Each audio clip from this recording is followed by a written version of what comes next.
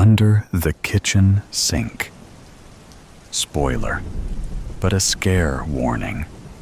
MC and other characters talk about being knocked out and a near death from a spider bite. Very mild. Fictional story, but based on Orthodox Christian spiritual warfare. It was a Saturday afternoon when I was 13. My friend Lila and I were playing hide-and-go-seek at her house. Lila was my new friend, but she was fun to hang out with. I also had a friend named Aiden. He was my best friend since I was little, like really little. He looks the same age as me, but he always acted a lot older. He was scared about me going places I shouldn't, and that I should be careful. But he said that a lot with Lila, because I never told my mom about me visiting her. But I thought, as long as I got back between the 2 hours, I got off school, and she got home from work, she would never find out. Lila counted while I tried to find a hiding spot in her big, empty house. My feet echoed as I ran around, and then I found a room under the stairs. I giggled as I closed the door and hid in between some old clothes, a vacuum, a laundry hamper, and the washing machine. "Torrid, D930, ready or not, here I come!" Ain't no way she is going to find me here. I bet she's afraid of the I found you, she yelped as she opened the door. What? How did you find me? This had to have been the best hiding spot. Lila waved her hand and said, "That's not the best one. That one is quite easy to find." I got up and dusted my pants off.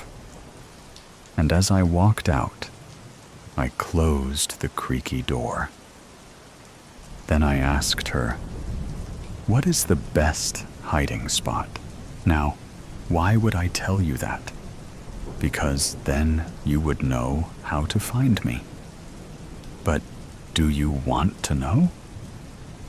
But the way she said it, it made me really want to know. "Please, please, please tell me. I won't hide there. I just want to see it." Lila whipped her dark hair and tapped her finger to her chin. "You may not want to hide there, but you will probably stay there for some time when you see it." I was confused, but it still made me want to go even more. "Follow me, my friend," she said, reaching for my hand.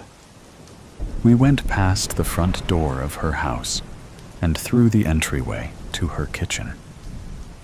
I hopped on the white tiles as I followed her, and she let me go. "Are you ready?" she asked. "Mm-hmm," I nodded excitedly. She then reached into the pocket of her black coat and pulled out an old key. Then she walked to the weirdest spot ever, her kitchen sink. She bent down to this big lock and fat chains and popped the key in and turned it like it was easy. Then she slowly opened the doors, but with a smile that was weirdly excited for me to see it. And once the doors are opened, I hear a loud whooshing sound and what looked like a big black hole. Whoa! How come I've never seen this before? Has anybody seen it before? Oh yeah, a lot of people have, but only people who choose to listen to me instead of, well, don't mind that. Go ahead and go inside. But where does it go? It won't hurt, will it? I don't want to do things that I know I shouldn't and get hurt. You'll be okay. You promise? Lila said. Look at all the fun games we play together behind your mom's back. Trust me, this is what you want. I felt scared, but I wanted to believe her. I took a few steps toward the sink, and the closer I got, the closer I felt like it was pulling me in, and it was harder to get away. Dee Dee, I heard a voice from above me. Huh? I look up and get a push back from the sink, and the doors slam closed on their own. Before I looked at the voice, I got a quick look at Lila, who quickly put down her foot like she was going to do something, but she didn't want me to see it. I turned around, and in the window above the sink, I saw Aiden looking at me. He had reddish-brown hair, and when the sun hit it, it looked like it was a bright fire. He said with a worried face, "Why are you here? I warned you not to come here." "Oh, we were just having a little fun. You'll get hurt." Before I could say anything, he looked over to Lila and said, "What are you doing?" "Exploring." "Why do you have to ruin the fun?" He answered, "You are a stranger." "A stranger?" "Me and Dee Dee are best friends, better friends than you. Clearly, she makes more time for me than you. Besides, how long have you known her for?" "Since she was baptized." Lila seemed really mad at his answer. I didn't know what to say. I didn't want to hurt Aiden's feelings, but I really wanted to have fun. When I looked at Aiden again, he already looked like he was sad because of what she said. And I was scared that what she said was true. I didn't want it to be. I glance over to the big, old clock on the wall and realize that my mom would be home any minute. I look at them both and say, "I have to get home." Aiden told me, "Maybe you should tell your mom about this." I shook my head and said, "No, she would get so mad at me." Aiden didn't seem to like that I said that, but said, "Your choice. Dee Dee, your choice." Then he walked away from the window. I ran home as fast as I could. And thankfully, I got there just in time. I don't think my mom knew at all where I had been. I just acted normal, and we enjoyed dinner together. She even asked, "So how was school today, honey? I heard you had a hard time on the test." I knew I could have done better, but I felt so sleepy. And I think it was from not telling Mom about Lila and keeping it a secret made me tired and not think well. "It was decimals," I told her. She put her fork down and said, "But you're so good at decimals." She looked confused and said, "Dee Dee, you seem to be having a hard time in school lately. Not just with the test, but with things you know, and know really well." I felt warm. I had to come up with something without telling my secret. "I've been doing extra homework, so I stay up late and get sleepy." She didn't seem to like that very much.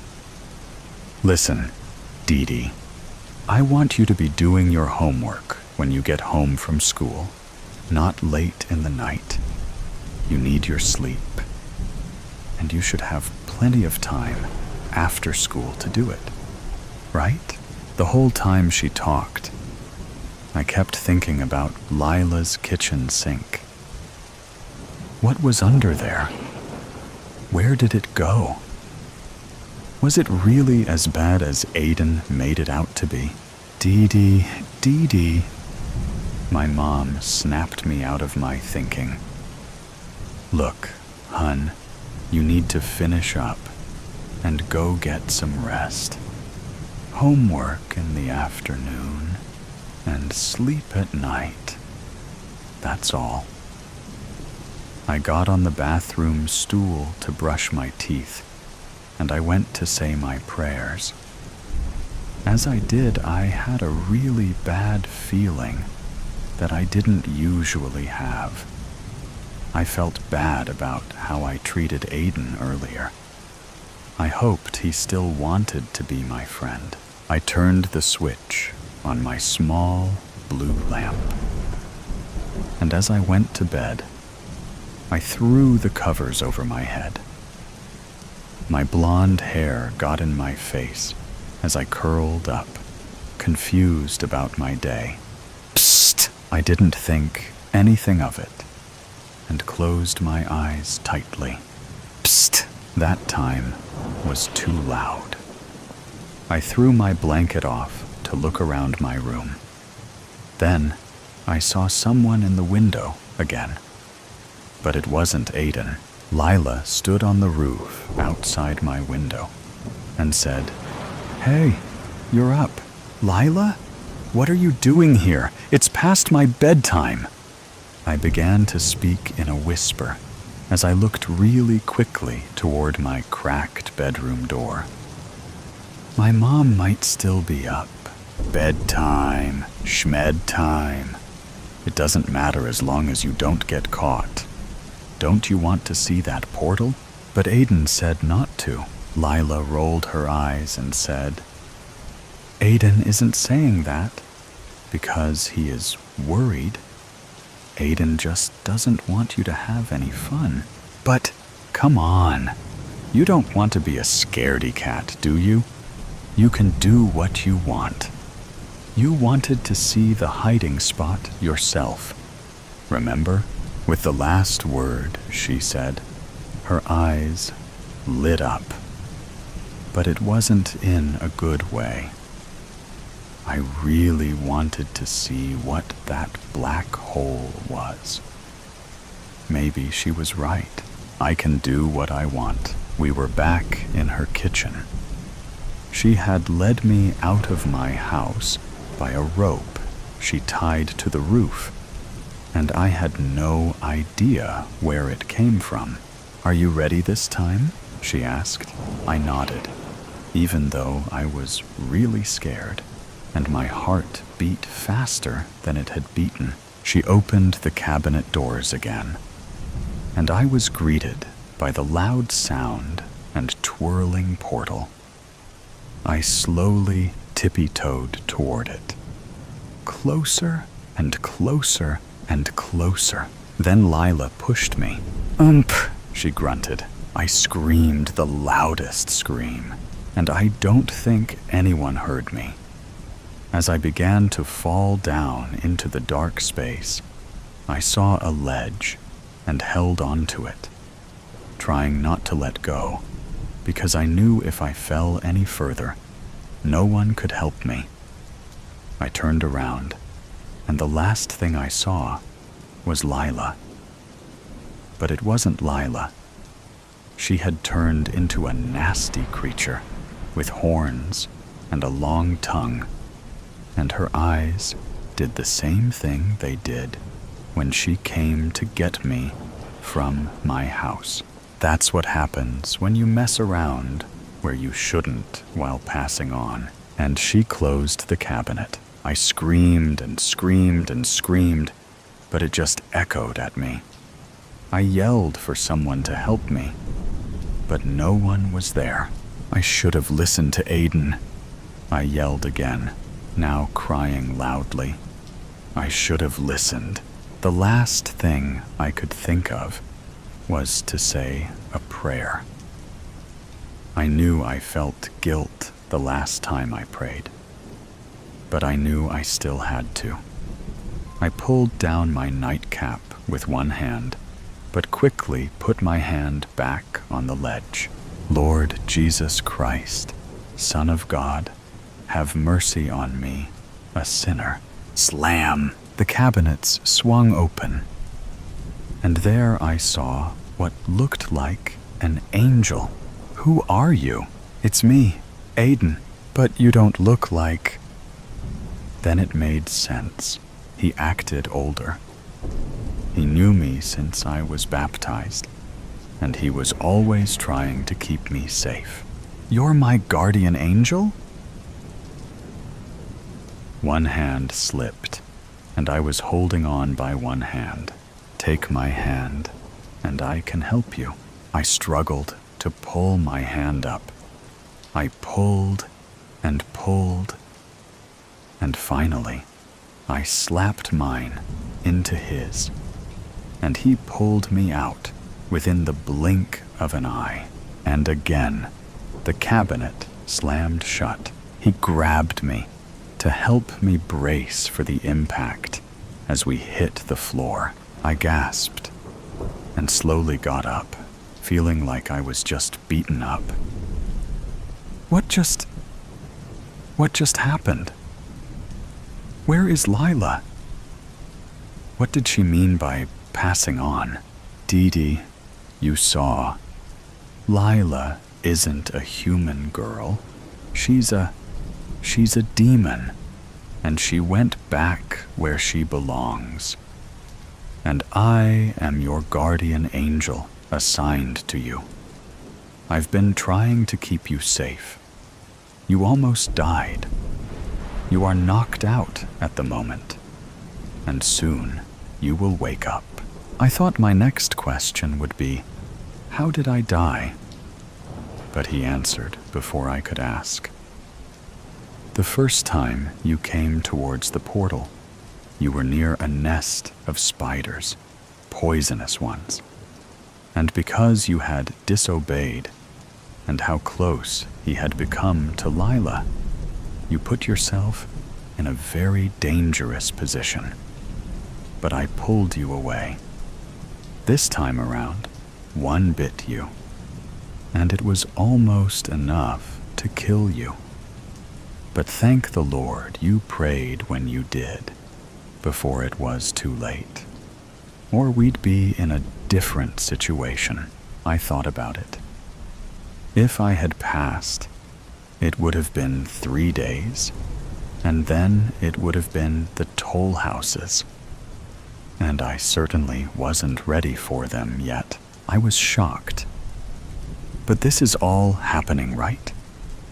How about hide and seek? What happened with that? It still happened, but you were the only one who could see Lila and me as well. But the portal itself exists, but not in the way you thought may have at first. I stood there and sat back down. What do I do now? What I've told you to do is be honest and listen to those who are trying to protect you. We stopped talking for a minute. I needed to take a moment to think about what happened. We both looked at the moon, and my last question was, when will I wake up? Just keep looking up, he said. Your mom will come to find you here safe. And will I see you again? He looked at me and smiled and said, just continue to live as you should. I will always be here to protect you. Thursday night. Rain pattered on the roof of Grandma's house as Christine settled in after Thanksgiving dinner. She sat on the plush carpet and started playing solitaire on the coffee table. Mom was hollering at the football game, but Christine was doing her best to tune that out. Grandma was in the kitchen, finishing the dishes. Dinner itself had been the usual stuff: turkey, mashed potatoes, stuffing, green beans. It was a nicer, heartier meal than Christine usually ate. Now she was pleasantly full, enjoying her cards and the relative peace and quiet. "Why are the Lions attempting a field goal?" Mom roared, jumping up. She bumped the coffee table and fell back onto the couch. The game went to commercial. Oh, Christine sighed heavily, picking up her fallen cards. "Sorry, kid," her mother said, rubbing her sore knee. "You know how it is." Christine nodded. It was always like this with football and true crime for some reason. She was glad it was only Mom here being noisy instead of the whole family. Grandma stepped into the living room, wiping her hands off on a towel. She hung it on the back of one of the wooden chairs at the little dining table, on the opposite side of the room from Christine and Mom. "I wish you'd let us help you," Mom said. "Dishes would have been done a lot sooner." No, Grandma said. "After being away for so long, I almost missed doing my own dishes. Besides, there weren't that many." "I tried to get the older kids to come," Mom said. The game was back on, so her eyes were on the TV as she spoke. But they had other plans. In-laws, I guess. And you know how Dad is. With this last remark, she gave Christine a joking slap on the shoulder. Christine was glad her father and siblings weren't there. When they all got together, they talked too loud, and it would get too hot, and they would pick on and embarrass her. No, she much preferred this little get-together. "I keep telling you it's fine," Grandma said. She sat on the opposite end of the couch so that Christine was between them. She smiled at Christine. "It's kind of neat that we have 3 generations here." Christine nodded, smiling. "Touchdown!" Mom yelled and jumped up again, narrowly avoiding the coffee table this time. Thud. "Oh, for the love of..." Grandma cut herself off. "What did you knock over this time? I hope you haven't broken anything." "Shh." Mom held a finger to her lips and whispered, "That wasn't me. I think it came from outside." Grandma leaned back on the couch and put her feet up. "Probably just the rain, then." "Right," Mom said. She seemed unsure, but she sat back down and was quickly reabsorbed in the game. Christine hesitated, card in hand. "Grandma," she asked. Her voice always came out softer than she expected. "Are you sure it's nothing?" "Of course," Grandma said proudly. "After a month of running around Europe, staying in all kinds of places with all kinds of people, these little noises don't frighten me anymore." "Was it scary in Europe?" Christine asked. She had to repeat the question because of Grandma's hearing and Mom's hollering. When she finally got the question, she answered, "Oh, no. I had a few near misses, but that happens anywhere. Actually, I think you should go sometime. You'd like it." Christine smiled and went back to her cards. She had only placed 2 cards down when she heard another noise. Crash. Her head whirled toward the sound. She noticed Mom and Grandma do the same. Mom muted the TV and looked back at them. "You heard that too?" she asked in a hush. Grandma nodded. Mom patted her pockets. "Ugh, must have left my phone in the car," she said. She looked at Grandma. "Where's yours? My cell phone?" asked Grandma. "You know I can't keep track of that thing." Mom looked to Christine. Christine slid her phone out of her pocket and held up the black screen. "Why do you think I'm playing solitaire?" Mom dragged her hands down her face. "Oh, don't be so dramatic," Grandma said. "It's probably nothing. I'll go take a look." "No," Mom said. "You stay here with Christine while I go take a look. Do you still have my old baseball bat by the door?" Grandma rolled her eyes and gestured to it. Mom picked it up and gripped it tight. She tossed on her raincoat and bolted the door. "You two stay here. I'll have a look around the back. Be careful," Christine said. Mom laughed and ruffled her hair. "I will." She kissed Christine on the top of her head and went through the kitchen and out the back door.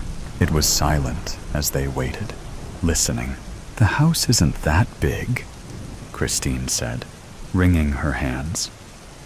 "How long could it take to look around?" Grandma wrapped Christine up in her arms. "Your mom's just being dramatic, dear," she said. "She'll probably go out and search the whole woods before she's satisfied. What if there's something out there, like a bear, or a vampire, or a maniac with an axe?" Christine cried into Grandma's shoulder. Grandma shook her head.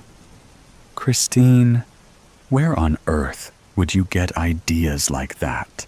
Christine pushed Grandma away and plopped down onto the couch. "I know it's ridiculous. I'm just worried about Mom."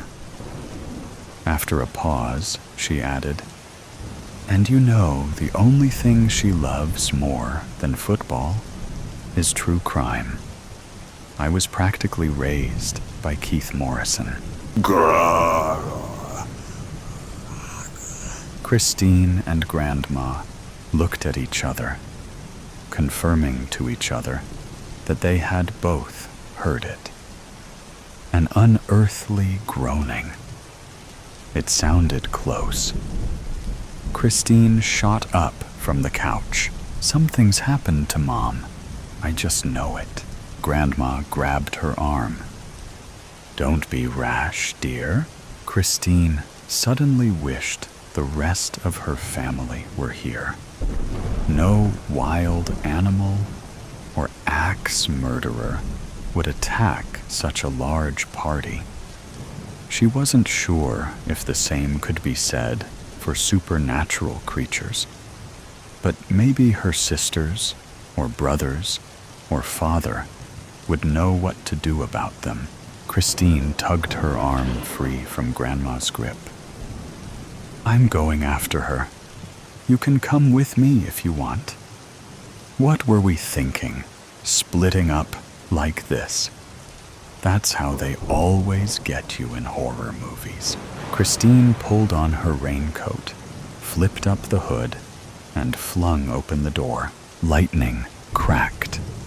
On the porch, a figure was silhouetted against the storm, carrying Mom, unconscious in its arms. Grandma cried out and rushed forward.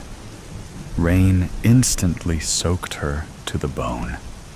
Christine ran out after her to help. "Wait," the stranger said.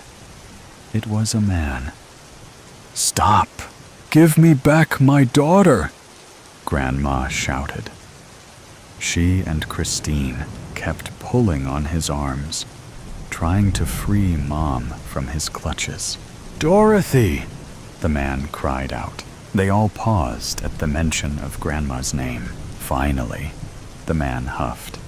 Can we go inside so I can explain? Oh, Sean, I'm so embarrassed, Grandma said. They were all back in the living room. Mom was laid out on the couch with a compress on her head. Christine and the man, Sean, were sitting at the dining table. Grandma placed a steaming cup of tea in front of Sean. I didn't recognize you, Grandma continued. Sean chuckled. I don't blame you. Anyone would be nervous in this situation. Excuse me, Christine cut in. But, who are you? And what happened to Mom? Oh, Grandma said. This is Sean, dear. I met him while I was in England. He saved my life. She's exaggerating, Sean said. Not so, said Grandma. He pulled me out of the way, just as I was about to be hit by a bus. Sean sipped his tea demurely. I told him he could come by for a visit any time, Grandma said. I tried to call, but I never got any answer. I remembered she doesn't use her cell phone, so I decided to surprise her, Sean explained with another little chuckle. Oh, well, thank you for saving her, Christine said. And Mom? I found her just in front of the porch. She must have slipped off the step and hit her head. Christine sipped at her own tea, feeling silly. She was glad the whole thing was over. Thud. Christine, Grandma, and Sean all looked at each other. They had all heard the noise. Christine looked at Mom. She had rolled off the couch and was groaning as she climbed back up onto it. Anyone know who won the game? She asked. Merry Christmas. Ho, ho, ho. Merry Christmas. Jessica squints her eyes and bites down on her pinkish lower lip. Ho, ho, ho. Merry Christmas. Jessica smiles, wrinkles forming around the corners of her mouth. She shakes her head down and chuckles. Darling, what's the matter? What is going on in that big head of yours? She gets up from her leather office chair and walks to her husband to squeeze his large, cold hands. Jessica's husband has never been so melancholy on December 24th. I'm worried, he shares. About what? Tonight. Jessica was alarmed by her husband's words. In the 4 centuries, her husband has been delivering presents and joy to children all around the world. She has never heard him say those words. What is there to worry about? The elves are organized. Everyone has been getting along. The reindeer are so excited for tonight and full of energy. Rudolph's nose is shining brighter than ever.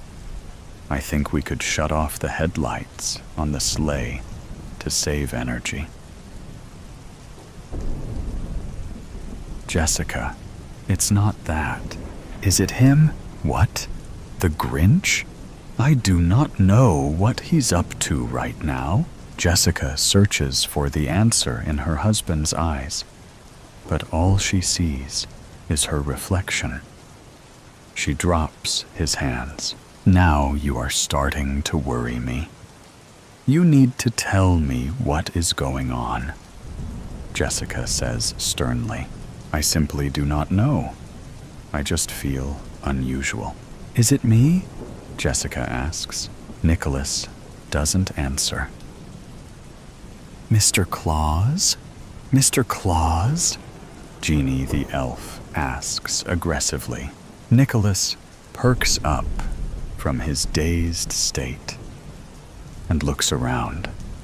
All the elves have stopped their work activities to observe the overweight man, normally jolly, sulk in his sleigh.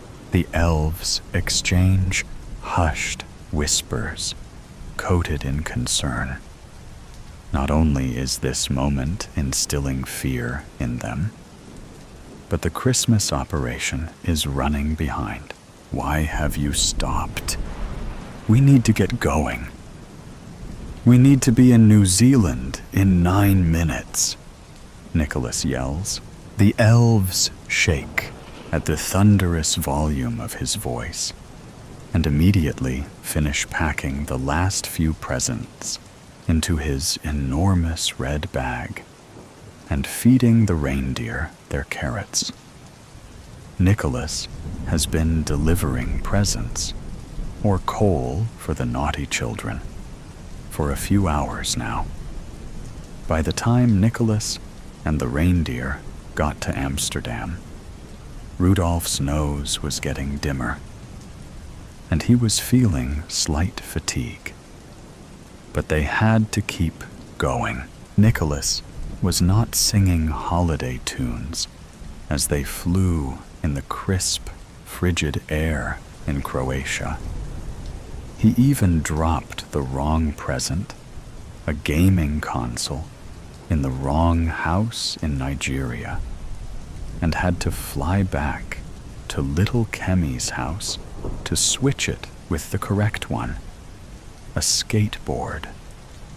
The reindeer could sense the disorganization and gloominess from Nicholas.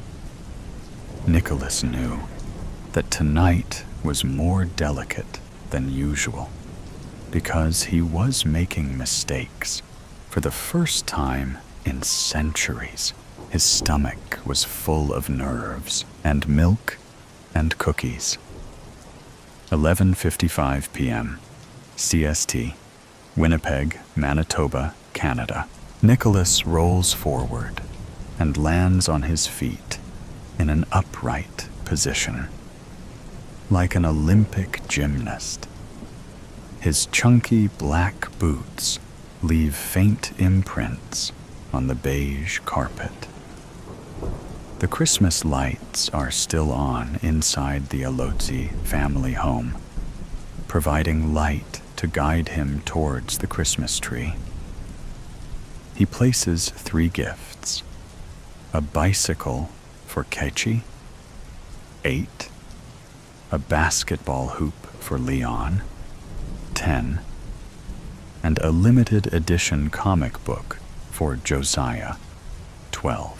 Nicholas smiles. A sense of peace washes over him, a feeling he has not felt all day. Josiah is the oldest, and he recently started to lose vision in his right eye. It has changed how he plays with his friends and how he learns his favorite subjects in school. But he was an exceptionally good boy this year. He deserves that comic book. That's what it's all about for Nicholas. Bringing joy to children. Nicholas looks around the cozy living room, looking for cookies and milk. With nothing in sight to quench his thirst or hunger, he walks towards the kitchen. This family is well off, he thinks to himself. Big white cabinets, stainless steel appliances, large square footage, pristine, clean, quiet. Milk and cookies wait for him on the large rectangular wooden dining table. Nicholas sips on the milk. He can see the family's new silver barbecue grill sitting outside the back door through the sliding door windows. The right side of the sliding door looked damaged. The white siding is bent and cracked, so much for pristine. As he put the tall glass of milk down, His head became hot. Sweat started to form from underneath his red hat. Something is not right, he thought. The milk was hot, steaming as if someone had just warmed it up just before he got there. Police! Put your hands where we can see them. Before Nicholas could turn around, he was tackled to the ground by an unknown man. Get off of me! He screams in agony. Nicholas, unable to lift his head to see ahead of him, hears more footsteps. An army of footsteps come from several positions in the kitchen. Doors swing open. Wooden chairs are toppled over. Bright flashlights illuminate his face. Nicholas feels his breath weaken and starts heaving. All right, officer. No need to suffocate him, a voice says. Nicholas feels a weight lift off his back and is finally able to lift his head. Officers dressed in thick, dark-colored bulletproof vests, masks, weapons, and boots surround the kitchen. St. Nicholas, you are under arrest for trespassing, breaking and entering, animal abuse, and violating the labor code. 2 officers appear beside him to bring him to his feet and start to cuff his hands behind his back. These are preposterous claims, Nicholas exclaims. Sir, anything you say may be used against you in court. You have the right to remain silent. I am not a criminal. I am Santa Claus. Nicholas wiggles frantically in his cuffs. If you arrest me, millions of children will not get their Christmas presents. I need to finish my job. Can I speak to your superior? Who is responsible for placing these charges against me? A sinister silence comes. The officers turn their faces away from the now red-faced Nicholas towards a corner of the kitchen. The pantry, it opens with a creak, and a quiet, cold breeze sweeps through the kitchen. A trapped cry can be heard in the large pantry. Nicholas's eyes cannot believe what he is seeing. A mother, stepfather, and 3 kids, the Alozi family, are bound together, not with the joyful spirit of Christmas, but by dry, brown rope. Their mouths taped shut. Not a word from their lips, but their eyes do the talking. Desperation and fear reeks from the sweat that covers their heads. Nicholas screams and tries to free himself from the restraint of the handcuffs, but the officers hold him back. I wouldn't try that if I were you, a familiar voice sounds, but Nicholas cannot quite put a finger on it. The unknown figure's boots make loud thuds on the floor as they walk closer to Nicholas. The other officers part themselves like the Red Sea and make way for them. A cap shades her face in the low-lit kitchen, but Nicholas can make out her shiny, blonde hair. Cindy, she slowly lifts her head. Hello, Santa Claus? Cindy Lou, what is the meaning of all of this? Nicholas asks. Little Cindy Lou, who, from Whoville, sports a black jumpsuit and an unauthorized police badge. Her eyes are black with deceit and evil. A distant image from the small girl who loved Christmas. Cindy, please, remember the day the Grinch stole Christmas? How painful that was for you and your town. Imagine the millions of children experiencing the same thing this Christmas right now. Is that what you want? Nicholas pleads. Cindy leans closer to Nicholas. It's not about what I want, Klaus. Are these officers even legitimate? Cindy Lou, answer me. And why tie this poor family up on Christmas Eve? The eyes of the smallest Alozi child, Keiichi, beg for freedom. Actually, Cindy Lou checks her watch. It's Christmas Day, and it's about what he gets. Nicholas smells a grisly scent, and immediately his eyes open wide. A masked figure appears from a clump of officers. He gently removes his mask and reveals his skin, all green, and teeth, all yellow with termites. I should have known better, Nicholas whispers to himself. Merry Christmas, Santa Claus. Nicholas is enraged. Veins start to pop from his neck. Why so sad, Santy? What happened to the holly jolly fat man with a white beard that everyone knows and loves? Let me go, now. No, no, no, no, no can do, Santy. Nicholas uses his large body to push the officers, if they even are real Canadian authorities, off him. They fall to the ground, but Nicholas is still surrounded by several angry officers, ready to take him down. Cindy waves her gloved finger, instructing the officers to pounce on Father Christmas. A struggle ensues, and Nicholas is forced to the ground again. He fights with all his will, yelling and kicking with the most power an almost 2,000-year-old man could. Stop resisting, one officer demands. You need to comply, sir, another one says. Punch his fat belly if you need to.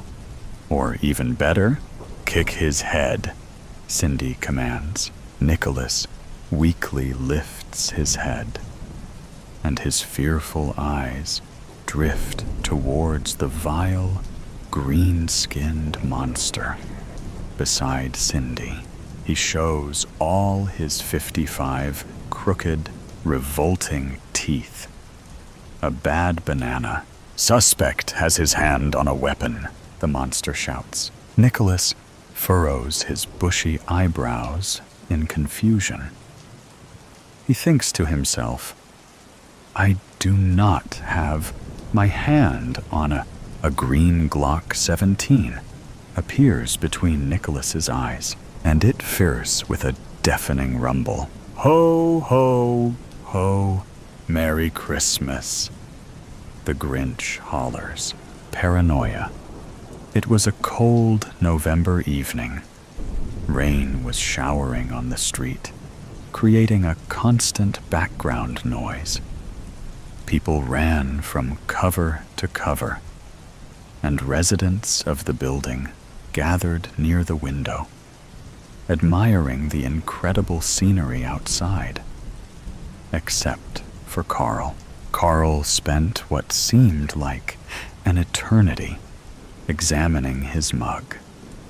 His favorite mug, the mug he had for several years. Yet there was something strange with it. Using something for a long time, you remember small things about it. Little cracks, stains, tiny pieces of something edible that was stuck near the handle. It was there, but something was wrong.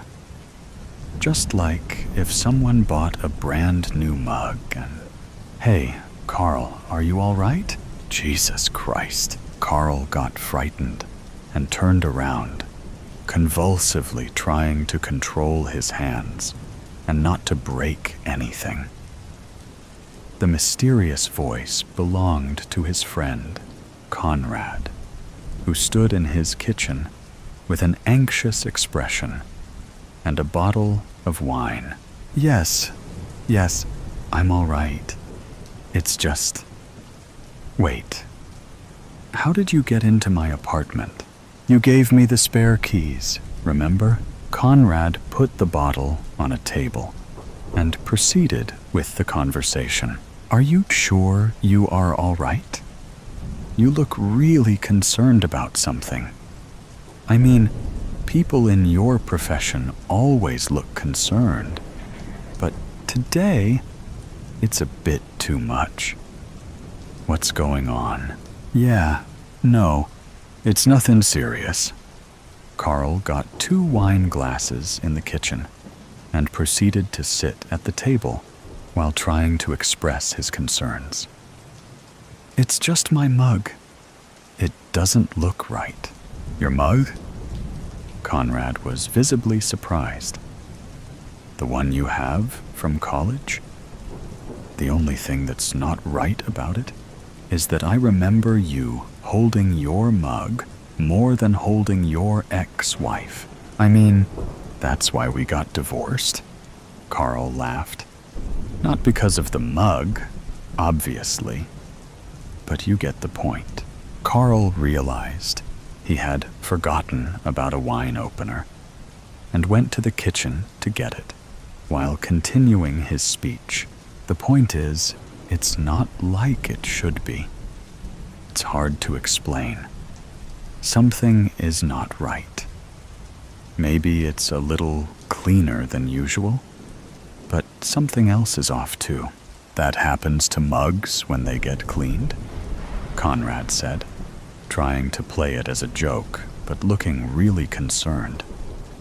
Are you saying what I think you are saying? The room was silent for a moment.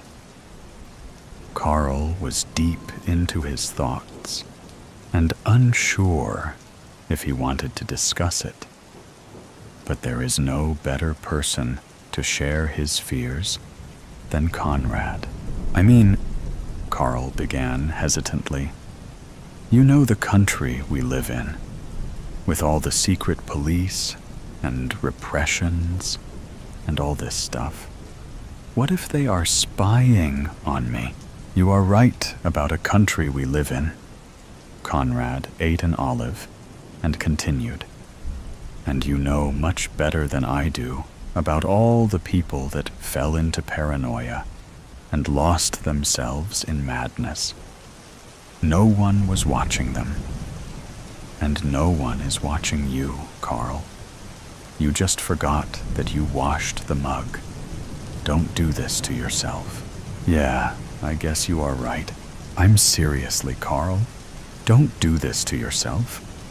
This country already lost too many good men to paranoia. We cannot lose you too. You are right. And I really mean it. Carl and Conrad smiled at each other and started the dinner. While you age, you tend to lose your friends. Not because something is wrong with you or with them, at least mostly, but because life drives you apart. You begin to work. They begin to work. You start a family. They start a family. Suddenly, you don't see each other anymore. You hardly know what is happening in each other's lives. And all your conversations are mostly wishing each other a Merry Christmas. That was not the case for Carl and Conrad. They were there for each other for as long as they can remember. They finished school together, lived together through college, and helped each other in all ways possible. Conrad was there when Carl got married and divorced. Even when they started to drift apart, they made a deal to gather every 2 weeks to drink some wine and catch up on what was going on in their lives. Carl knew he could trust Conrad. and didn't lie when he said he would abandon all that spy paranoia. At least, he thought that. Soon after Conrad left, Carl poured himself some tea in the mug, the one that almost drove him crazy, went to his cabinet, and opened some documents he was working on. He opened a file, took a sip of tea, and wanted to start the work, but he still hesitated. He could not stop staring at the mug. Obviously, Conrad was right. The mug was the same as always. But Carl could not stop thinking that someone bought a new mug and tried to recreate the original one with cracks and stains. Was it paranoia? Certainly. But Carl knew one thing. He must do something to find out, or his mind will never be at peace again. That night, Carl put away his documents, finished the tea, and went to sleep. The following day, he bought a camera and hid it in the cabinet. If someone was there spying on him, they would return to the apartment. Days passed, and Carl sat in his cabinet each evening and watched videotapes from his camera. Nothing. Day after day, week after week. He did not tell Conrad anything about it, so as to not disappoint his friend. He knew that it was not healthy to do something like that to yourself, but he couldn't stop. He promised to monitor it for a month or a month and a half, and then stop. It was almost the deadline, if not counting the ones Carl already moved to later. He understood that he slowly lost control over his paranoia, and knew that it must come to an end. One more time. That's it. Carl committed to watching the very last tape from this camera, and there was nothing. Again. But something was off. Carl replayed the tape again and noticed what was bothering him. The timestamp skipped 3 seconds once. It may have been just a manufacturer error or problems with the power supply, but Carl still wanted to check for something. If he was right, someone might have erased part of the tape. In that case, they knew where the camera was because they saw how Carl hid it. He took his flashlight and tested it against his camera. Light reflected on the lenses and created small flares. If he was being watched, his apartment must contain other cameras. Carl knew that he was too deep into his paranoia, but could not resist himself. After all, if he found out he was right, that's not paranoia. He started flashing his apartment, inch by inch. He couldn't find anything until he saw a flare in a bookshelf. He put his hands on the shelf and tried to find what caused this flare. His hands touched something, and his heart skipped a beat. There was another camera. He rushed to his desk to watch the tape on a newly found camera. His hands shook, and his mind could not focus on a single thought. He finally had proof that he was right all the time. Nevertheless, it took him much courage to activate the camera. He would have to live with whatever was there for the rest of his life. But he knew that there was no other choice. The tape was on. Carl first noticed a person changing the SD card on a camera. It seemed like a regular procedure, and Carl could not wait to see who this man was. A second later, the villain revealed his face. It was Conrad. Carl could not believe what he saw. Conrad, his best friend, was a secret police officer, and he was spying on Carl. The tape went on as Conrad took Carl's camera and started editing it. This is why there was nothing on the camera before, but it took just one mistake for everything to be revealed. Then Conrad found the documents Carl was working on, took some notes in his textbook, put everything in its place, and left. Carl was shaking. He could not breathe normally and started crying. Conrad. Out of everyone, Conrad, his best friend, the only person he could trust. All these years, everything they went through, all the time they helped each other live through the worst moments of their lives, were now void. Nothing. Just a lie. Carl was heartbroken. He didn't know what to do, and wasn't even sure if he wanted to live anymore. He felt like all his life had been a giant lie. No, it's not how it should end. One thing that jerk was right about is that this country could not lose Carl, too. It was hard and tough, but he had to do something right now.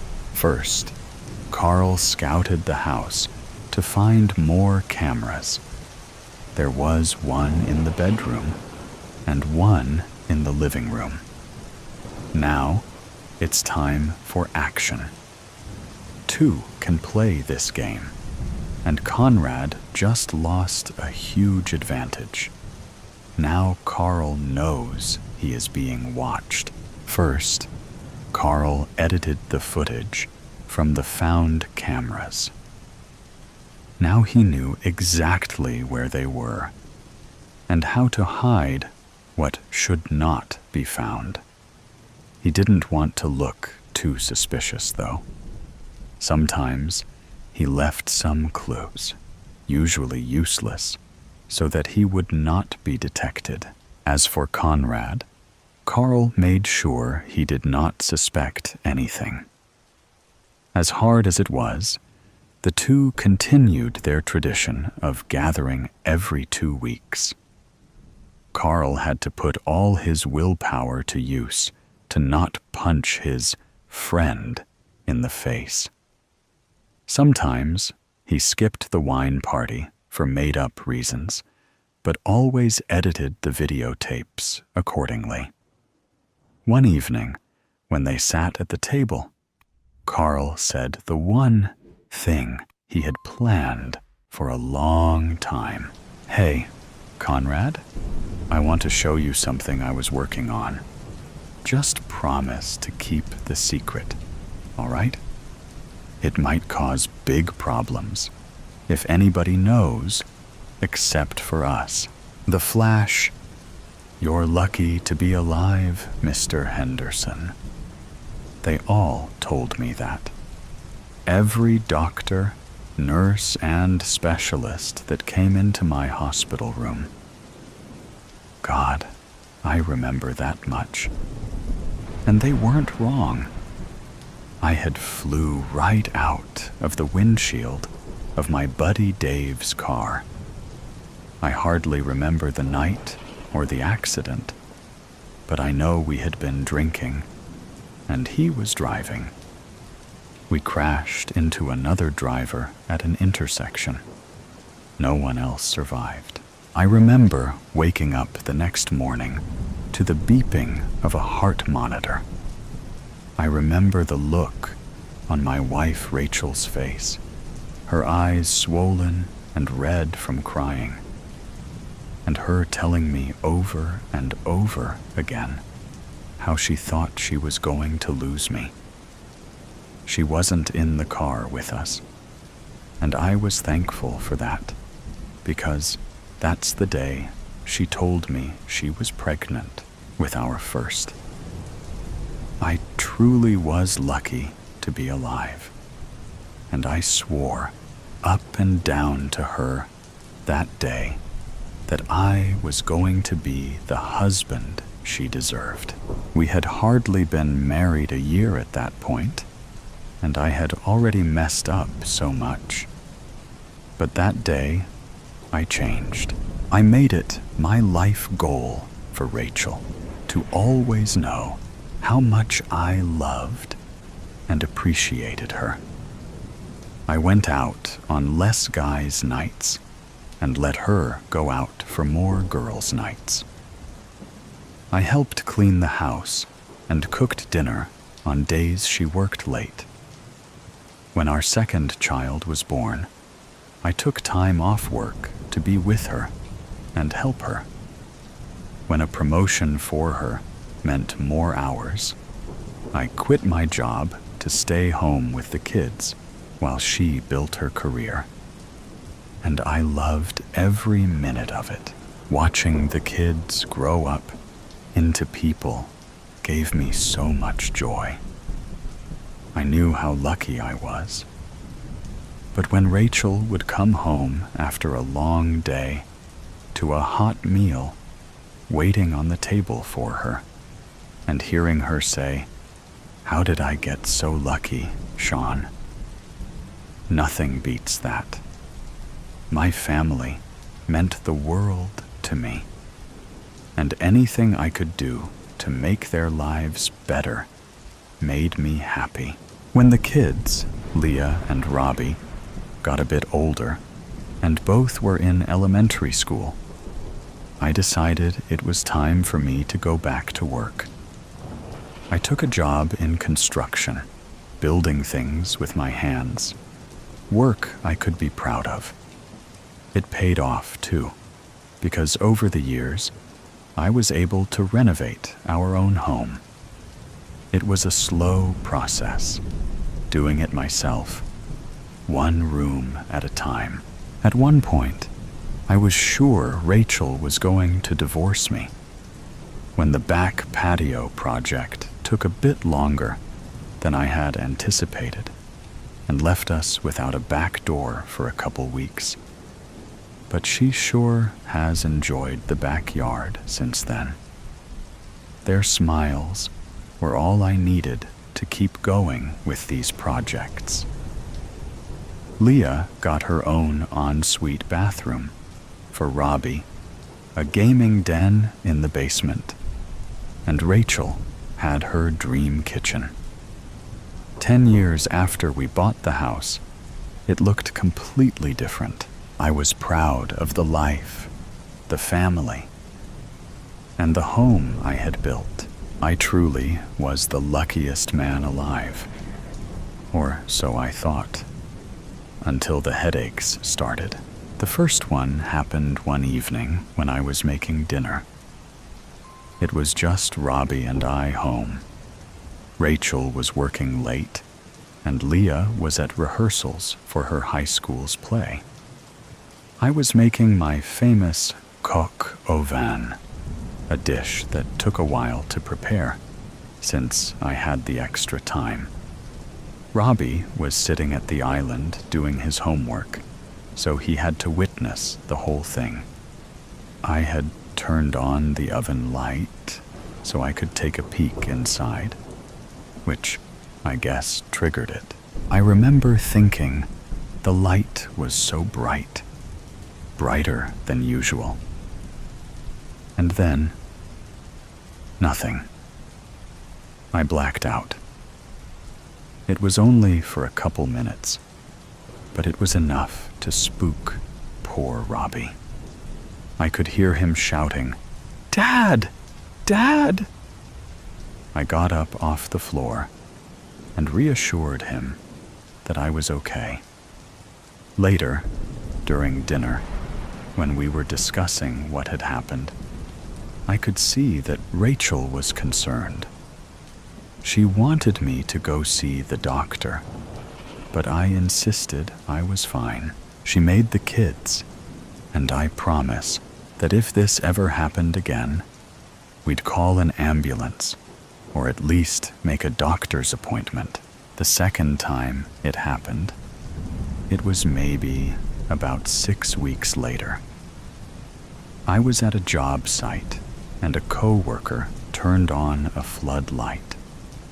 I could see it getting brighter, and this time I heard a blaring noise, but couldn't make out where it was coming from. Everything went black, and I could hear him shouting my name. He told me I was out for only around 5 or 10 minutes. Again, I insisted I was fine, but my boss gave the rest of the day off anyway and told me to take the following day, too, if I needed it. Not wanting to worry Rachel, I chose not to tell her about it. And like an idiot, I didn't make a doctor's appointment. I went to work the next day and felt great. It was a few months before it happened again. And this time, I couldn't hide it from Rachel, because she was there when it happened. It was late, the kids were in bed, and Rachel and I were in the living room. We had just finished watching a movie, and she got up to turn on the lamp. I could hear her talking about the movie, but I was fixated by the light. It got brighter, and I was trying to figure out if it had just moved, or if it was my imagination, when the noise started. "What is that noise?" I tried to ask her, but I don't know if all the words came out before it all went black again. When I came back to, Rachel was already on the phone with an ambulance dispatcher. I managed to calm her down enough to agree that the ambulance wasn't necessary, on the condition that I would call our doctor the next morning to make an appointment. Luckily, the dispatcher was on my side, or else I don't think she would have went for it. As promised, I called to make an appointment first thing the next morning. It was scheduled for less than a week away, but I didn't make it until then, before it happened for the last time. All I remember is waking up in the middle of the road and not being able to see anything except bright headlights from a car. My ears were ringing, and the sound of the car horn was fading in and out. I think I heard an ambulance siren and someone calling my name before blacking out again, but it was hard to be sure. When I woke up again, I was in a hospital bed.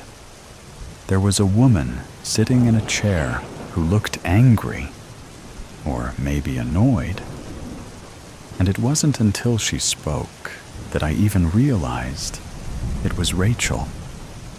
She looked different. Her hair was darker and shorter. I thought I must have been in a coma for a while, and she let her roots grow in. "Welcome back," she told me, but her welcome didn't sound warm. I asked her if I had been in a coma, and she laughed a little before quickly suppressing it. "No, Sean, you were not in a coma." "Ah, Mr. Henderson, there you are." A nurse bustled into the room. "I hope you'll stay with us this time." "What?" I looked at Rachel, who just stared at me, emotionless.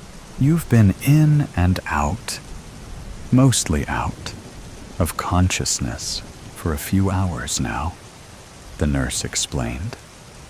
"Your wife is a lucky lady to still have you here. The luckiest girl alive." Rachel responded, deadpanned. The nurse didn't seem to notice Rachel's lack of enthusiasm and went on to tell me that there were no broken bones or anything major beyond some bruising, and I could likely go home the following morning. Going home is when things really started to not make sense. For one, none of the renovations were done. It was like it was when we first bought it, which prompted me to ask Rachel if I had a job. "You're joking, right?" She laughed, but didn't answer the question. I was starting to wonder if I had somehow traveled back in time, but my hypothesis was debunked when Robbie came in the front door.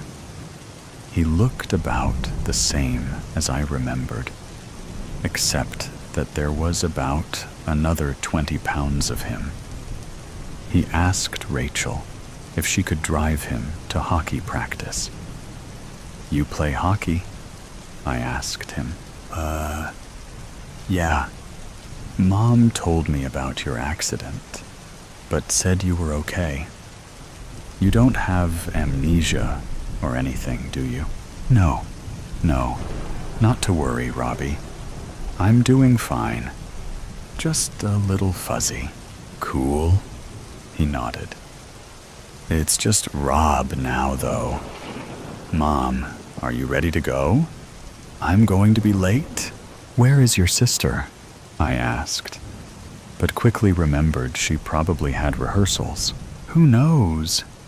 Rachel sighed. "Probably off with that scumbag boyfriend of hers again. I hate that kid's face. He's such a loser. I don't know what she even sees in him. Let's go, Rob. Boyfriend. I mumbled to myself as the door closed behind them, leaving me behind in a house that didn't feel like my own. What kind of alternate reality am I in? Am I dreaming? Is this a prank? When no one came out from behind a fake wall with cameras, I decided that it was not, in fact, a prank, and that I needed to look to information, clues, something to tell me just what in the heck was going on here.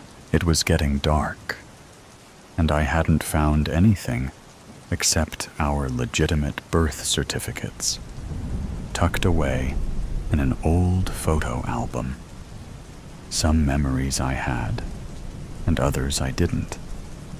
I decided to cook up a quick pasta for everyone, but Rachel and Robbie, or Rob, stopped for burgers on their way home, and Leah didn't get in until hours later. When I asked her where she'd been, she just gave me a look and went upstairs. "Why didn't you back me up?" I asked Rachel. "It's not worth the energy to argue with her," she responded without looking up from her phone. "I went for a walk to try to clear my head, which didn't work. And when I came back, Rachel was already in bed.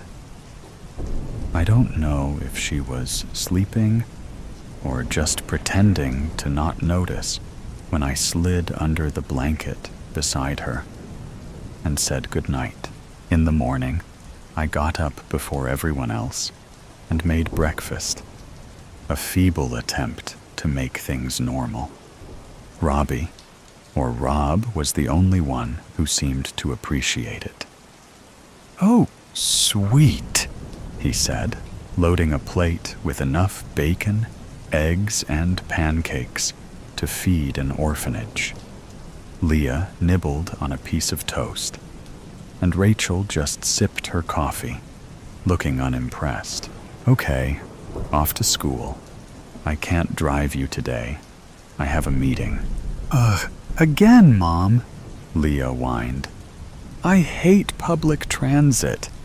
People who take the bus are disgusting. If you want me to take you, then we have to leave now." "I can take you," I offered, feeling semi-confident in my ability to drive during my current confused state. How are you going to drive if Mom has the car?" She narrowed her eyes at me. I hadn't given any thought about whether I still had my truck. Trying to ignore her attitude, I changed the subject. "So, when is your play?" I didn't miss it, did I? "What play?" "The one you're in at school." "What is it again? Annie? Or was that last year?" "It's Matilda this year, right?" "Oh, you mean the school's stupid play?" "I know you, like, hit your head or whatever. But you seriously thought I'm one of those theater nerd kids?" She tossed her half-eaten toast on the table and walked away. "I'll be in the car." "Good one, Dad," Robbie said, shoveling the rest of what was on his plate into his mouth with a fork. "You get in the car, too," Rachel told him, pouring her coffee into a travel mug. Robbie grabbed his backpack and headed out. "Wait," I called after Rachel before she left the room. "What is happening here? Everything is different, but no one else seems to think so, and you don't even seem upset that I was just in an accident." She rolled her eyes. "Upset? I was upset the first time, Sean. But I'm on to you now. If you want to leave this family, then do it. But don't tell me that I'm the one who's different. And for God's sake, don't be such a coward." "What are you talking about?" Now I was really confused. "What do you mean the first time? When I was in the accident with Dave, before the kids." "You weren't in an accident before the kids were born."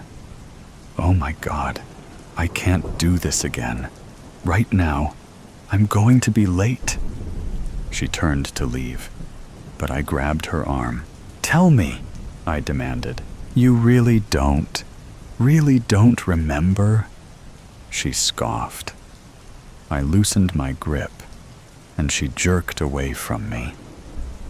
"A couple months ago, you started talking about going back and drove our car into a tree. Seemed like an accident at the time, but now I can see you were really trying to off yourself. Pretty sure that's what this is all about now, too." I just blinked at her. I didn't know what to say or think.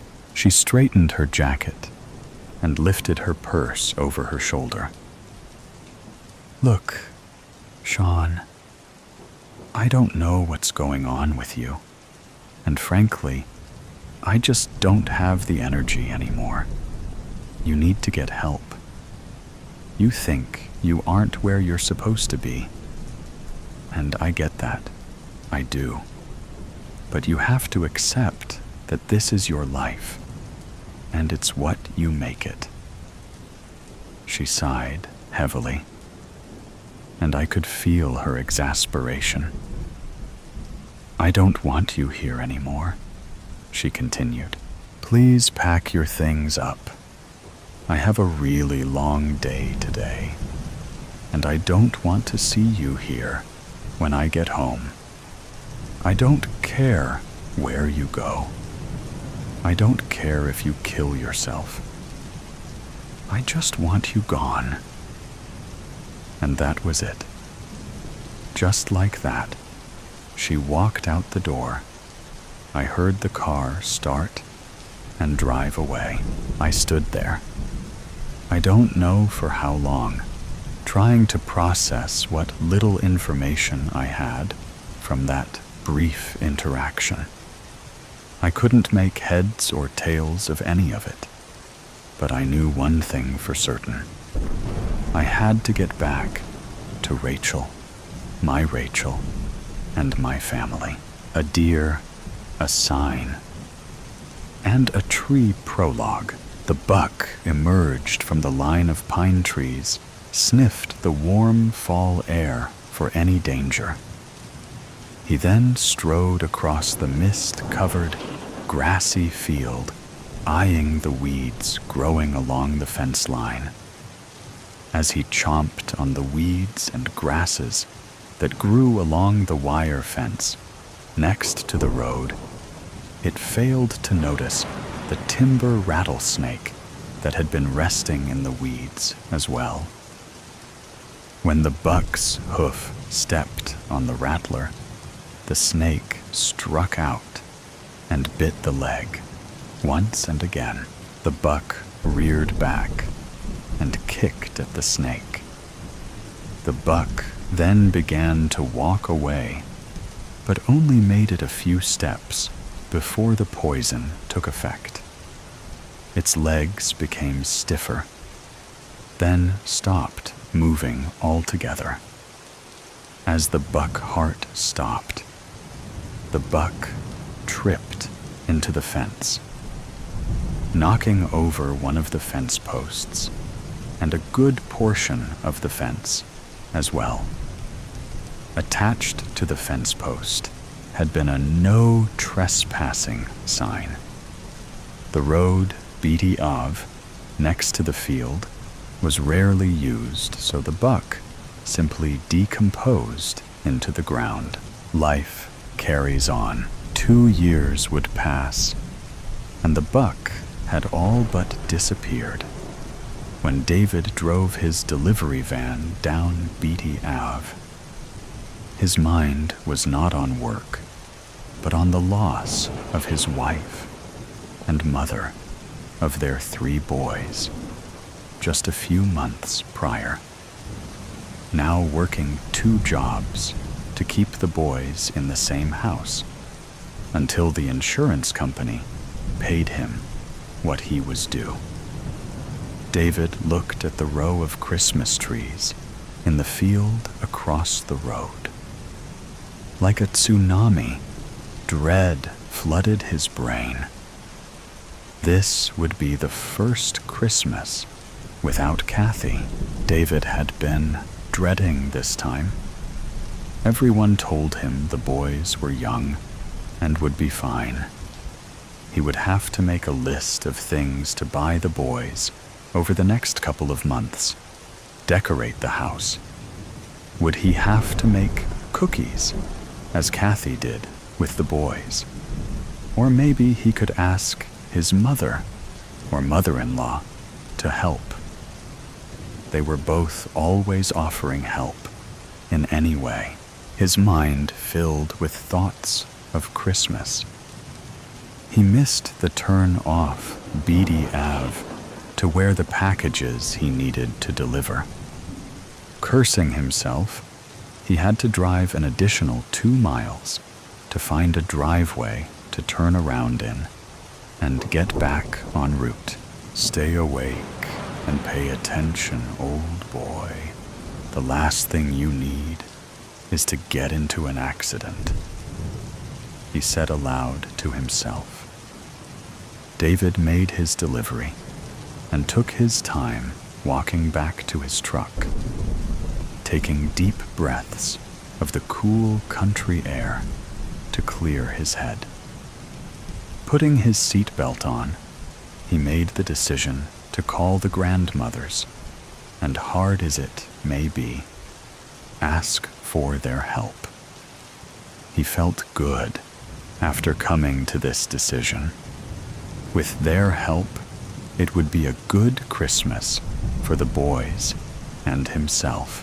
Driving back down Beatty Ave, he let his eyes wander over the row of pine trees again. This time, no tsunami of dread, but one of happiness. He slowed his truck to a stop when he saw a cardinal bouncing from limb to limb on one tree. David's mind seemed to relax for the first time since Kathy's death. After completing his deliveries, David returned home and immediately called his mother, and then Kathy's mother.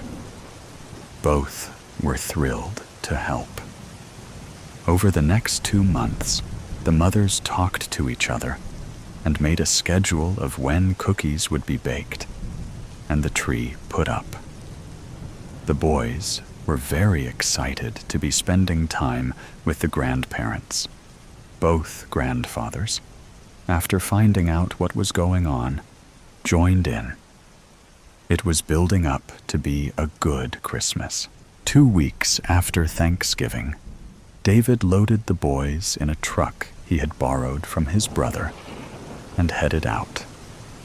After 20 minutes of dancing around questions from the boy about where they were going, why did they need Uncle Jack's truck?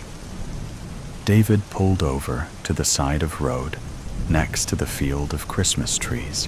"What are we doing here?" asked the oldest, Tommy. "Well, I think we need a tree, don't we?" David asked with a big smile on his face. All 3 boys looked out the window at the field of trees and began to cheer. Chad, the youngest, began making chopping motions with his hands. "Can I cut first?" he asked with a huge smile pinned to his face. "Here's the plan." David told his boys, "I was thinking we dig up the tree and bring it back home. Then, after Christmas, we can plant it in the backyard. What do you think?" "Mommy always loved Christmas trees," Chad said, still holding the smile on his face. But tears were gathering in his eyes. David could feel the mood in the truck change with Chad's statement. He inadvertently popped the happy ballon. He had to say something to bring joy and happiness back. "Yes," she did. "That is why I thought we could bring one home and keep it all year in the backyard," he said quickly, hoping this would help. Bill, the middle child, broke the silence when he pointed to the largest tree and announced they should bring that one home. The other 2 boys cheered in agreement. "I love your idea." All David could get out before the boys were out of the truck and running across the field towards the large tree. David chuckled to himself and went to the back to pull out the shovels and wheelbarrow, then followed the boys through the field. The boys were basically dancing around the tree they had chosen, even though it was at least 12 feet tall and wider than Uncle Jack's pickup. "Boys, boys." David had to call several times to get their attention. "That tree is way too tall to even fit into the truck, let alone in the house. We can just trim some off the bottom to make it fit," Tommy said, looking up and down the tree. "Even if we could make it fit, there is no way the 4 of us can carry it to the truck. Buddy. I was thinking of this one. David pointed to the tree he had seen the cardinal in a few months ago. It's kind of small, Chad announced, looking from the large tree to the smaller one his dad was standing next to. Yeah, Dad, Chad is nearly as tall as that one, Tommy added. We can put it on a table in the living room, Dived improvised. Plus, digging this one out is going to hard enough. Tommy shook his head, then clapped his brothers on the shoulders. David geared himself up for a fight with Tommy. Since Kathy's death, Tommy seems to have decided he was suddenly a man and didn't need to be told anything by his father. Come on, guys. Dad's right, that one will be easier to dig up and carry to the truck, Tommy said, shocking his father.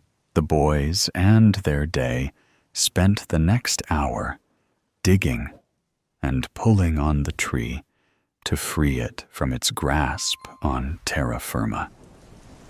Moving to the new tree to and into the truck took an additional 15 minutes. On their way home, they stopped by a gardening center to get new soil and a large yellow planter. Yellow was their mom's favorite color. While shopping, Chad explained to the salesperson the pot was to put their mother in for Christmas, and then put her in the backyard. David had to quickly explain exactly what they were doing. The salesperson smiled and laughed and stated she understood. When they arrived home, David and the boys moved the tree to the edge of the truck edge. They removed burlap they had wrapped around the roots. David instructed them to pull off the earth from the roots before they put it into the new pot. He then went inside to clean up and start making dinner. David had just started browning the meat when Tommy ran inside. Dad, Dad, Dad, he called, running into the kitchen. David pulled the pan off the burner and looked at his son. Look what we found on the tree. Tommy had 3 small whitish objects in his hand. What are those? David asked, whipping his hand on his shirt, then picking up one of the objects. Looks like a stone, but didn't feel as heavy as it should have. I think they're finger bones, Tommy said, with a serious, straight face. You see, the bigger one goes right here on your fingers. Tommy placed the longer of the bones on his finger between the first and second knuckle. Well, Dr. Leet, you may be right, David said, with a little more concern in his voice than he meant to. How many did you find? Just these 3, Tommy replied. Tommy, we found some more funny stones, screamed Bill from the garage. David grabbed the remaining bones from Tommy's hand and put them on the kitchen counter, then pushed Tommy towards the garage.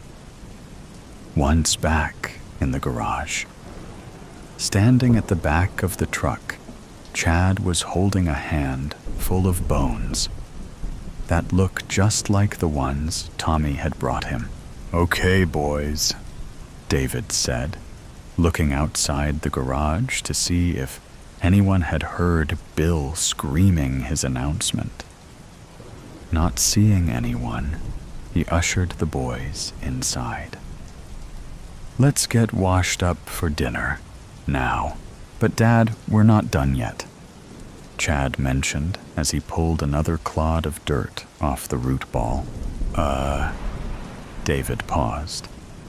It will be easier once the dirt is all dried out. During dinner, David was quiet as the boys chatted endlessly while eating tacos. Halfway through dinner, David excused himself and took his cell phone into the living room. When he came back into the kitchen, he addressed the boys. "Guys?" David started, then took a deep breath before continuing. "Don't be." David's mind went blank. He wasn't sure how to continue. "What the matter, Dad?" Tommy asked through a mouthful of tacos. "No easy way to say this." David bravely started, then immediately faltered, looking in the faces of his sons. "Okay, here it is. The special rocks you found today, cleaning out the roots of the tree. I think they are bones from fingers." Tommy, who had made the discovery, was not surprised. Bill looked at his fingers, as if the bones might be his own. Chad took advantage of everyone else being occupied and grabbed the last taco. 20 minutes later, a police cruiser, followed by an unmarked police car, pulled into the driveway. Over the next hour, the two police officers examined the root ball, while a crime scene detective collected the found bones and searched the roots for more. The detective had taken David into the living room to speak to him. Tommy, Bill, and Chad stood in the driveway and watched the police working. David came out a short time later and, without speaking to the boys, walked over to the neighbor's house and returned with the neighbor, Mrs. Atwell. "Boys, I need to go with the detective, and I'll be back. Until Mrs. Atwell is going to watch over you. I want you on your best behavior until I get back." Bill was the only one who responded. "Okay, you be good too," which brought a smile to David's face. The police finished collecting the bones and searching for the tree ball. They took the 2 shovels used by the family to dig up the tree, and then they left. It was after dark before David returned and collected his children and took them home. Over a pizza dinner, he told them he had taken the detective to the field where they dug up the tree. He explained that they had sort of illegally took the tree, but the detective said not to worry about it, and we could keep the tree. The 2 younger boys cheered. 3 days later, the detective called David back and explained they had found a complete skeleton in the hole they had removed the tree from. A forensic anthropology team responded and determined the body had been buried between 50 and 60 years ago. David expressed his thanks to the detective and said he would think about how to break it to his sons. David heard the detective take a deep breath, then explained he will have to do it sooner than later. While on site, the detectives found 7 more bodies buried under tress in the field. The field used to belong to a notorious mafia associate. The detective believed the bodies in the field were victims of mob hits. The news has already caught wind of the story, so they may be showing up for interview with the man who broke so many open homicide cases. Now it was David's turn to take a deep breath. He thought of Kathy and smiled to himself. She always had a way of making him forget bad things. Forever Christmas. "Roscoe, get off. Get off me. Get off, you crazy pup." My mangy mutt wakens me with a slobbery good morning before getting in a round of zoomies. I love him, but I'd also like to murder him.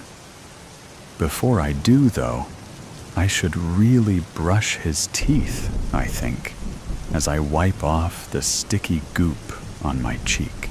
"Hey, hun, are you awake?" Lorraine, my wife, pops her head in the door, a festive robe tied around her. "Wait, it's Christmas," covered in dog slobber. "You forget to shut the door?" I chuckle. "Oops." She smiles back, the same one I fell in love with 11 years ago. I'd been a bit cynical about the whole true love thing in my youth. And then Lorraine bashed down all resistance with one glance. "Can you watch the kids for a sec? They're already going crazy, waiting to open presents," she says. "They're not the only ones," I reply. Then, lowering my voice so as not to ruin the magic that is an old man slithering his way down your chimney, I can't wait to see the look on Nick's face when he unwraps the falcon. Lorraine slides over to me and kisses me. "Merry Christmas, baby," she whispers in my ear. It brings an overwhelming sense of comfort, but somewhere in me, I feel an unusual pang of despair. She slaps my butt and tells me to get up. The feeling retreats as I roll out of bed and throw on some loungers, excited to rile up Nick and Lily. I stomp my way downstairs. "Ho! Ho! Ho! Merry Christmas," I say, giving my best Kris Kringle impression. "Daddy!" They both scream out, their mother's smile plastered across their face. "Look under the tree," shouts Nick. "Daddy, Santa ate all our cookies," counters Lily. We'd spent yesterday designing and baking gingerbread cookies for Santa. It is Lily's favorite. Since she was 3, we'd all designed a dozen gingerbread cookies, 5 of which were subsequently judged to be the plate cookies by Lily. She would walk confidently around each tray, carefully inspecting each cookie, letting out a scientific every now and then, before carefully selecting a cookie from each tray. One tray would have 2 cookies selected from it, upon which Lily would congratulate that person as the winner. "Did he, Lil?" I pick her up and place her on my shoulders and skip into the kitchen to check myself. Well, would you look at that? The man didn't leave a crumb behind. After wrapping all of the gifts, Lorraine and I always share a glass of wine and share the plate cookies. Lorraine, cookie in mouth, glass in hand, walks around to inspect my wrapping, criticizing my bungled tape job. "Well, we'll just tell the kids that Santa had the elves in the training work on these ones," she teases. "Oh, come on. I've gotten so much better. Look at that one in the center. It's pristine," I say. "Honey, that one is mine." She kisses me on the cheek and curls up on the corner of the couch with me after snagging the last cookie from the tray. "I was gonna have that," I say. "Cookies are for those who can wrap. Sorry." You better give me that cookie right now, I say. Lorraine gives me a side eye before taking another bite. I wrap my arm over her shoulder and try to grab it out of her mouth, but she dodges me and scooches her way to the other end of the couch. Don't you take one more bite?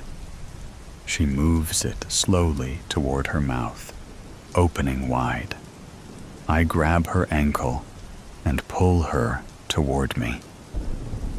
Lorraine erupts with a giggle, still managing to hold the cookie out of my reach.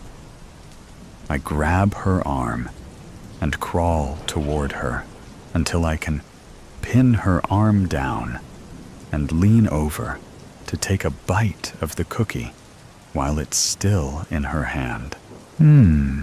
Thank you, babe. I lean down and take another bite. Fine, you can have it. Just let me go. I grab it from her and retreat to my side of the couch, making a show of eating the cookie, smacking my lips and swishing it down with a swig of wine. Lorraine kicks at my legs, smirks, finishes her glass of wine, and leans back into me. The house is silent. The kids long asleep. Wind sweeps gently outside as snow continues to fall, as it has throughout the day. Stockings hang above the lit fireplace, cane-shaped M&Ms, paint sticks, and Hot Wheels cozied up inside, waiting to be spilled across the floor tomorrow before being tossed aside for the next gift. Roscoe huffs in the corner, clearly displeased that we're up past his bedtime.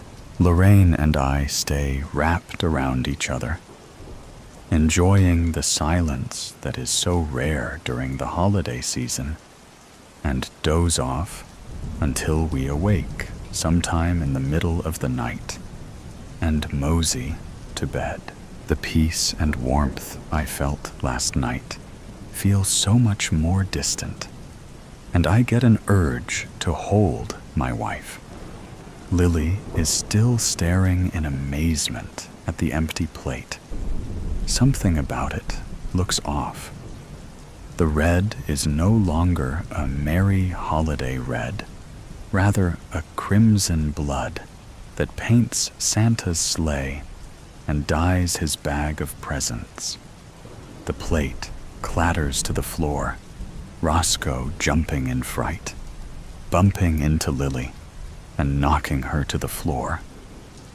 Lily starts to cry out as Lorraine pops into the kitchen behind me. "Hey, sweetie, did Daddy drop the cookie platter?"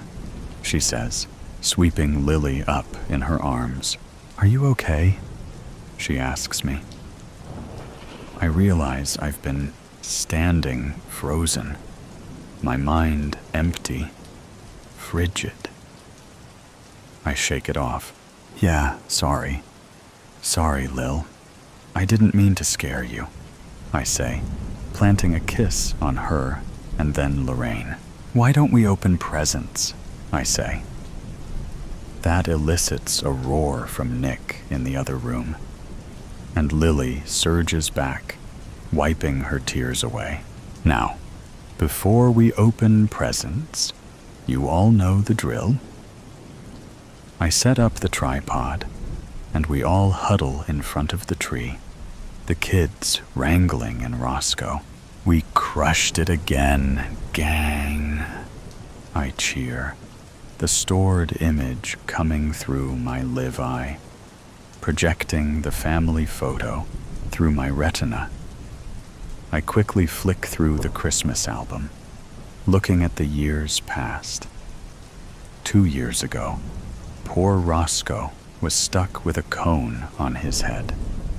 5 years ago was Lily's first Christmas. 7 was Nick's. 11 years ago was our first Christmas married in this house before we adopted Roscoe later that year. Scrolling through now, the same wish every father has hits me. Please don't grow up. The thought causes a pain to ripple through me, erupting in a powerful headache. "David, are you okay?" my wife asks. I click out of the Live Eye screen, turn and face my family, but they're blurry. Hazy may be a more appropriate word for it. Like a memory faded over time, I reset the device and close my eyes. My heart is pumping. My head aches. Something about this moment feels off. A thought beats at the back of my head, but like a weighted box, it refuses to rise to the surface. By the revulsion coursing through my body, I'm not sure I want to know what's inside. The device resets, and I open my eyes. I exhale. The beating in my head subsides. Lorraine wraps her arm around me, no longer in a haze. "Sorry, I just got the worst migraine. Things went blurry for a second," I admit. "There's some aspirin in the kitchen. I'll get you some," she says. "No, it's okay. It's gone. My Live Eye may have glitched." I grab her arm and pull her back in toward me. "Okay, what are we waiting for? Let's open these presents." The day flashes by in a flurry of ripped up shreds of candy cane and elf-decorated wrapping paper, cut plastic ties that restrain action figures in their boxes, and chocolate-greased candy wrappers as the kids fuel their excitement with sugar trips. Lorraine works at preparing a late Christmas lunch, Roscoe providing assistance, mopping up the floor. I spend the morning putting together race car tracks, helping Lily begin her Lego dollhouse foundation, and clearing the mess of my critized wrappings that inevitably cover the floor in pieces. "Dad, I want to fly the drone," says Nick. The highlight of my morning was watching Nick unwrap the gift he'd been talking about all year, a Falcon 1 safety drone. It was a beginner drone with limited flight range and capabilities, designed to spark kids' interest in flying and racing. Parental controls enabled limitations on range, so we could limit flying to just our backyard and at a relative minimum altitude. I already planned on breaking those rules, but for his mother's sake, they provided assurance that he wouldn't crash into the neighbor's window. Fair. I know, buddy, but it's missing a part. We'll have to go to the store. I help Lorraine set the dining room table, my stomach growling at the aromas drifting in from the kitchen. I can't help but feel like I haven't smelled a home-cooked meal in some time, and I almost get emotional when Lorraine sets the ham down in the center. This isn't my life. This life is filled with love and hope, like the Hallmark holiday movie that plays in the background. Something rattles internally. The box, weighted down, chains jangling, screaming to break free. I swear I hear whispers, someone calling my name, penciling. "I can take you tomorrow. I need to pick up your sister's glasses." but we have to go early. David, you're still good to meet with the guy coming to take a look at the leak tomorrow, right? Asks Lorraine. Sorry, I ask, startled back into the moment. The leak. You can stay here while I take the kids tomorrow morning. We need to get it fixed before Aunt Janie comes to visit. Oh, yes, sorry. I'll be here, don't worry, I say. She gives me a look of concern, and I get a feeling again, like this moment is almost right, but not quite.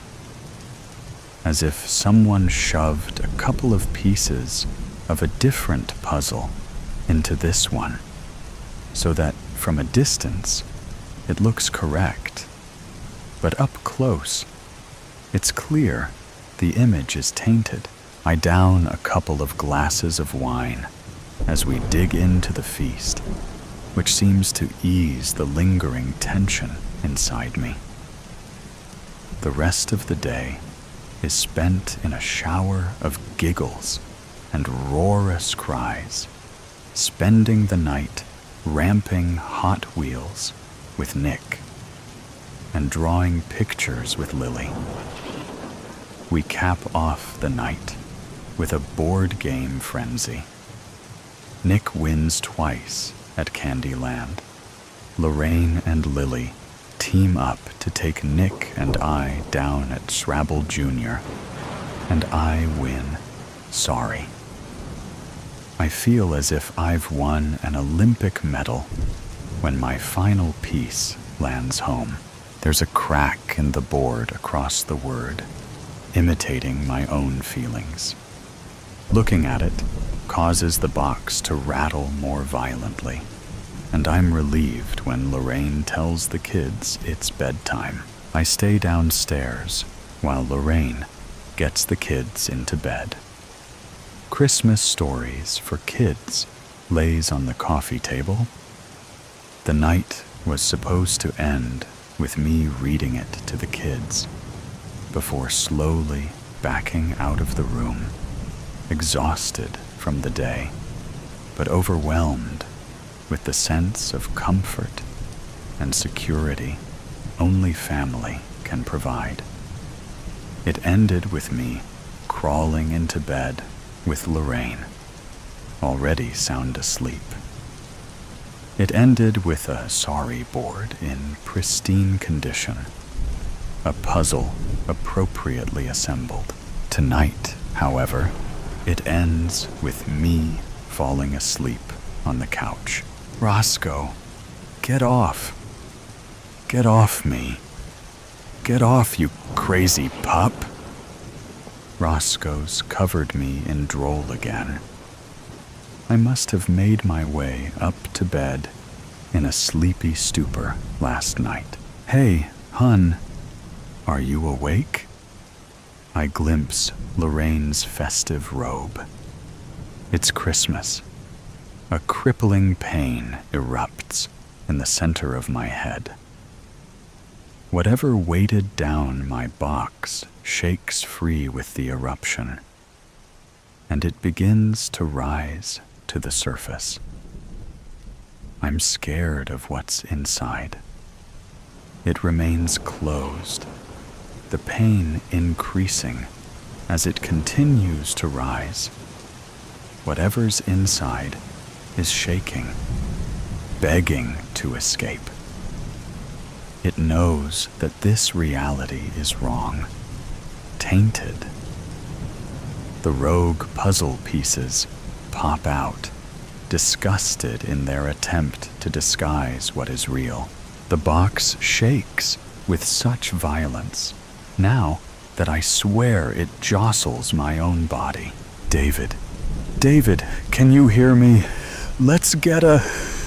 The voice trails off, but the hand attached to it touches my arm, and it's only then I realize it is my body shaking. I'm trapped between two realities, but my mind refuses to accept either. The box is almost to the surface, and it's now I realize it contains death. I plead for it to remain unopened. I feel a pinch in my arm, a physical pain barely perceptible in the mental torture about to be unlocked. Then a warmth starts to spread, outward from the pinch, up my arm, and through my chest. It makes it to my head just in time to weigh the box back down once more. I'm trapped in limbo. One direction tortures me with what was. Another tortures me with what is. Time passes. Voices fade in and out. Appreciate you accommodating us on short notice and during the holiday. Yes, well, it's been disturbing how many cases are turning up. Anything we can do to help you combat it, we're happy to help. This is him? Yes, David Groggins, age 43. Police found him unconscious in Reynoldsville 3 weeks ago. Medical tested him then. He consumed it? Yes. Tripodiazolethol was found in his system. Heard they're calling it glitch on the streets. Is that right? Glitch, bug, defect, crash. It seems to only have found its way into methamphetamines at the moment, and we hope to keep it contained. Easier to track one drug supply over many. I read his file. History of drug abuse ever since his family died in a car crash. Day after Christmas, no less. Well, if your reports are accurate, it certainly helps us understand this drug's intent a bit more. Yes, additional testing is needed, but we're 90% sure he's been reliving the day before the crash. Christmas Day, 4 years ago tomorrow. We are not quite sure how it works. The drug causes a malfunction in the Levi system, essentially trapping a person in a continuous memory loop. We suspect it may attach itself to particularly powerful memories, like in this case, though we cannot confirm at this time. We were able to perform an autopsy on one victim a week ago. Damage to the hippocampus and frontal lobe were observed. Preliminary reports suggest those affected might know they're trapped in a memory, that they may experience what may be described as glitches throughout the memory itself. For this man's sake, I hope he doesn't know. Tomorrow's Christmas. Let him have Christmas with his family again. Toodle-oo. Mayor Ottentail, Arizona, 1875. Painter, the man known throughout town only by his profession, rolls onto his back, letting out a phlegmy cough, skin and bones, with one sad gray eye and the other covered by a patch and sporting a bushy brown beard and the remnants of a rumpled suit. Painter possesses immense talent. He's created numerous portraits and landscapes, as well as the risque painting of Painted Lady Queen Winona that hangs over the Wild Weed Saloon's bar. But he drinks away what money he makes. I'm letting you out so you can enjoy Mayor Ottentail's 3-day birthday celebration, Marshal Cy Kincaid says, a towering, authoritative figure with a deep voice and rugged looks. 35-year-old New Hampshire native Cy is assisted in his duties by his 33-year-old Biloxi-born Deputy Van Sickle, whose droopy mustache, short, skinny frame, and lack of education belie his courage.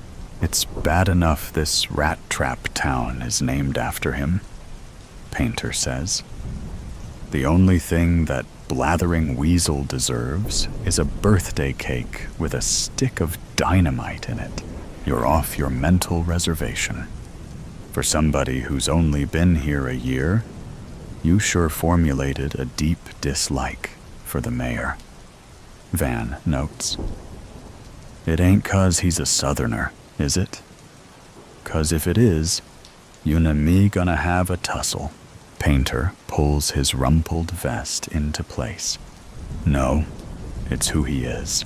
He's been mayor here for 7 years, Cy says. 7 prosperous years. He helped start the bank and sank his own role into the general store and the livery stable. He hired us to protect the town. He's talked up your skills as an artist and sent you business. Just because he teases you once in a while about your liquor intake doesn't make him a bad man. You ought to kiss his feet. I've got something else he can kiss. Chad. Exiting the town hall, Mayor Druce Ottentail surveys the town's crowded streets. Banners are stretched between buildings, saying, "Happy birthday to our beloved mayor," and "Happy 40th, Mayor Ottentail." Salesmen hawking remedies, clowns handing out candy, peddlers selling silks, and stalls offering games of skill line the streets. Druce grumbles when he sees his wife posing for a portrait. Opal Ottentail is noted for her pale, delicate looks.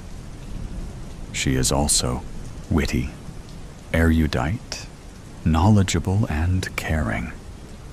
Qualities missing in Druce, who is viewed as all business, as suggested by his reedy build, stern features, beady eyes, tidy mustache, and refined southern accent. Really? In the street? You're treating the First Lady of Ottentail like a common harlot. Painter puts his brush down on the easel. I don't have a studio, Ottertail. Druce pulls his wife to his side. Well, you need to get one, you disgusting Yankee vagabond. Until you do, stay away from Opal. Who ever heard of a one-eyed painter? And in the future, the name's Ottentail, and you'll address me by my title. Yes, Mayor. Druce's pallid features burn crimson. He takes a threatening step toward Painter, but is pulled back by Cy. Van positions himself between them. I never seen 2 men who can get each other's goat more than you 2. Look around you, Mayor. Look at the banners, the balloons, and the stalls selling cards and buttons with your name and face on them, celebrating your birthday. You don't want to spoil all this by picking a fight with Painter. It's about time my husband was feted, don't you think? Opal beams as Druce pulls her away. Yes, ma'am. Van replies, giving Cy a queer side glance. She just say something about the mayor smellin' bad? Van asks. 6 men on horseback trot past. The burly lead rider locks eyes with Cy. That's Jack Aker. I'd say our peaceful celebration just went to seed, Van comments. Cha, Acre and his gang tie their horses up at the Wildweed Saloon. Jack Acre takes a long, scornful look at Cy and Van before joining the rest of the gang inside. Born in Massachusetts, the Acre brothers served in the Union Army during the war. Afterward, they were guards for the Northeastern Railway, until they realized that robbing trains was easier and more profitable than guarding them. Wearing a perpetual frown across his sunburnt features, 44-year-old Jack Acre is crafty and murderous. Unlike his brothers, Jack is educated and prefers swindling to shooting. A ladies' man before the war, 37-year-old Lon Acre is sensitive about the angry red scar that runs from his forehead to his chin. 30-year-old Boston Belly Acre is an imposing 6'6" and unafraid to use his size to get what he wants. Riding with the Acres are their scruffy 17-year-old cousins, Les and Stanley Tremaine, who have fallen in love with the outlaw life. Them hard cases is here for one thing. Skullduggery, Van says. 6 again 2. The odds ain't stacked in our favor. Maybe we can reduce them and nip this situation in the bud. That tall dandy in the black duster and the stovepipe hat? That's Cack Bruder. He's wanted for killing a man in Stiffgate that he claimed dealt from the bottom. Let's send him back there. Drawing his gun, Cy confronts Bruder at the faro table. Party's over. You've got a hanging to attend. Yours. The Tremaine brothers brandish Bowie knives. Van swings the shotgun in their direction. Really, children? Behave, boys, Jack says. Belly Acre slowly rises. You gotta go through me to get him. Van points the shotgun at Belly. This'll go through you faster'n spoiled milk. Jack pulls his brother back into his chair. Turn your steam down, Boston. You shouldn't treat visitors who've come here to spend their money and join your celebration like this, Marshall. Is that why you're here, Jack? Cy asks. It's not to rob the bank, steal some strumpet's pay, or gun somebody? No, and maybe. Jack replies, smirking. Well, there's going to be one less of you to do it, Cy replies. Come on, Cack. Bruder raises his hands. You gonna help me out, Jack? We know a Jim Dandy lawyer in Stiffgate, Jack replies. Don't worry, Cack, Lon adds. If we can't free you legally, we'll blast you out as soon as we're through here. But don't worry. Any witness to your shootin' who gets a good look at Belly's gonna forget what he saw. Cy motions Cack toward the door. You're starting out on the wrong foot, Marshall. I was about to say the same thing, Jack. Lon turns to Jack as Cack is led away. We just lost our best shooter. That doesn't change what we came here to do. Van picks at his teeth with a toothpick. That was what you call a gourmet lunch. We ought to do that more often. As often as my wallet can take, Deputy. Tilting his head, Van asks, what in tarnation is that noise? Sounds like a drum beat. But the parade's not till later, Cy answers. The pair follow the sound, which leads them to the town hall. Painter is marching back and forth in front of the building, banging on an old drum. Druce exits the building. Shaking his fist at Painter, he rushes to the lawmen's side. "Arrest him!" Sai scratches his head. For what? Bad rhythm? Disturbing the peace. He's a menace. Since when did a drum become a dangerous weapon? Van questions. Just tell him to vamoose. I'm trying to close a deal to bring the railroad here, but he's ruining my chance. You mean our chance, right, Mayor? Sai asks. Do your job, or you'll be looking for another one. Druce huffs, retreating inside. Van whistles. Guess some folks is still fightin' the war. Later that afternoon, Painter is plying his craft outside the Wild Weed Saloon. Try not to squirm, Pearl, Painter says to his subject. Why? This ain't no photograph. Painter looks at Pearl, then back at his painting, hoping the tough cook will be happy to see herself without the pockmarks and missing teeth that mar her coarse appearance. Passing by, Druce glances at the portrait, muttering, "Ugly as a mud fence." "You say something, Your Majesty?" Pearl asks, making a fist. "Just how lovely you look. I can't believe they's holding a celebration for you, you four-flusher," Pearl says. "Sounds like she knows you well." Painter comments.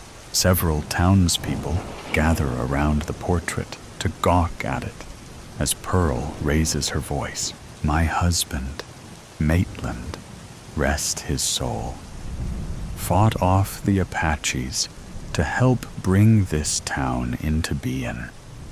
He don't get no parade, no fireworks, no banners. All you done, Druce, is claim his accomplishments for your own, while keeping your hand in the town's treasury till." The spectators glare at Druce, who smiles sheepishly. Jack and Lon join the crowd, throwing their arms around Druce. "Howdy, Mayor," Jack says, smirking. "Yeah, remember us?" Lon asks, running his finger down his scar. Druce breaks away from them, bumping into Sai. "These scallywags are causing trouble," he gasps. "We're just two slightly lubricated visitors, admiring the work of an artiste," Lon comments. Druce backs further away, his unblinking stare still riveted on the acres. "You know those two yahoos?" Sai asks. "Yes, they know me, and I know what they want to do to me. You have to get them out of town before they kill me." "He's been sampling the spiked punch," Lon says. "They haven't done anything," Sai notes. "Not yet. When they do, my death will be on you, Marshal," Druce shouts, hurrying off. "Dramatic, ain't he?" Lon comments. The following morning, Druce bursts through the jail's door, shoving a piece of paper in Sai's face. "What's the meaning of this?" Sai gives the page a cursory glance, passing it on to Van. "Looks like a wanted poster with your name on it." "Something you're not telling us, Mayor. Did you read it?" "Yep. It says you're a war criminal. The drawing is a nice likeness of you, too." "I'm not a war criminal." "Well, somebody thinks you are. There's a dozen of them posted up and down Main Street. My birthday celebration, my name, my reputation are in question." Sai narrows his gaze. "Just what did you do during the war, Mayor?" Druce clears his throat. I was behind the lines. He had it easy while Yoon and me was taking pot shots at each other." Van jokes. "It was never easy. The filth, the rats, the lack of supplies. Watching Natchez burn." "You was stationed in Natchez?" Van asks. I ran the prisoner of war camp there. Van clenches his fists, his breath exiting in fitful bursts. You sick son of a gun. You took pleasure out of starving and torturing soldiers. The Yankees took their anger out on us because of the way you mistreated their men. You're a disgrace to the uniform of the Confederate States Army. You murdering cur. Why don't you go take down the fake wanted posters, Van? Cy suggests. Why? They're true. Git. Van spits at Druce's feet, storming out. He fought on your side, Druce. I can't imagine how the Union prisoners feel about you. What went on in that camp? We had no water supply, no food, unsanitary conditions, and 20,000 prisoners. Most of them died from scurvy and dysentery. In the summer, we lost 100 a day to the heat. When one man died, another took his rotting rags. The prisoners were always trying to escape, so we had to resort to extreme methods. Anyone who got too close to the fence was shot. The boys, the drummer boys, they weren't going to survive anyway. So, you murdered them? I don't expect you to understand, Cy. It was war. When the armistice was signed, I was tried for war crimes and acquitted.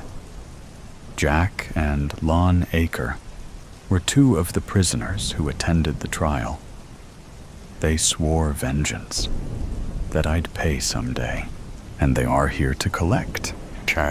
Standing at the side of the podium, Cy elbows Van, pointing at the Acre gang. The gang has gathered near the front of the podium, so Druce can see their taunting smiles. Druce pecks Opal on the cheek. Shuffling papers, he begins his speech. The war against the states was hell, he says, looking at Jack and Lon Acre. Each of us lucky to survive left a piece of us behind on some battlefield, some hospital, or some prison, Jack shouts. I still wake up in a cold sweat at nights, yelling the names of the Union soldiers I had to kill. You mean murder, Jack grumbles. He doesn't have nightmares. He gave them to us, Lon adds. An eerie silence permeates as the crowd waits for a stunned Druce to respond. The crowd jumps, then laughs as a succession of firecrackers explode near the stand. Druce cringes behind the podium. Realizing he's unharmed, he slowly rises, grinning nervously. Opal lies on the floor next to him, writhing in pain. Who would want to hurt my wife?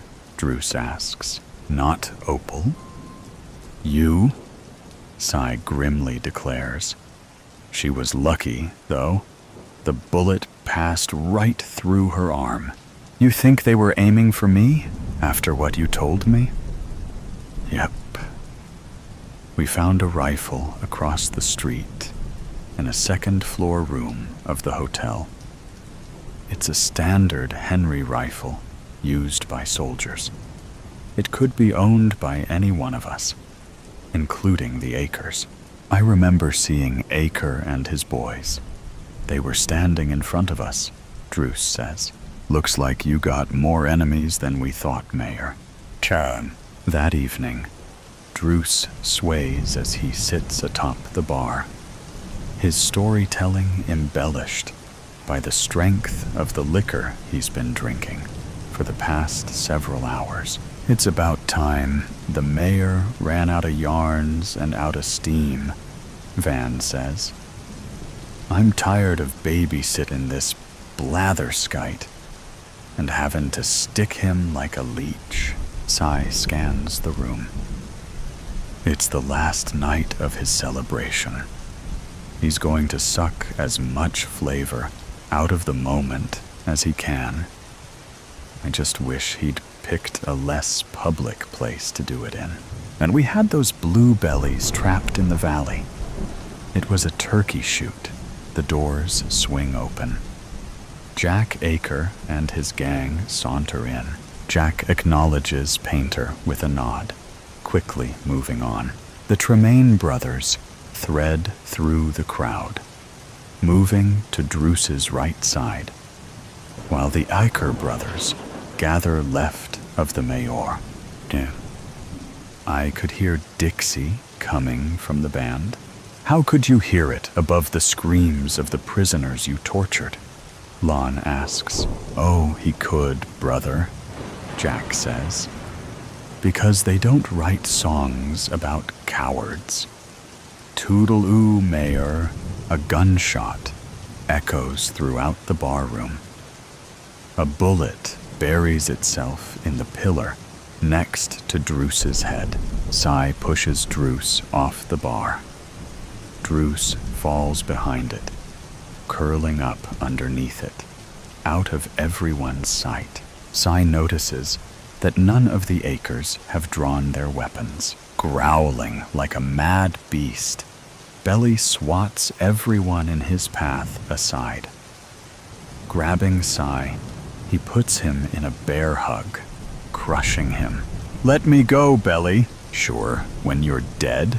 Reaching for his gun, Cy jams it between them, firing 3 shots. Belly releases him. Backing away, he laughs at the blood spurting from his chest as he falls face first. Jack and Lon reach for their guns. Lon fires at Cy. His 2 bullets strike Le Tremaine, killing him as he runs in front of Cy in an attempt to escape. Stanley Tremaine reaches for his Bowie knife, intent on throwing it at Cy, but a sea of panicking customers knocks the blade from his hand, and he's pushed out the back door. He doesn't return. Cy fires 2 shots at Lon, who drops his gun, falling backward. Hiding behind a pillar, Jack hits Van on the forearm with a slug from his Colt. Cradling his shotgun, Van returns fire, splintering the pillar. A second blast blows a now exposed Jack off his feet. Druce greets Cy on the street the next morning. They watch a crew of men pulling down banners and sweeping up the celebration's confetti. How's Aker? Gut shot, and about ready to join his brothers in the mortuary. I'm going to Doc's office to see him now. I hate to owe a Yankee, but thank you, Marshal. It's nice not to have to look over my shoulder anymore. I'm so happy. I think I'll have that reprobate painter paint my portrait. Toodle-oo. Jack grabs Cy's hand as the pain sears through his body. You know what I regret most? That a Reb finished me. You carried the pain of being in Ottentail's prison for 10 years. Why try to kill Druce now, Jack? We were paid to create a ruckus during the mayor's speech. The man who hired us decided he was going to kill Ottentail. He shot Ottentail's wife by mistake. Then he wanted to kill Ottentail while he was drunk in the saloon. He missed again. Everybody, including you, thought me or one of my brothers had pulled the trigger, so Belly decided to act first. He should have left the killing to us. Who hired you? Jack wheezes heavily. A broken man. He was a prisoner with Lon and me in Natchez. He was a clean-cut, handsome kid a drummer boy during the war, never even shot a gun. I almost didn't recognize him when he rode into our camp last year, all thin and grizzled. Ottentail had made an example of him, whipped him, stuck a hot poker in his eye, and left him for dead. The Rebs buried him alive outside of the camp. He dug his way out and crawled back to the Union line. The loud report of a shotgun blast sounds in the street. Opal's scream sends Cy scrambling to the window. "Help! Painter just shot my husband!" Her. I remember her, the first time I laid eyes on her. She knocked at the wooden door. I knew it wasn't an adult knocking. I just know these things. The sound was light, timid, and just a bit too low on the door to belong to someone grown. I walked across my living room, the floorboards creaking under my weight, and unlocked the door. As I pulled it open, the hinges groaned softly, and there she was, standing on my porch, waiting for me. She came to me, and I knew it was her. I knew right away she was the one I'd been waiting for. I felt it. It's hard to put into words, but if I had to, it was like being struck by lightning in the pit of my stomach. A surge of electric energy coursing through me and ending in a sharp, tingling burst at the base of my skull. She was tiny, small even for her age, and her presence seemed to shrink further under the weight of the gray autumn sky. Her long blonde hair framed her round cheeks, dampened slightly by the drizzle that had been falling all afternoon. Her light blue eyes, startling in their clarity, reflected the dull brown of my front door, as if they were trying to absorb everything around her. She smiled then, just a flicker of a smile, timid, shy. It might have been imperceptible to someone else, but I saw it. I knew it was there. "Hi," she said, her voice barely louder than the wind rustling through the bare trees. I crouched to her level, studying her face as if I might find answers etched in the softness of her features.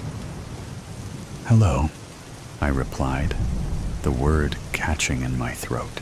Her small hands clutched a green box close to her chest, a makeshift tray hanging from her neck with an assortment of colorful packages.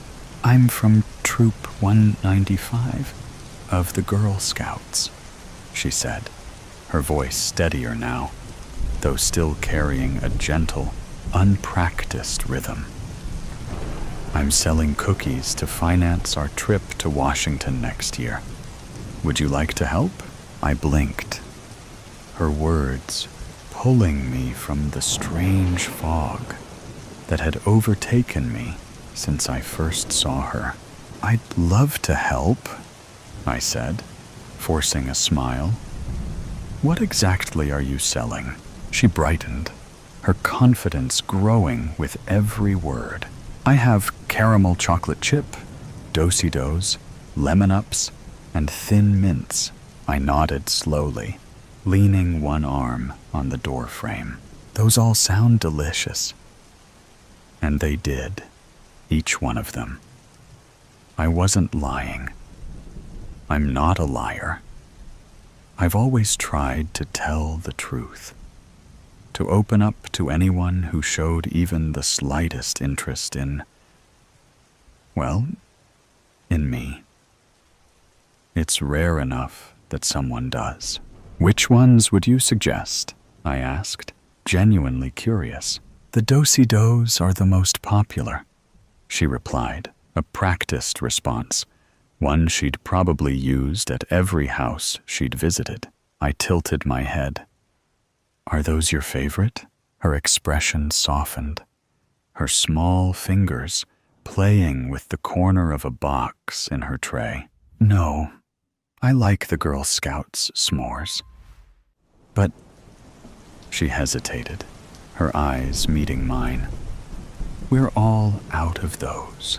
She seemed genuinely saddened by that, and I could see it in her eyes. That's something I've always been able to do. Read people, see the emotions they hide behind words and smiles. It's a sensitivity I've had since I was a boy, and it hasn't faded with time. How about this? I said, my voice lowering, like I was sharing a secret. Give me 2 boxes of do-si-dos now, and when you get more Girl Scout s'mores, I want you to come back here and bring me 10 boxes of those.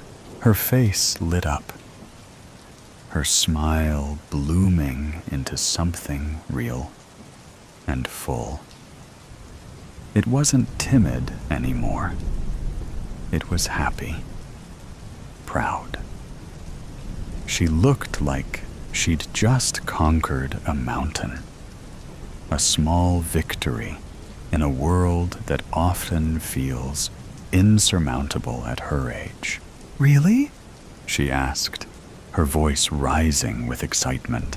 Really? I said, reaching into my pocket and pulling out the cash. I handed it to her. She reached for it, her movements unhurried. And as she did, I let 3 of my fingers graze the back of her small hand. It was a fleeting touch, imperceptible to her, or at least I thought it was. But I noticed how her skin quivered ever so slightly under my fingertips, like the faintest ripple in still water. She quickly pulled the money back, her attention shifting as she counted it with practiced efficiency. Then, tucking the bills into the small pouch at her side, she handed me the 2 boxes with both hands. She held them out as though they were treasures, precious and fragile, the way a child often treats even the simplest things.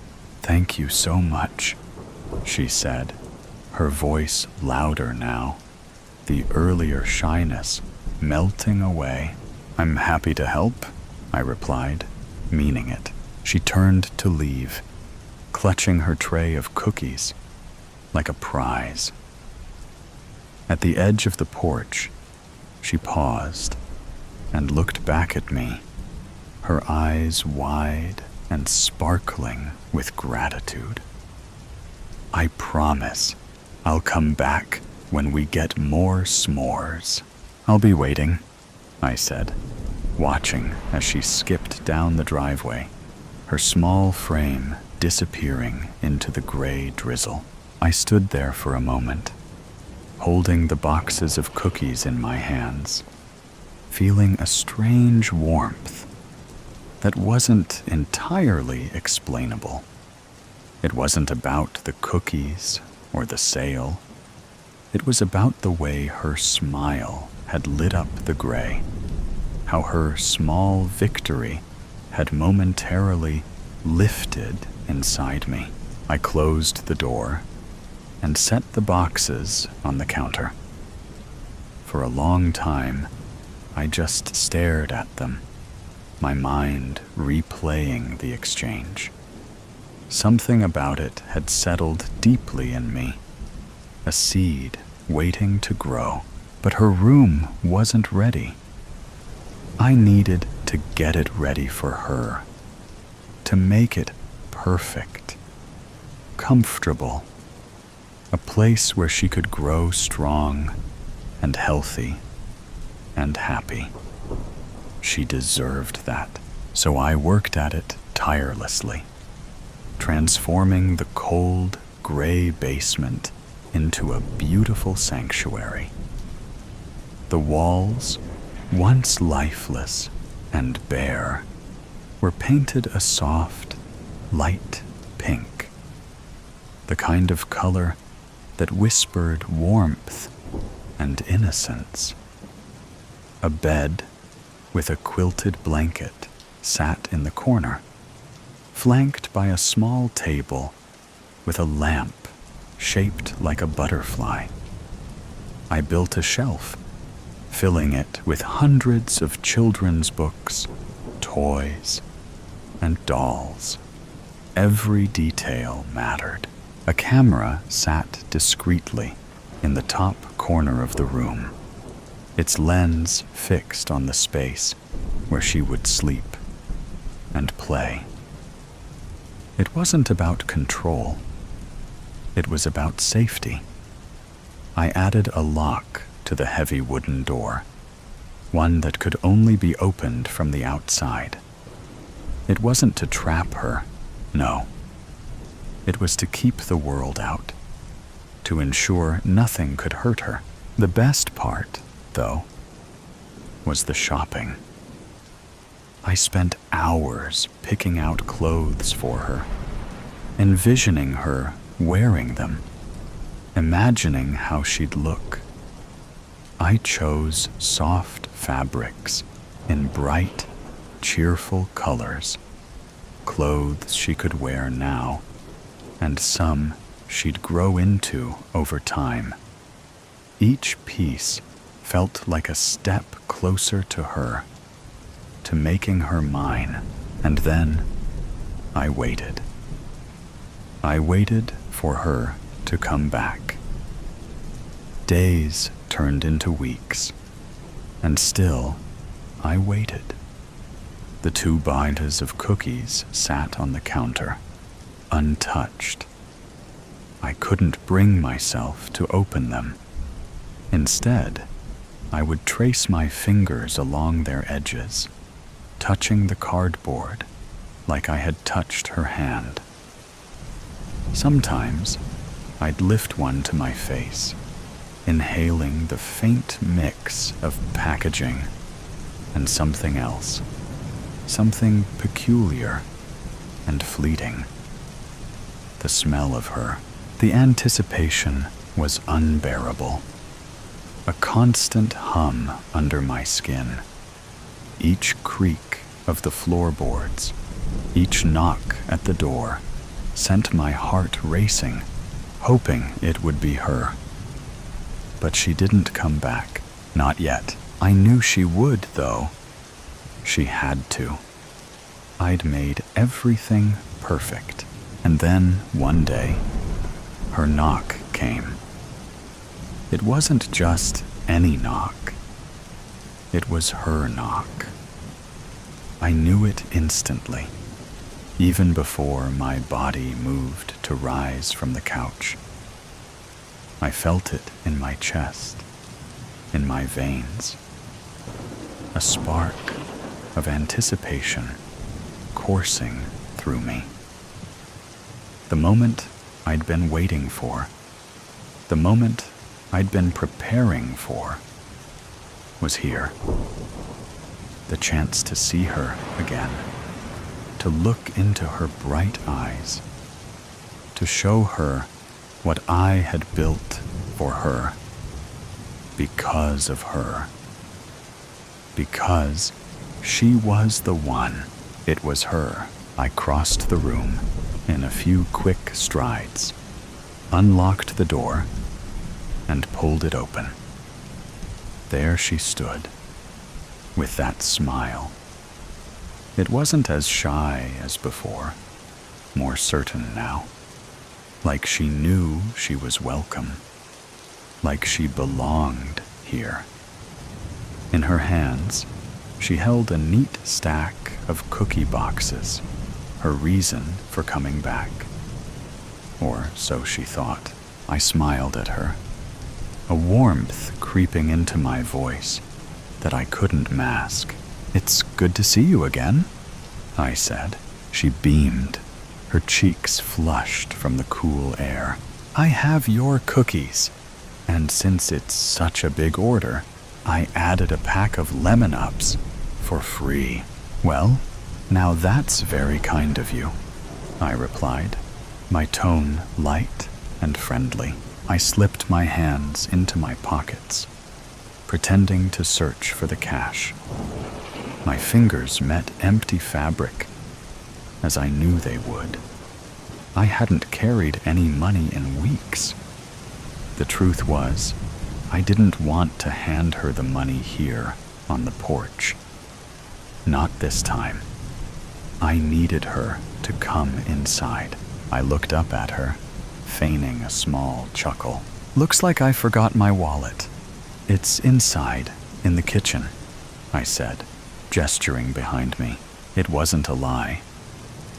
I don't lie. I never lie.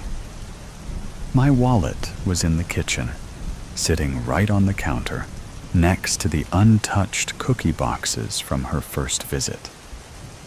The ones I had been saving for this moment. Her smile didn't falter. She nodded, clutching the boxes tighter.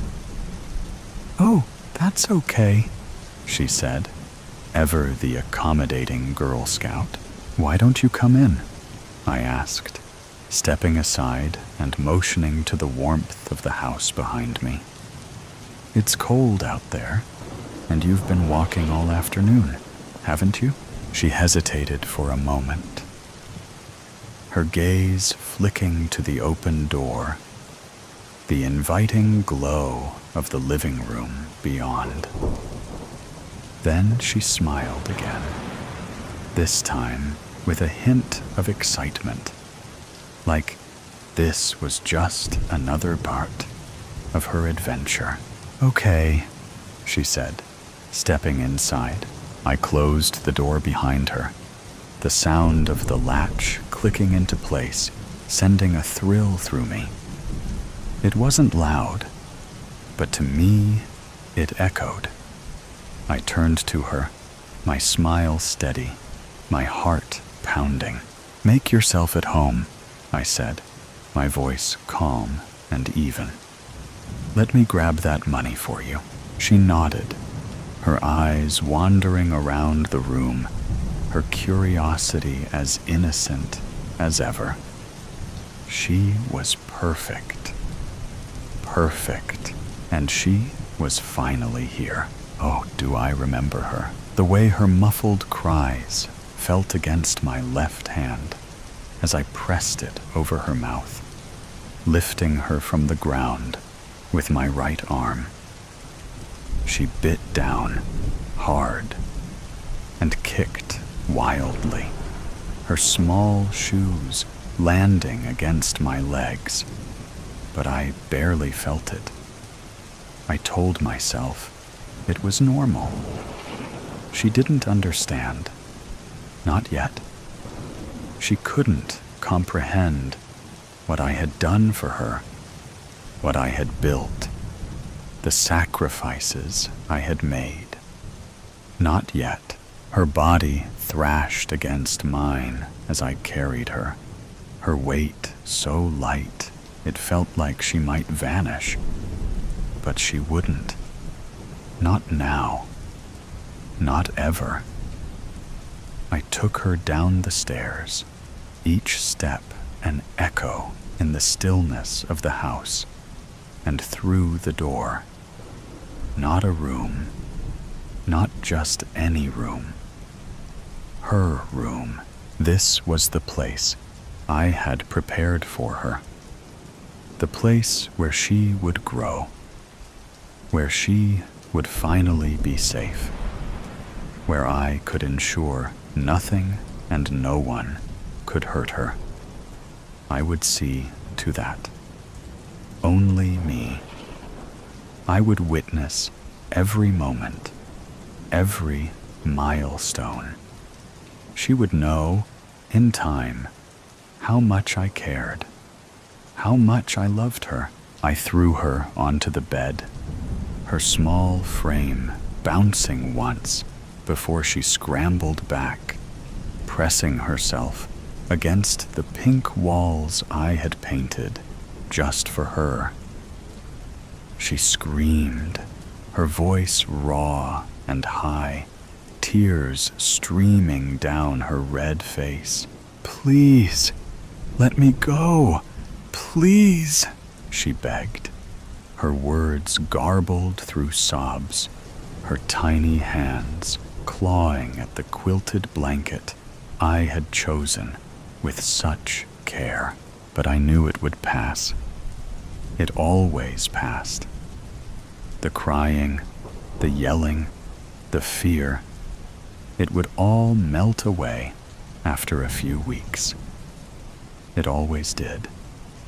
She just needed time to see. Time to realize that this wasn't what she thought it was. This was better. "It's okay," I said, my voice steady, calm, trying to cut through her cries. "You'll understand soon. I promise." Her tears only fell faster, and her words dissolved into incoherent sobbing. I watched her for a moment, my heart pounding in my chest, but not from regret or hesitation. It was from the sheer anticipation of what was to come. This was just the beginning, and like I said, I don't lie. I never lie. But they didn't understand that. They didn't understand anything. They took her away from me just 3 days after she got here. 3 days. That's all the time we had. They stormed in like animals, breaking through the front and back doors, screaming, their boots pounding on the floors. I had walked in peace for years. And the guns. Oh, the guns. Pointed at me. At me. Me, who had kept her safe. Me, who had given her a sanctuary. A place where she could be loved, cared for, where she could grow without fear. They didn't see the love in my eyes, the care in my hands, the way I had worked so hard to make her life perfect. They only saw their own distorted version of the story, their judgment cutting through my truth. They didn't understand. Oh, I remember her. I've remembered her every single day for the past 24 years, 364 days, and 6 hours. I know because I've counted. I've counted every second, every breath, every heartbeat that has passed since the moment they tore her from me. But now, just a few more days, just a little more time, and we will be reunited.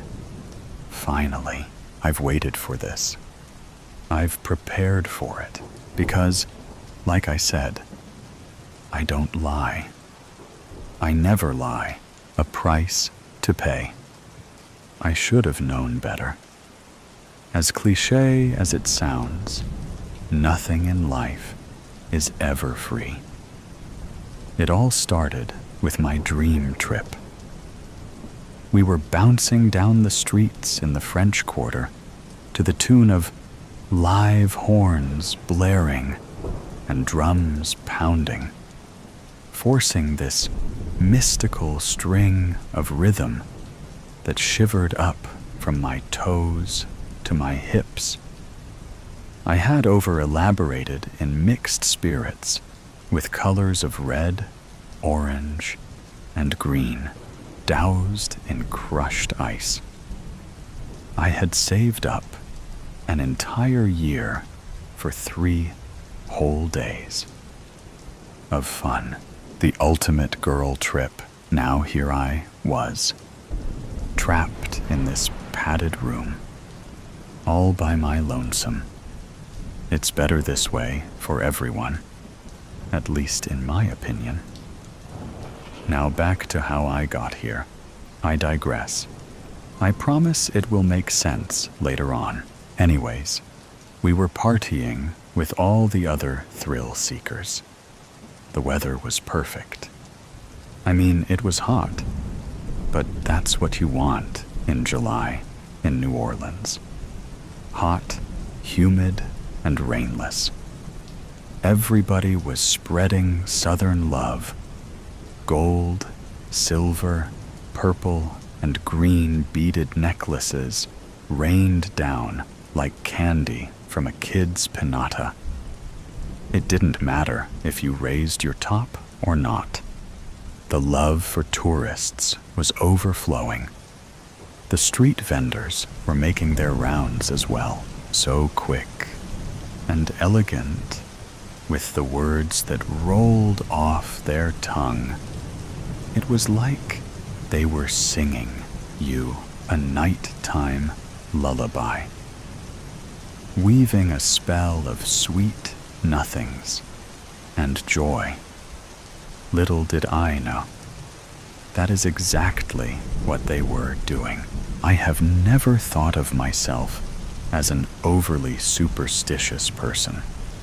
I say overly because I did avoid having my feet swept and never opened an umbrella in a building or house. Outside of that, a black cat was just a black cat. I didn't believe in witches, shamans, witch doctors, or black magic. I understood the undertones of voodooism in the bayous of Louisiana. I took a mythology class during my undergraduate studies. I even did a research paper on it. I knew a good story when I heard one. And that is exactly what they were. Stories. I digress. My attention was drawn to a street vendor that had his face painted in gold. He had on a jester hat decorated in colors of purple and silver. He had on a purple blazer with purple dress pants to match. His feet were nestled into pointed green boots trimmed with white. He had multiple beaded necklaces going down his left arm and was shooting confetti out of a wooden pipe that resembled some type of flute or oboe. I made my way closer to capture a video. The vibes from that one was something magical. It was 90 degrees, and he wasn't sweating. That should have been my first clue. Something was off. People were passing by, pointing and laughing. I got closer, but still was far enough away that I looked as if I was just a part of the crowd celebrating on Bourbon Street. He placed the pipe down on a little box as an elderly couple stopped to admire his painted face and outfit.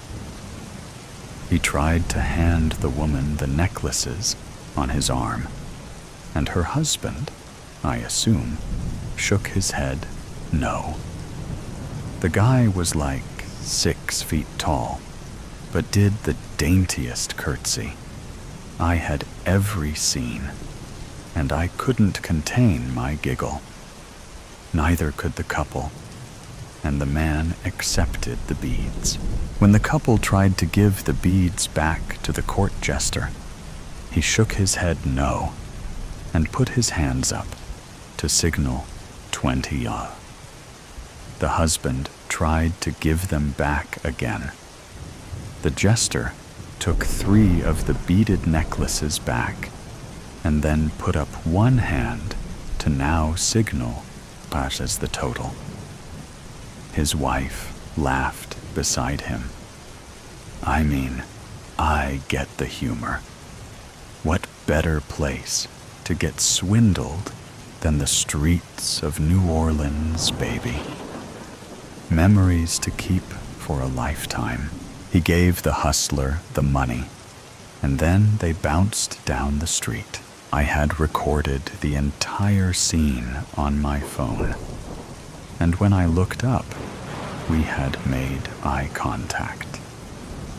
I felt almost locked in his trance.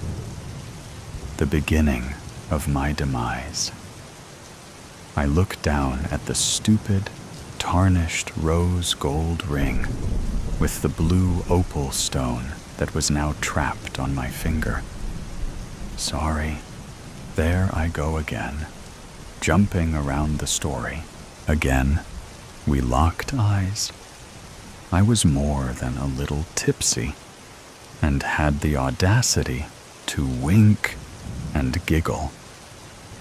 He put his confetti flute back to his mouth and blew in my direction. He wasn't going to hustle me, and that was for sure. I know how it works. The group I was with shifted, and somehow we got closer to him and his show. This time, when he blew, confetti made it onto my shirt. He had a cheering audience now.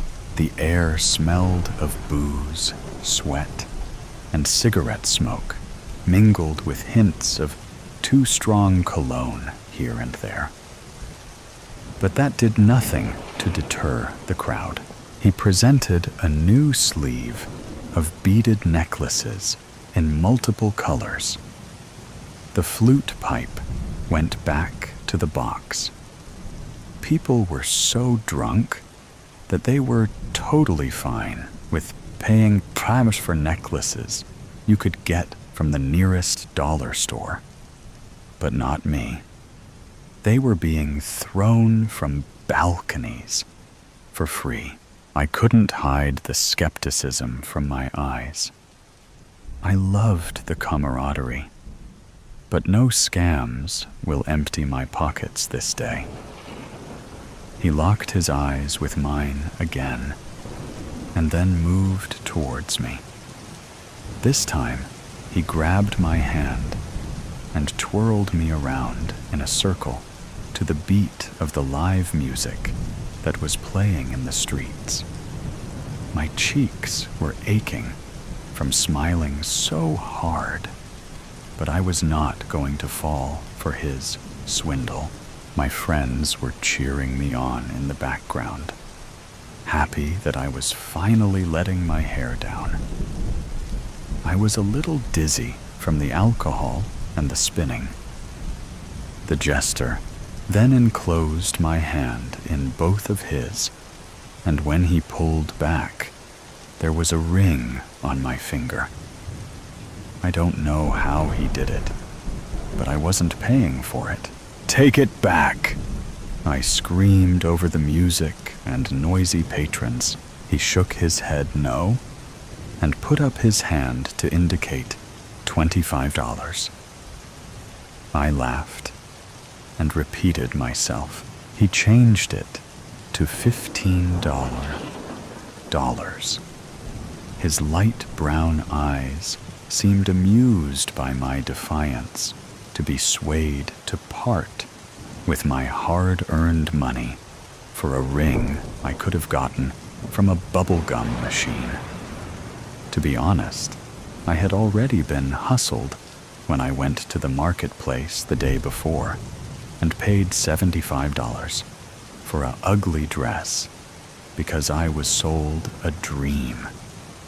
He went down to $10, and he almost had me until a lady behind me said that she would buy it for $25. I tried to take it off my finger to give it back, but he stopped me and gave me a huge smile.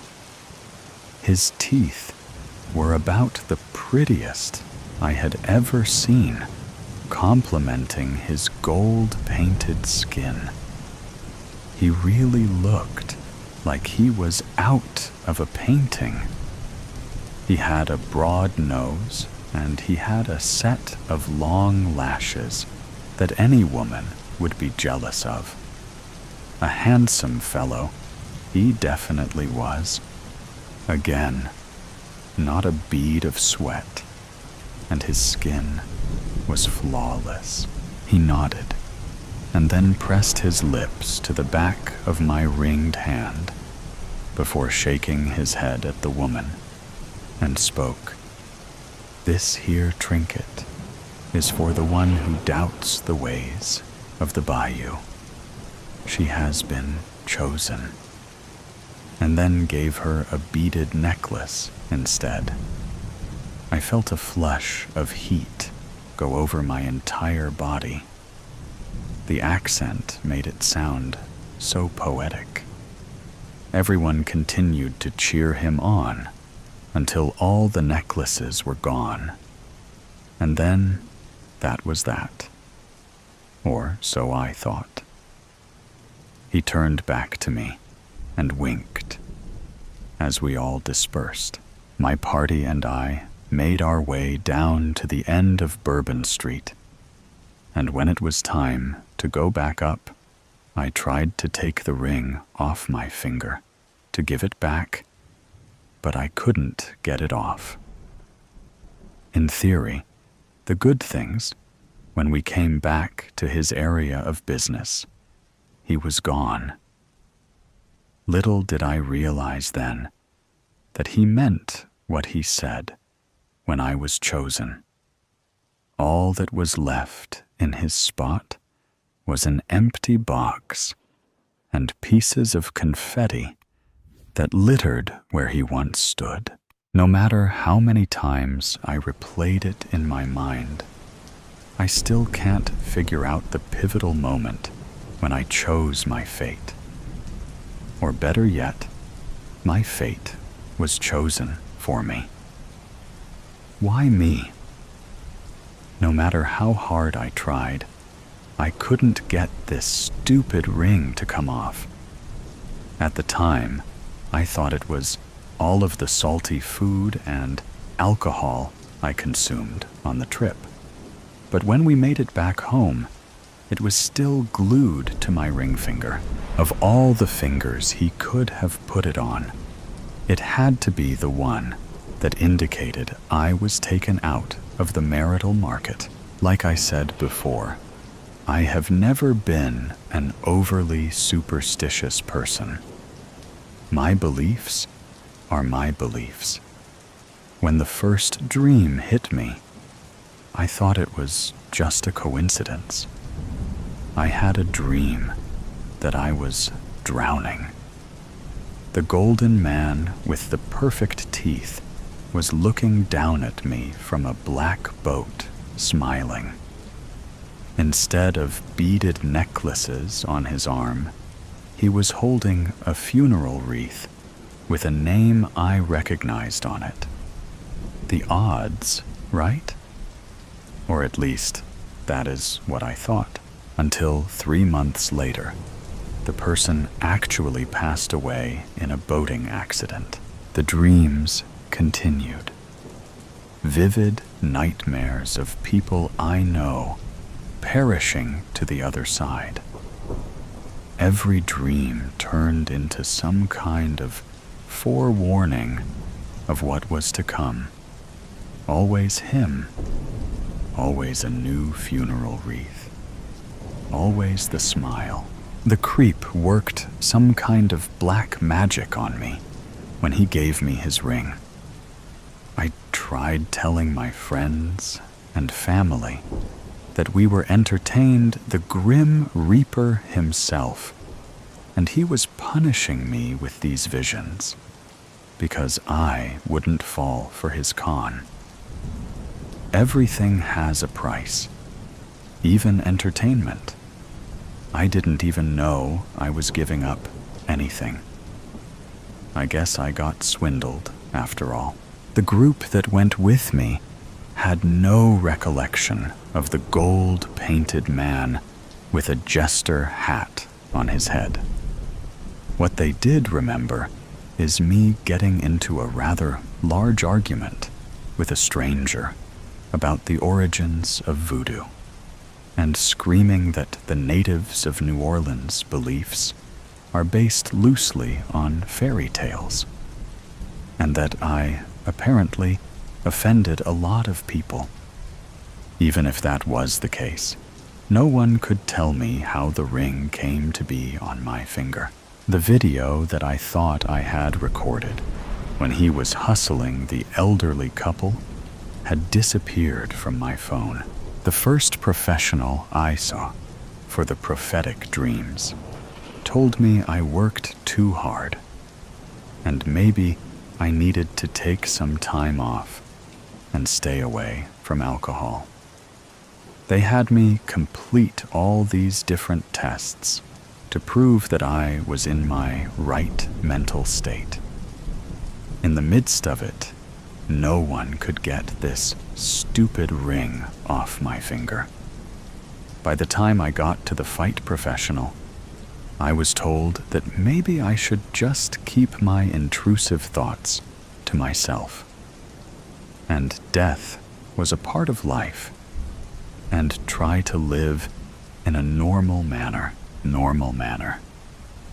I see death.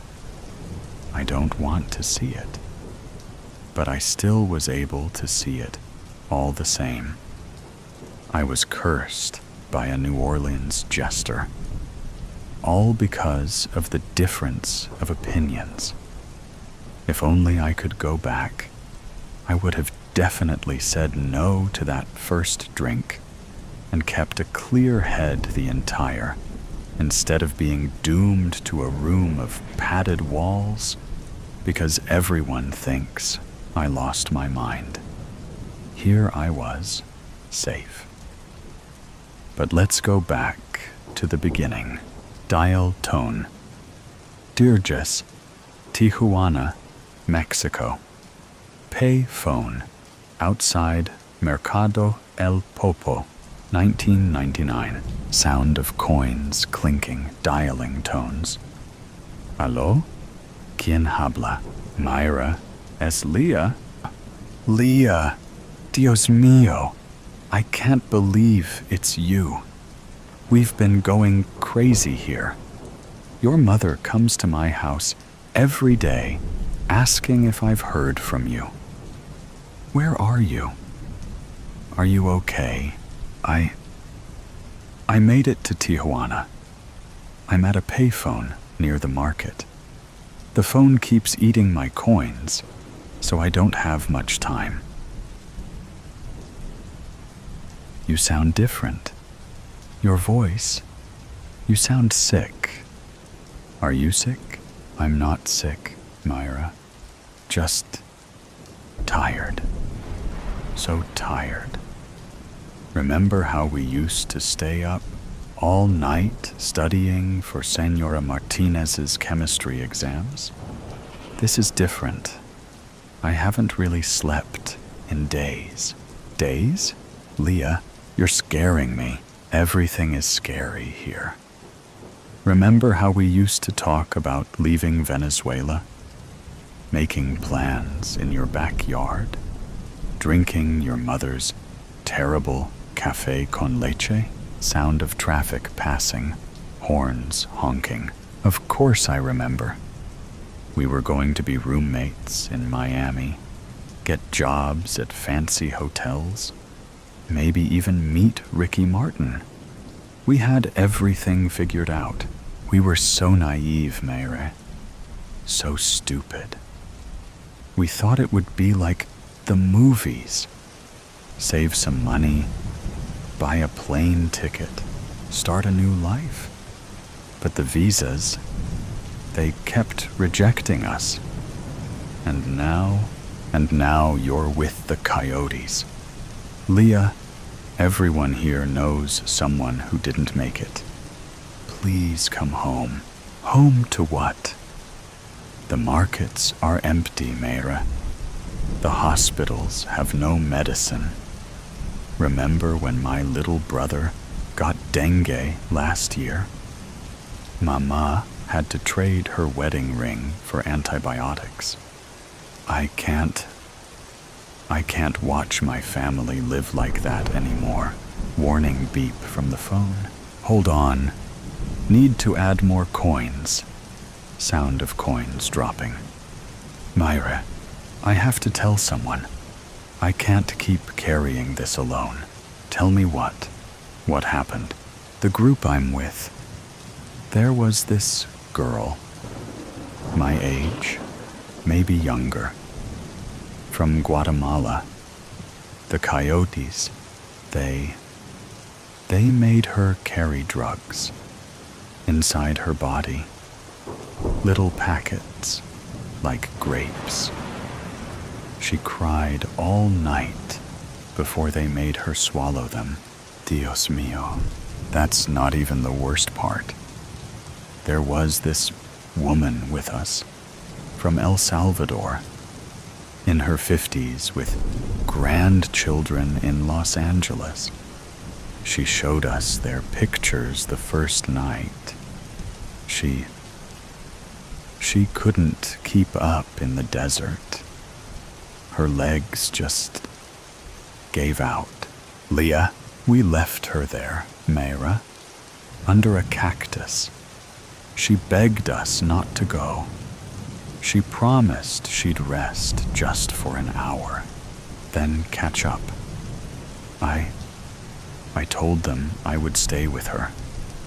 I couldn't bear the thought of leaving her alone. But she grabbed my arm, looked me straight in the eyes, and said, "No, mi hija, one death is enough." She made me promise to go. She made me do it. Sound of crying, voice breaking. I had to go, Mayra. I had no option. I had no option. I had to run to catch up with the group. I could hear her praying behind me, her voice getting fainter and fainter. We tried crossing that same night, but there was a massive drug bust happening near the crossing point. Cartel activity. Border patrol everywhere. Helicopters with searchlights. The coyotes said it was too hot, too risky. We had to turn back. Now we're stuck here in Tijuana, waiting to try again. And all I can think about is how we left her there, alone, with just those pictures of her grandchildren. Sounds of street vendors calling out in Spanish. I can barely carry my own jacket now. It weighs more than all our school books combined.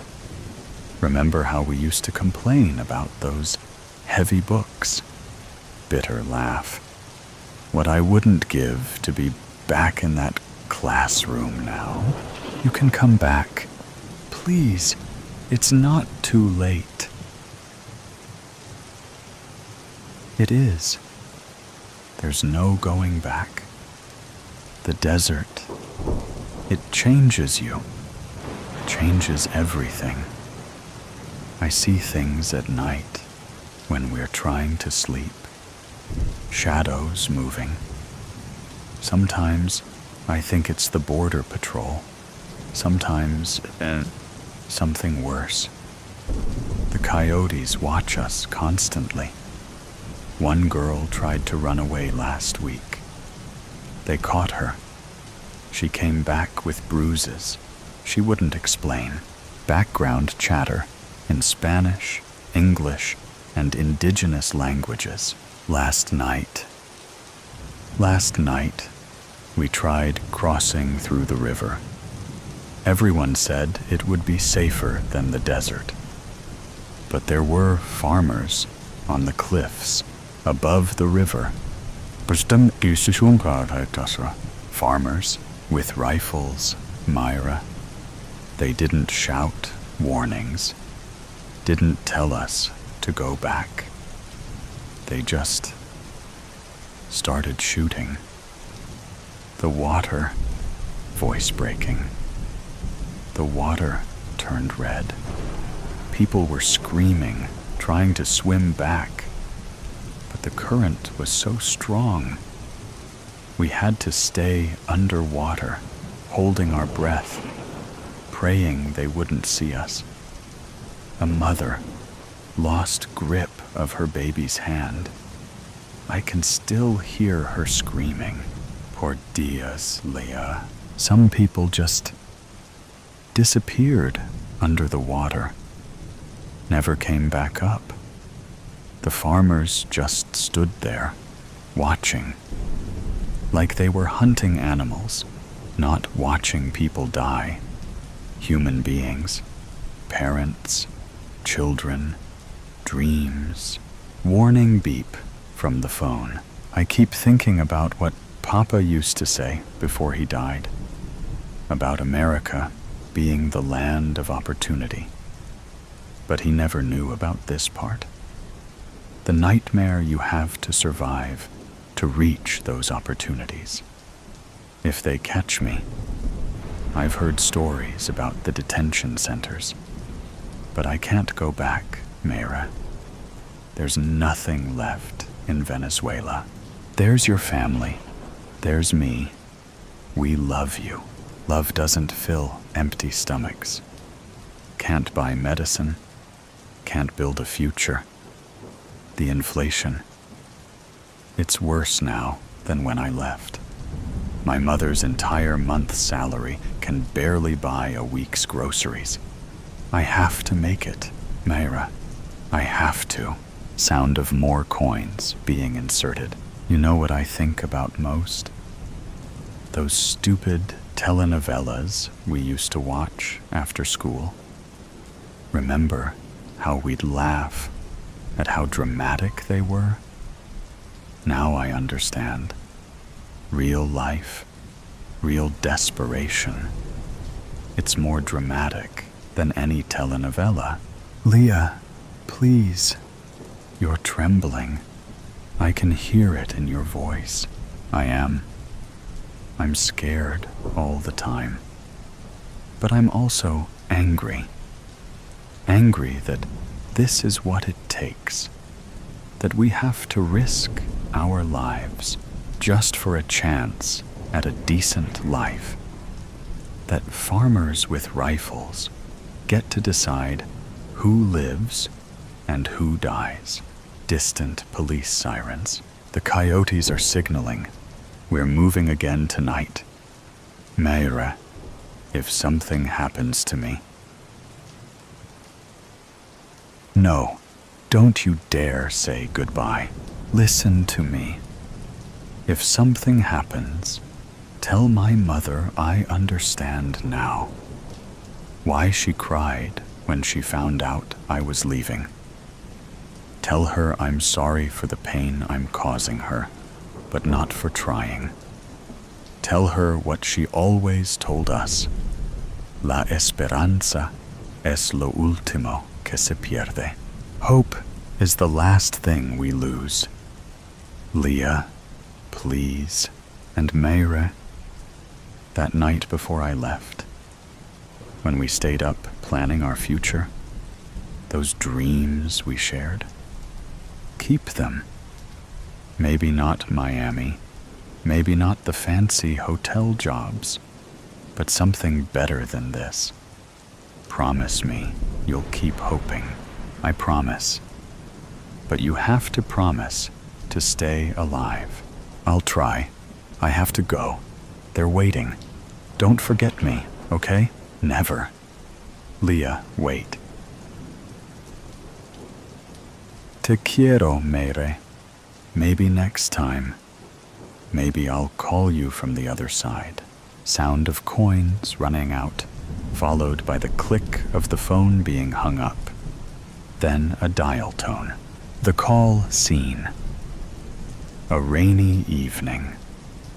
Thunder rumbles in the distance as rain taps steadily against the window of a modest apartment. The dim lighting casts long, restless shadows across the room. The faint flicker of a nearby street lamp seeps through the blinds, adding a melancholic glow to the space. A landline phone rings, sharp and intrusive, cutting through the ambient rain pattern. Sitting on her worn couch with a half-read book resting on her lap, Claire stiffens. She glances at the phone, her heart thumping at the unexpected sound, as if it doesn't fit into her tranquil evening. After a moment's hesitation, she picks it up. Claire, hello? The line crackles faintly, followed by a pause so long it feels static. Then, a calm and deliberate voice speaks. Stranger, is this 555-3248? Claire. Yes, who is this? The voice carries a weight that makes her sit up straighter. Stranger, you don't know me, but I must talk to you. Claire frowns, her grip on the receiver tightening. Her free hand instinctively brushes the edge of her book, the texture grounding her in an unreal moment. Her eyes dart to the rain-speckled window, searching for a reason and context to anchor the odd exchange. Claire, I think you have the wrong number, stranger. No, Claire, I don't. Her name hits her like a sharp slap, causing her breath to catch. The stranger's calm, steady tone unnerves her. A chill creeps up her spine as she glances around the small apartment. The corners of the room seem darker now, with the shadows stretching like tendrils toward her. Claire, pause. How do you know my name, stranger? That's not important. What matters is that you listen to me. You're not safe. Her mind races. 1,000 explanations surge forward, each more implausible than the last. Her voice wavers, though she forces an edge of firmness into her tone. Claire, sharply. Excuse me? Her grip on the receiver tightens, and her knuckles whiten. An involuntary tremor beneath her surface betrays the facade of control she's trying to project. Stranger, please, just listen. There's no time to explain everything. You need to leave your apartment now. Don't pack a bag. Don't waste a second. Just go. Claire blinks, her mind catching onto the sheer absurdity of the command. She lets out a nervous laugh, though it sounds hollow even to her ears. Claire, okay, seriously, who put you up to this? Was it Nina? She's always pulling this kind of stranger. This isn't a joke, Claire. The voice pierces her deflection with a sharp edge. Thunder crashes outside, shaking the windows and masking the sound of her sharp inhale.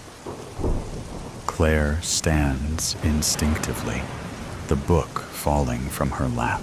Her bare feet press against the cold hardwood floor, grounding her again in the surreal moment. Claire, voice rising.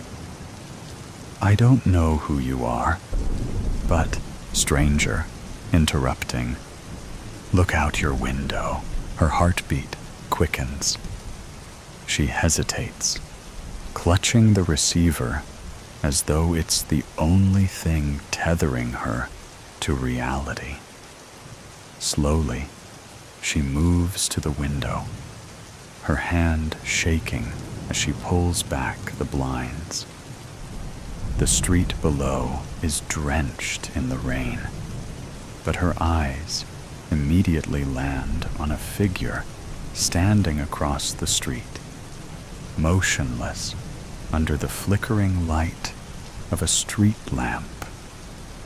Their face is obscured by a hood, their silhouette unnervingly still. Claire's breath catches as the figure tilts its head, as though she is aware she is watching. Stranger. Now, do you believe me? Claire stumbles back from the window, her heart pounding. The receiver trembles in her hand. Her voice is a hoarse whisper. Claire. Who is that, stranger? Someone who shouldn't be there. Leave. Now, Claire glances toward the door of her apartment, her mind spinning with questions. The shadows in the room seem to deepen, pressing in around her. She feels the weight of the stranger's words. The urgency is unmistakable. Her instincts scream at her to move, but fear roots her in place. The voice cuts through her attempt at humor, sudden and sharp, freezing her mid-sentence. Stranger. I wouldn't call if it weren't serious. Claire, snapping. I don't even know who you are. Why would I trust anything you're saying? Stranger. I've been watching and know about the black car parked across the street. Claire's emotions become numb. Earlier, she had barely noticed the car, attributing it to a neighbor's visitor or someone sheltering from the rain. Now, the memory of its presence sharpens, and her hands shake as she edges toward the window. Her voice drops to a whisper. Claire, how do you... Stranger. It's been there for hours, hasn't it? 2 men inside. They're waiting for something or someone. The stranger's words weigh her down, causing her to hesitate. Slowly, she reaches for the curtain, pulling it back just enough to see. Her heart hammers as her gaze locks onto the sleek black car parked beneath the flickering street lamp. The rain cascades off its hood, dark windows like mirrors, revealing nothing of what lies inside. Her breath catches in her throat, her voice trembling as she forces the question out. Claire, voice trembling. Who are they, stranger? Not friends. That's all you need to know. Her stomach twists. Her mind races, trying to make sense of the situation. She looks back at the car as though staring long enough will unlock some clue to their presence. The thought of being watched targets claws at her sanity. Claire, hoarse whisper. Why would they be watching me, stranger? You have something they want, Or maybe someone you know does. It doesn't matter. People perceive you as a solitary figure. Her vision blurs with rising panic. She steps back from the window, her hand gripping the curtain, as though it's the only thing keeping her upright. Her eyes dart around the apartment, scanning the familiar clutter. Her jacket slung over a chair, an unopened stack of mail on the kitchen counter, and the half-empty glass of wine on the table, as if the answer might be hiding there. But nothing makes sense. Claire, frantic. I don't understand. I'm just an office manager. I don't. Stranger, interrupting, firm. Claire, focus. You're wasting time. Leave now. Take the fire escape. Don't use the front door. Her head spins. The idea of fleeing overwhelms her senses.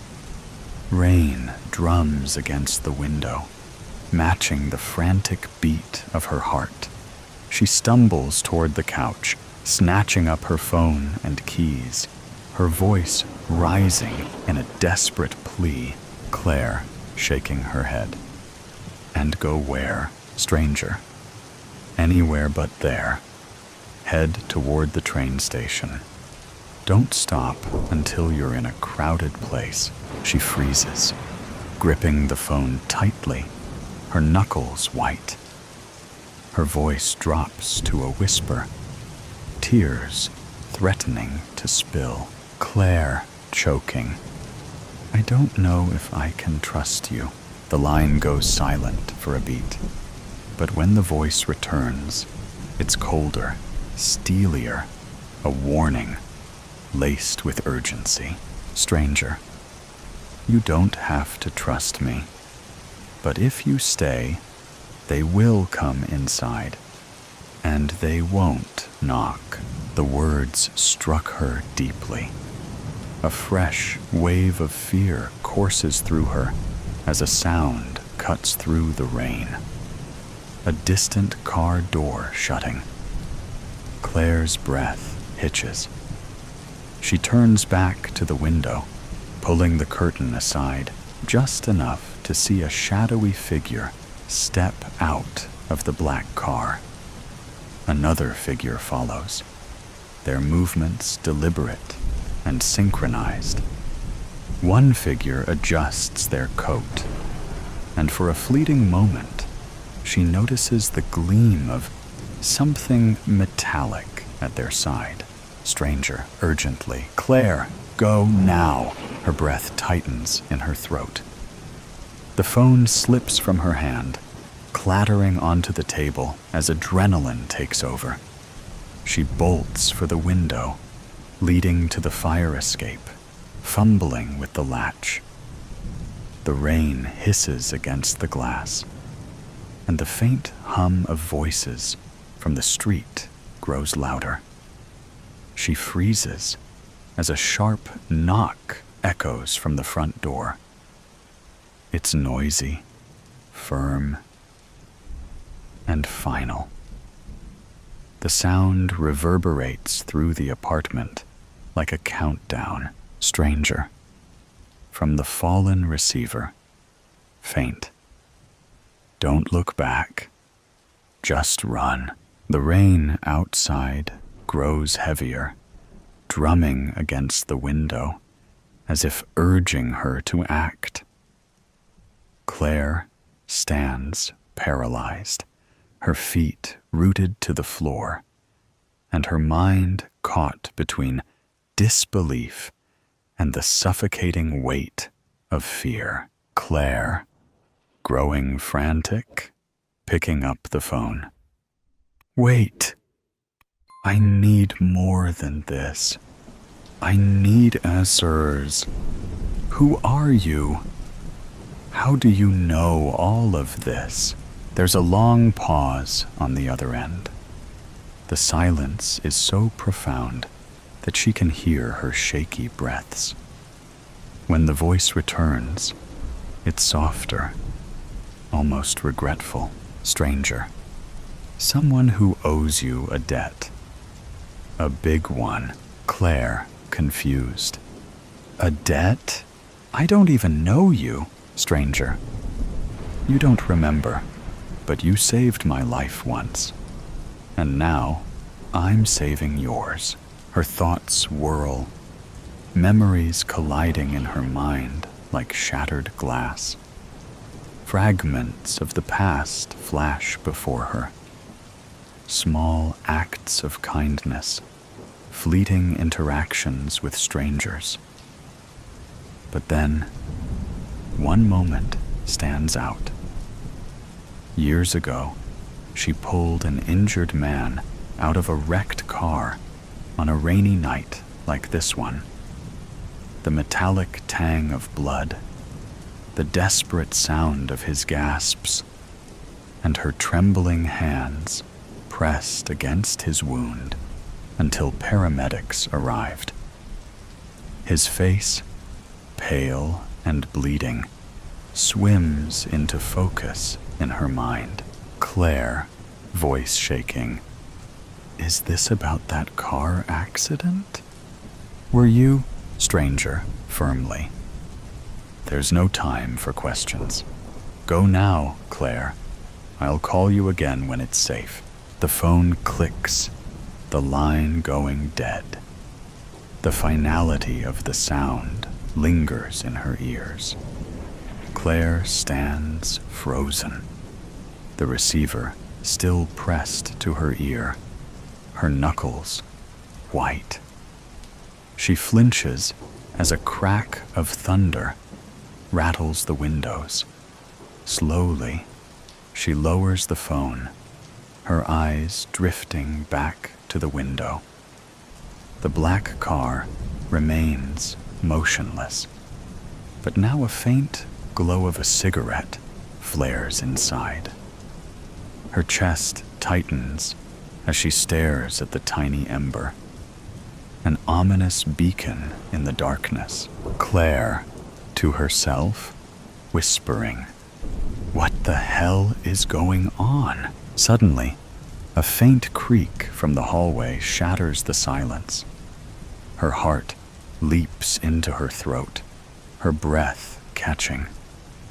She spins toward the sound, her eyes wide and searching. The noise could be anything. The old building settling, a neighbor, but now it feels like a warning. The hairs on her arms rise, and instinct takes over. She grabs her jacket and keys from the couch, her movements hurried and clumsy.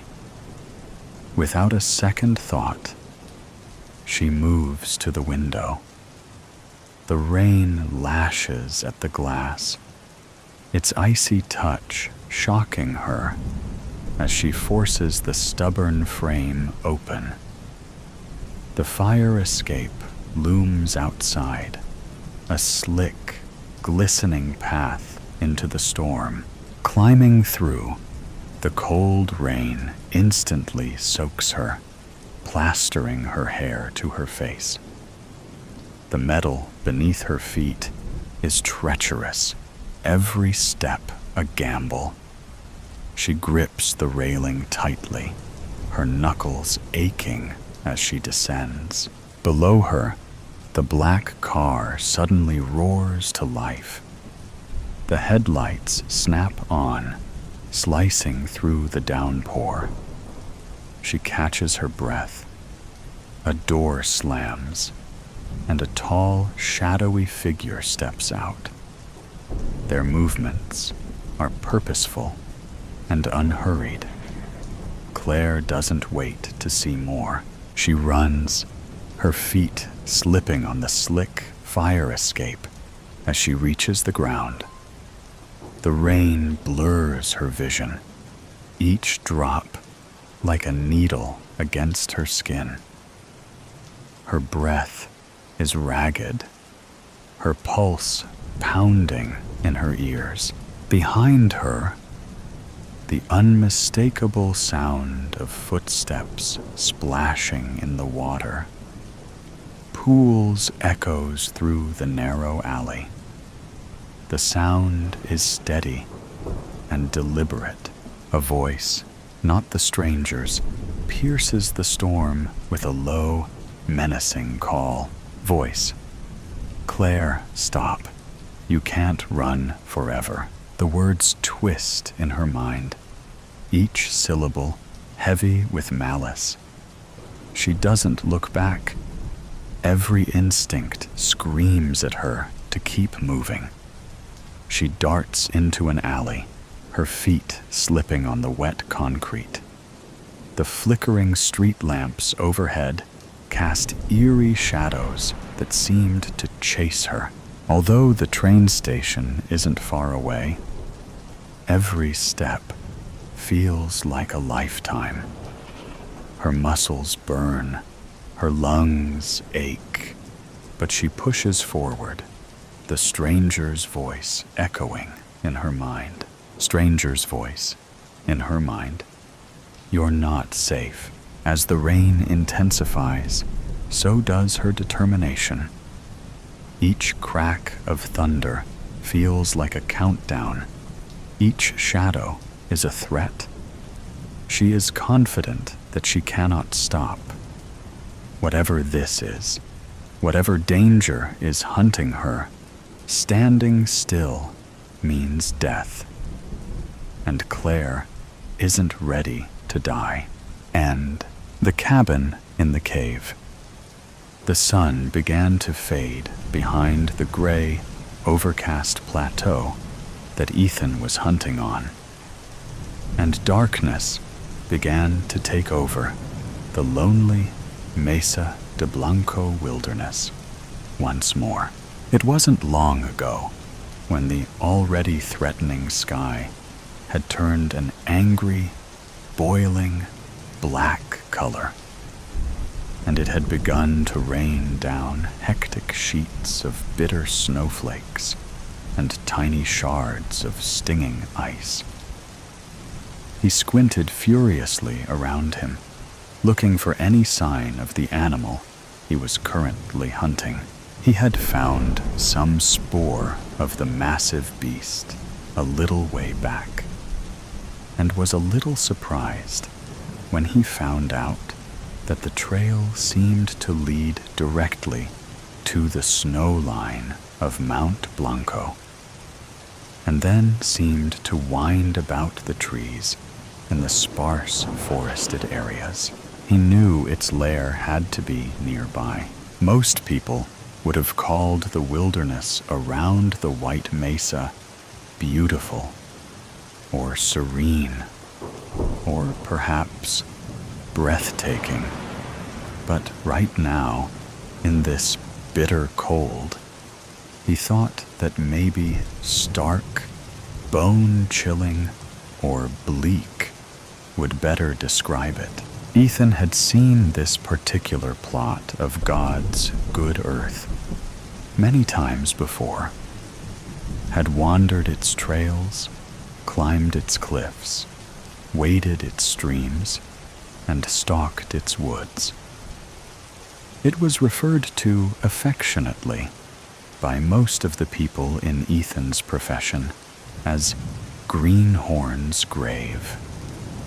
It had been many years since he had been in this part of the Southwest, and for good reason. The game was sparse, and the land was inhospitable. The local townsfolk of Mesa Pueblo had sought out Ethan the last time he was at the local trading post selling his furs, and had told him of how, for the last 3.5 weeks, they have been tormented by a gigantic ghost cat, and that if there is anything he should not do, it would be to go out at night. Apparently, not soon after the last full moon, the livestock around the sleepy village of Mesa Pueblo started going missing. Large livestock. There were holes ripped through fences, and large tufts of white fur caught sticking to barbed wire, but no bodies were left behind. People started seeing the phantom cat ghosting about outside of town, and swore that it had glittering pink eyes. It loved killing livestock, but within a week, it had started targeting children. Any poor child wandering too far away was very liable to be snatched up, especially during night hours. There was very little blood. Apparently, the giant wildcat was taking all of this food back to its lair to eat the majority of it and leaving nothing behind. It was the largest animal any of the people had ever seen, even larger than a grizzly in size, but only short glimpses had ever been seen of it so far.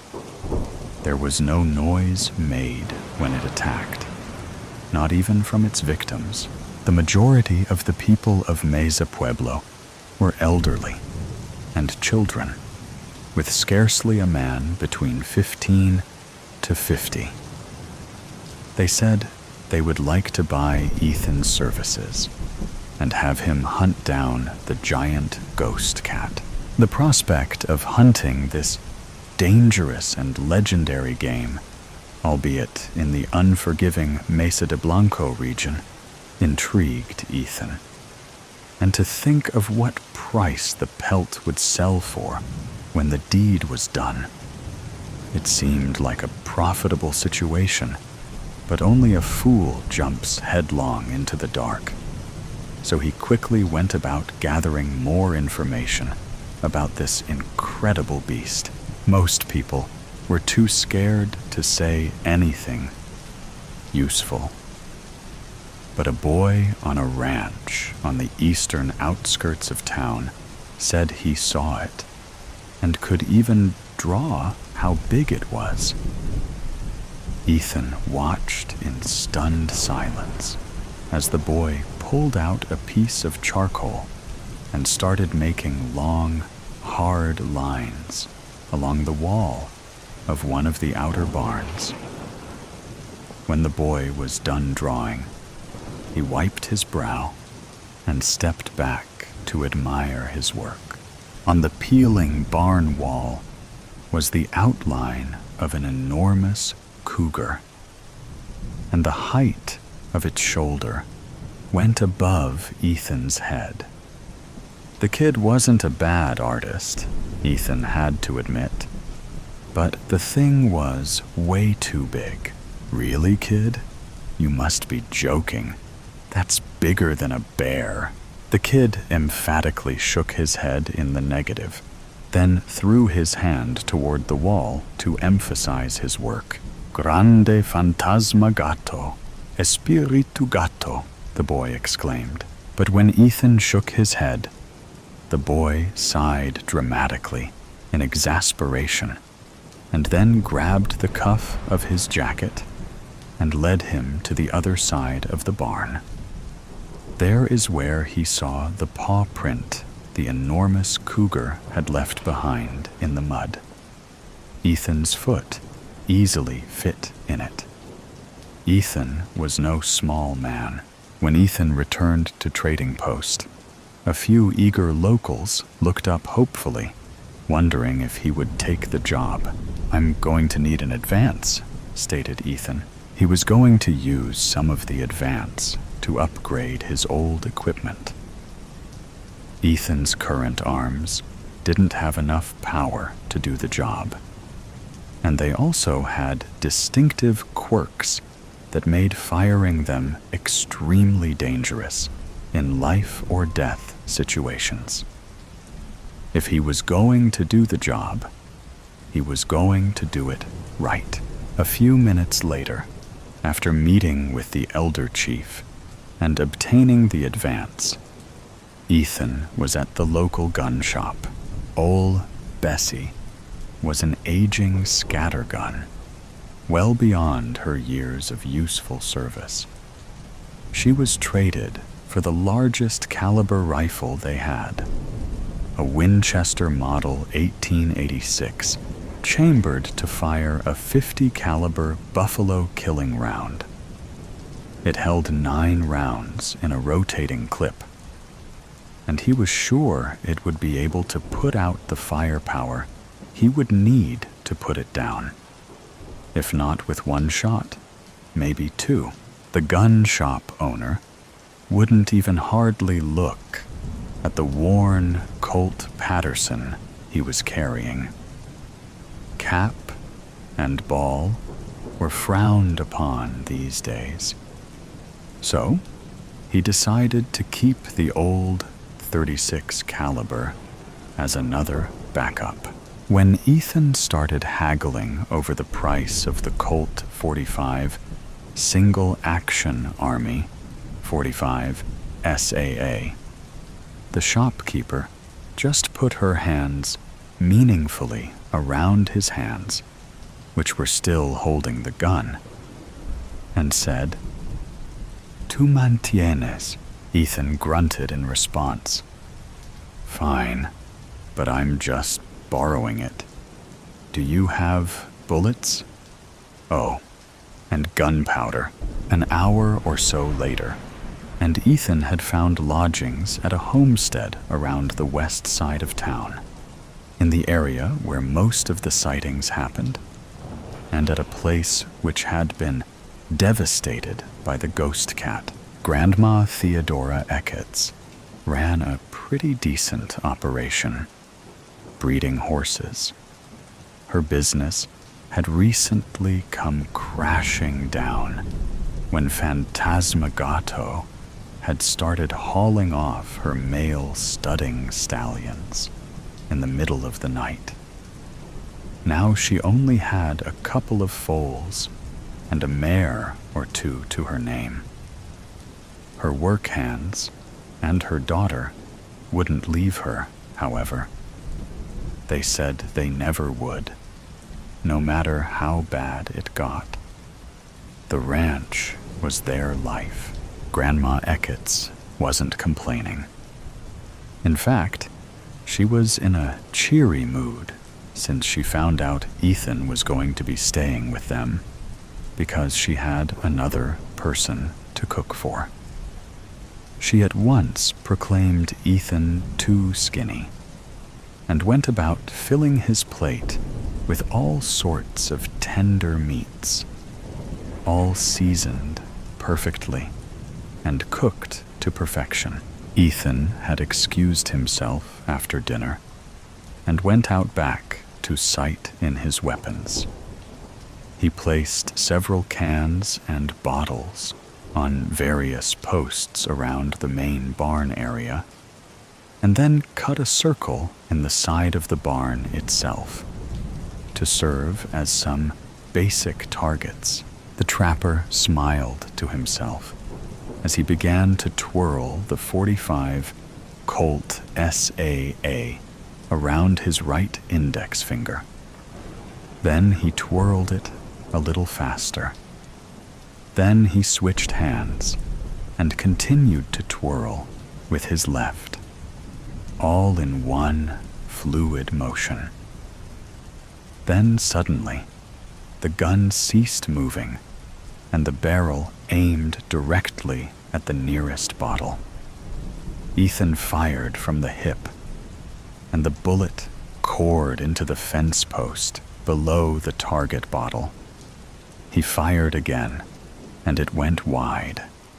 On the 3rd shot, the bottle exploded. Ethan finished with a last twirl and replaced the SAA in its shiny new hip holster, all in one smooth movement. Clapping could be heard from behind him, and then a low whistle. Ethan turned to see Grandma Eckett's beautiful daughter, Christina, standing there, hands on her hips, half smile on her lips. Standing next to her was Jose, the ranch's youngest occupant, and he was holding onto the top of his cowboy hat with one hand and had an astonished look on his face. Jose's mouth hung open, revealing crooked teeth. "Nice shootin' there, stranger. That bottle didn't know what was coming. And what fancy gunplay," said Christina. "He is like some gunslinger straight from the Wild West." "How did you do that, mister?" wondered Jose aloud. Ethan shrugged. "I have a lot of time on my hands, and not a terrible lot of things to fill it with. This calms my nerves." "Let's see it again, mister. Shoot something else." Ethan nodded, then turned back to the targets, standing stock still. He stood there for a good 10 seconds, lasting until the tension could be snapped with a knife. Ethan pulled out the age 36 Colt revolver, quicker than it takes a bolt of lightning to hit the ground, right-handed, and fired 3 times in a row. 2 cans and a bottle met their untimely demise. "Amazing!" cried Jose, visibly awed.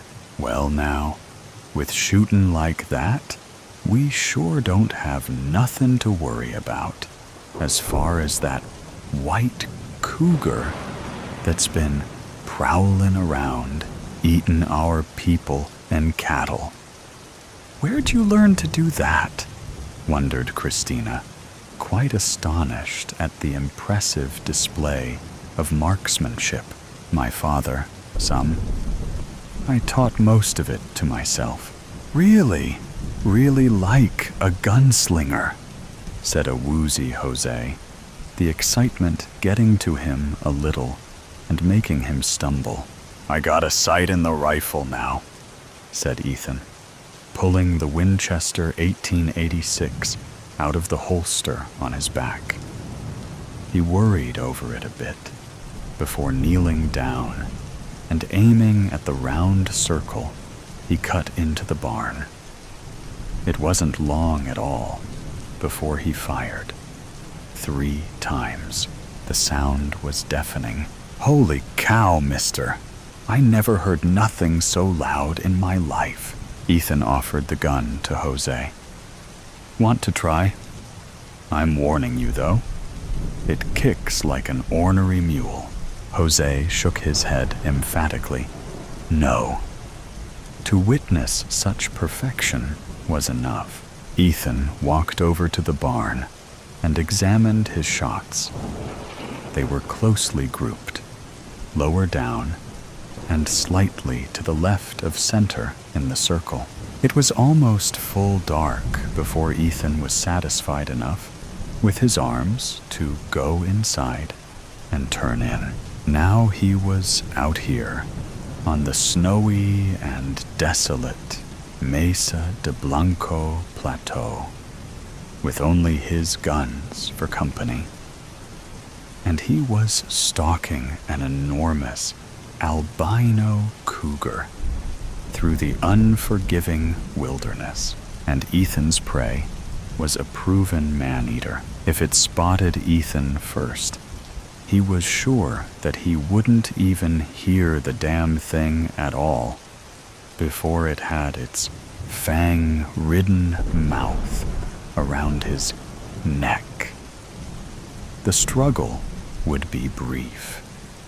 Then it would most likely haul Ethan's bloody corpse back to its lair to munch on at its own leisure. Grim thought that. Still, he was sure he could put the monster down with a good shot or 2, from the .50 caliber Winchester rifle. It really all came down to who saw the other first. But Ethan was also beginning to worry about the weather. It was starting to snow even harder, and the wind was picking up. With full dark right around the corner, getting caught out in a storm like this could be quickly fatal.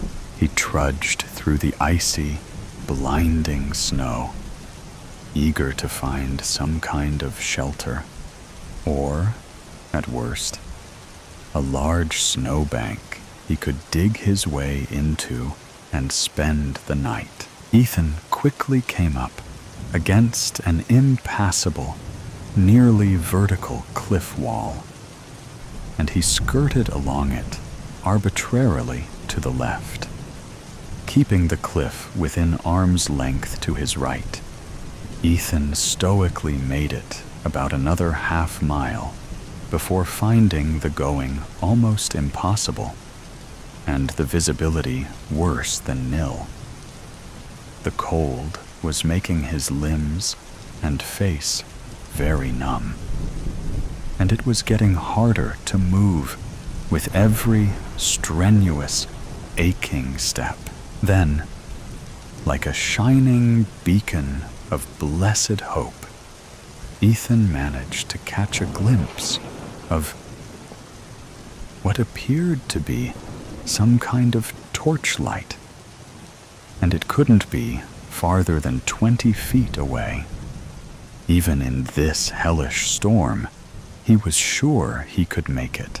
Ethan stumbled into a cave not a moment too soon, his strength about to completely give out. A cozy series of somber lanterns were lit along the left cave wall, hanging from studs nailed into support posts or sitting ensconced in cleverly made recesses notched into the rock wall. The cave was unusually warm and inviting, at least when compared to outside. It seemed to have been mostly man-made and was almost smooth. Such was the care that had been made when the tough, mineral-streaked rock had been picked at and blasted thoroughly by dynamite, by at least several men for a very, very long time.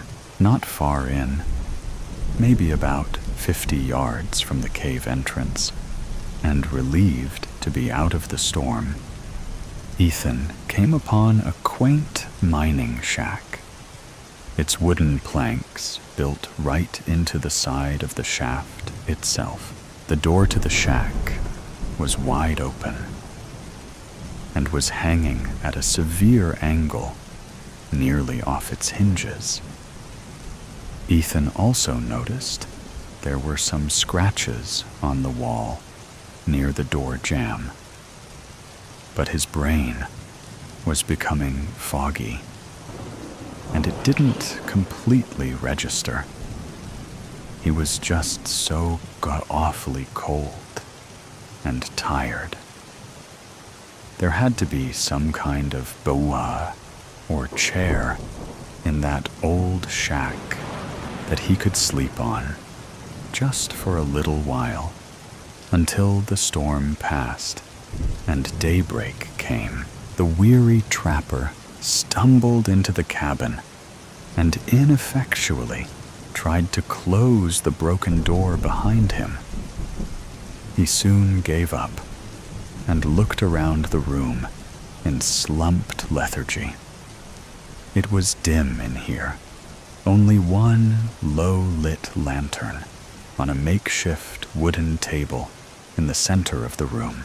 There was only one other piece of furniture, which was a tattered cot in the corner of the room. But at least it seemed to be roomy enough to sleep two normal-sized men comfortably.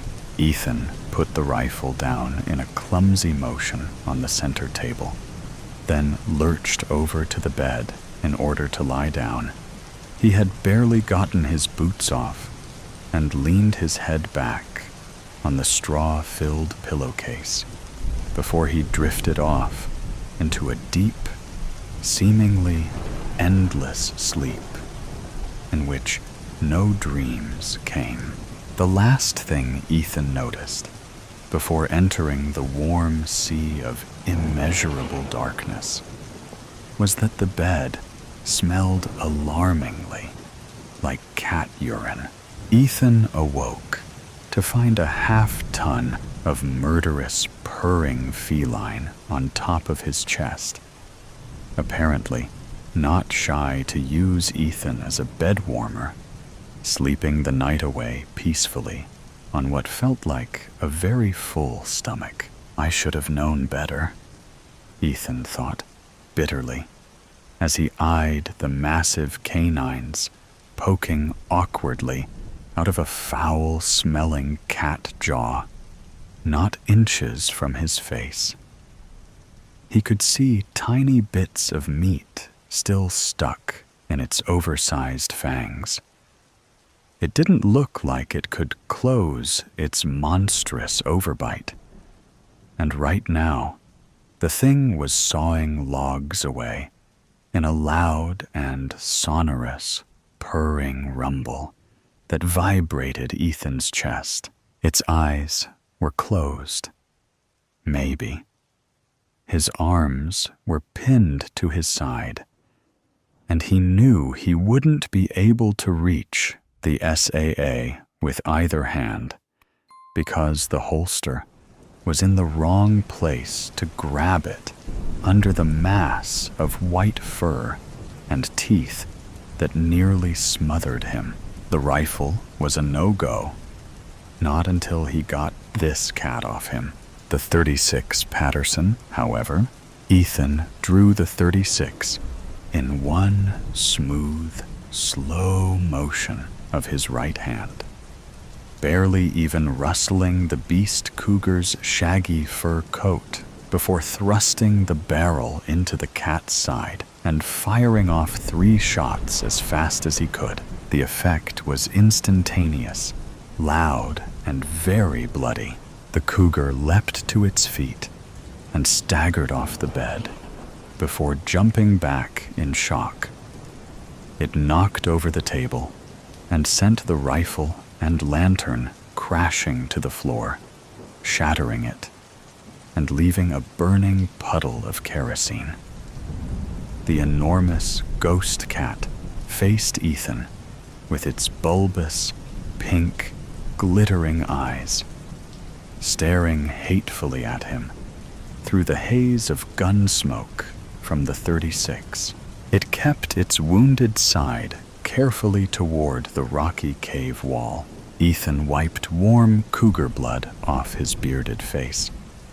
This was going to get ugly. It was somewhat dim in the cabin, the only light coming in through the broken door and the tiny lake of fire burning in the center of the room. And the shadows abounded, merged and commingled in a dizzying fashion.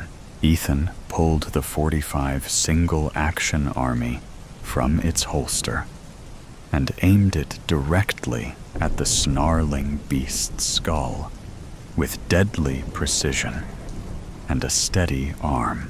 "Good night, Espiritu Gato," said Ethan under his breath as he pulled the trigger. Thunder boomed. Later that morning, a bedraggled, snow-studded Ethan stumbled back into town.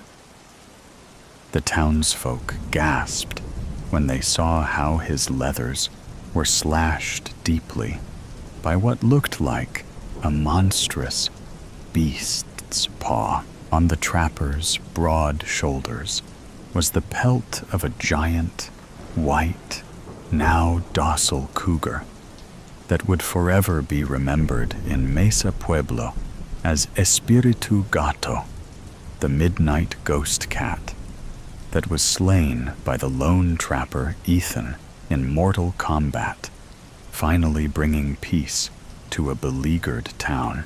distorted. I left home 5 years ago.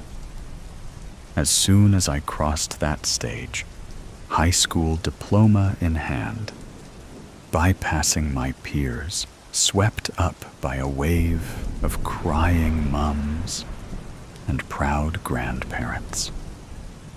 I was done. The boot of my car held as much of my 18 years of life as I could stuff into 3 boxes and 1 suitcase. I'd armed myself with a bank account full of every tip and paycheck I'd received from my waitressing job and an early acceptance offer from a university 2 states away, as far as I could get from a place I'd once called home.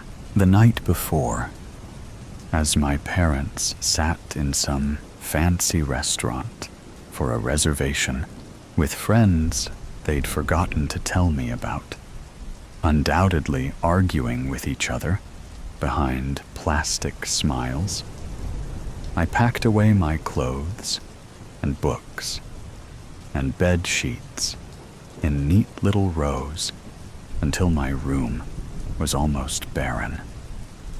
Apart from the old wooden furniture, my bedroom was cleaner than it had probably ever been, and I laughed at thinking about how, if the situation was different, it might finally make my mother happy with me. At 10:07 p.m., they arrived home, my father slamming the door as their whisper shouting floated upstairs. I knew they weren't being considerate of the fact that I might be sleeping, but rather they worried about the possibility that a commotion might alert the neighbors, that they would see through the cracks in the foundations of their picture-perfect dream house. They didn't come in to say goodnight. Hadn't since I was 8, and old enough to read myself to sleep.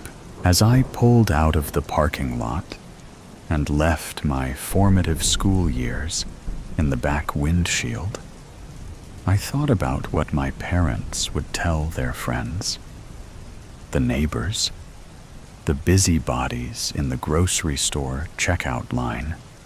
Would they lie and tell everyone I had accepted a scholarship for some prestigious university overseas?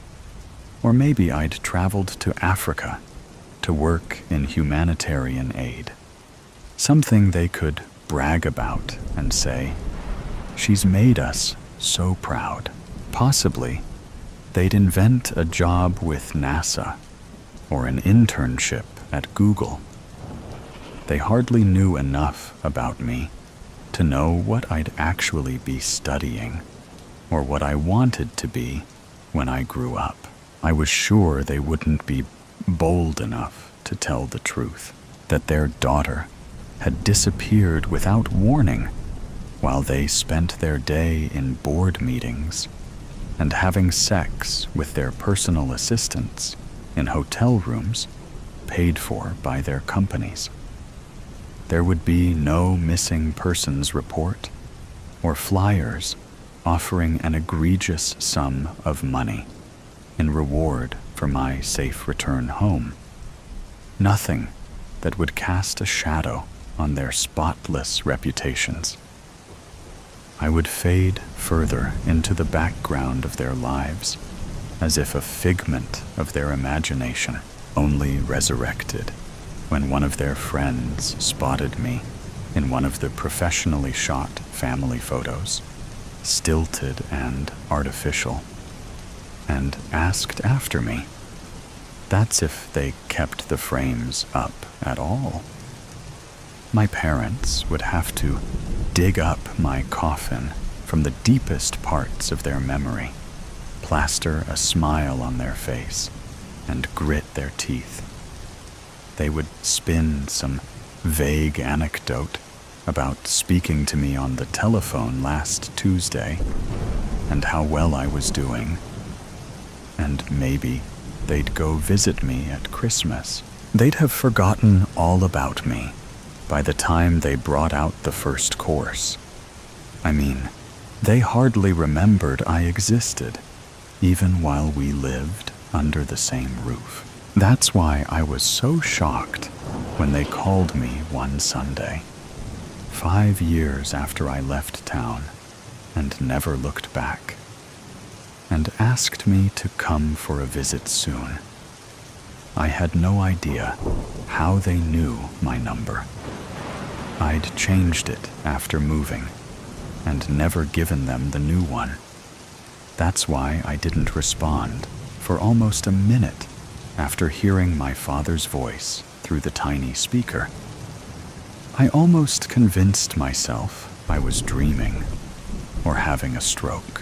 Maybe I'd temporarily slipped into an alternate reality where it was normal for my father to have my number, to call me out of the blue and invite me over. Anything to explain why the fuck he was calling. There was no special occasion. Nobody was sick and dying, and there was no upcoming birthday to celebrate. They just wanted to see how I was doing and make amends. They missed me, they said through the crackling of the landline. I wondered if they had finally snapped and gone crazy, if they'd learned a sense of humor and this was some kind of prank. Or perhaps they had early onset dementia and had forgotten that I had never been much more than a roommate they had complained about having to spend their hard-earned money on. I told them I would think about it and immediately hung up. I spent the next 2 days trying to forget about it altogether until I came home from work to a letter in my mailbox, a one-way ticket dated 2 weeks from then, set to arrive at the airport an hour out from the town I grew up in. On the front of the envelope, my address, written in my mother's sloping, elegant handwriting. Nausea settled in the pit of my belly. How did they know my address? I'd not kept in contact with a single person from my childhood. The hairs on the back of my neck tingled as the growing sense of being watched settled into my skin. Then a thought popped into my head. Had they known the whole time? Had they known where I was all these years and never bothered to reach out? Suddenly, I was 12 again, and realizing my parents were never going to care about me the way the kids at school were cared for. This confirmed what I had always known. I was alone in this world. It took some deliberating, but I decided I would go. I would see what it was they wanted from me, and if they really had changed. I told myself I wouldn't give in to whatever manipulation tactics they might pull. I would be strong and remain distant. And when it was done, I would demand that they never contact me again. Even still, my bones were heavy with paranoia the following weeks. I elected to hire a rental car to drive from the airport to their house. There was no way I'd give my parents the satisfaction of driving me, of having any modicum of control over me once more. And this way, if I needed to leave, I wouldn't be forced to wait 20 minutes for a taxi. I parked on the street.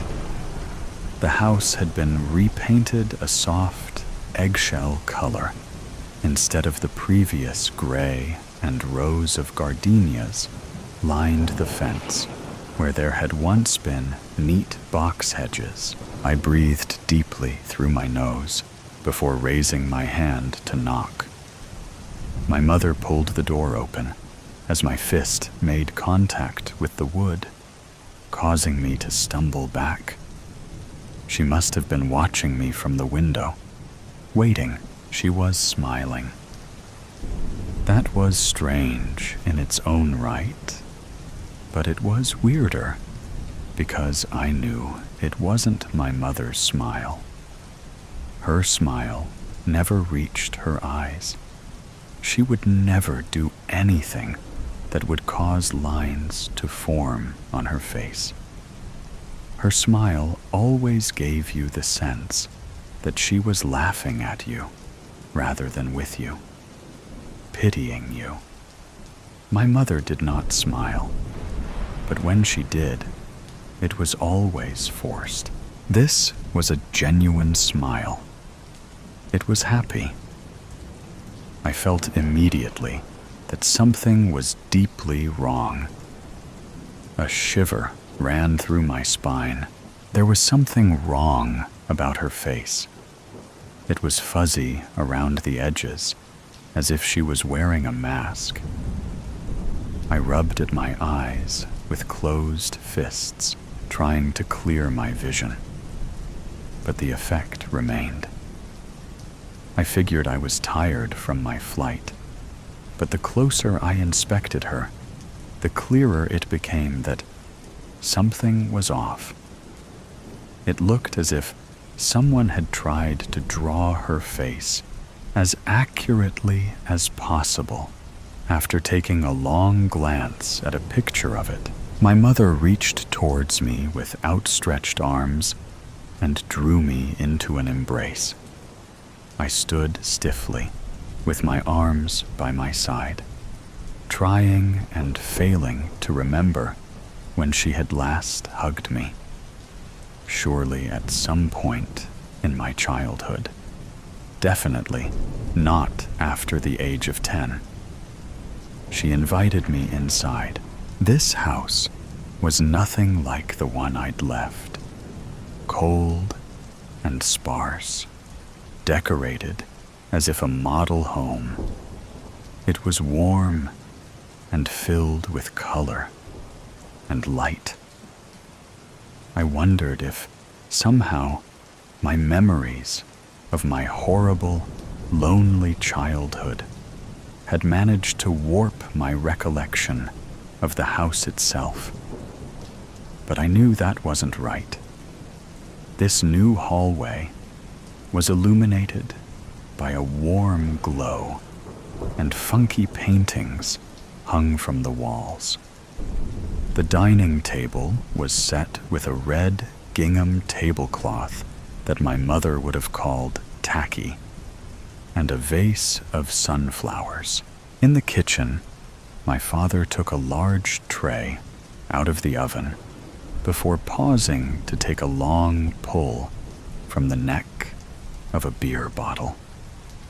I had never seen my father drink beer before. He used to say it was the common man's drink, and that real men drank whiskey. He turned to say hello, and where his face had once been clean-shaven and professional, stubble grew freely. Like my mother, something was off. And it wasn't just the facial hair. His nose was smaller than I remembered. Eyes just a fraction too far apart. From afar, or at a passing glance, it was the man I'd grown up with. But as he stepped closer to greet me, his features shifted. It was like looking at an optical illusion. And when I changed my gaze, the true image would slip into place. They watched me.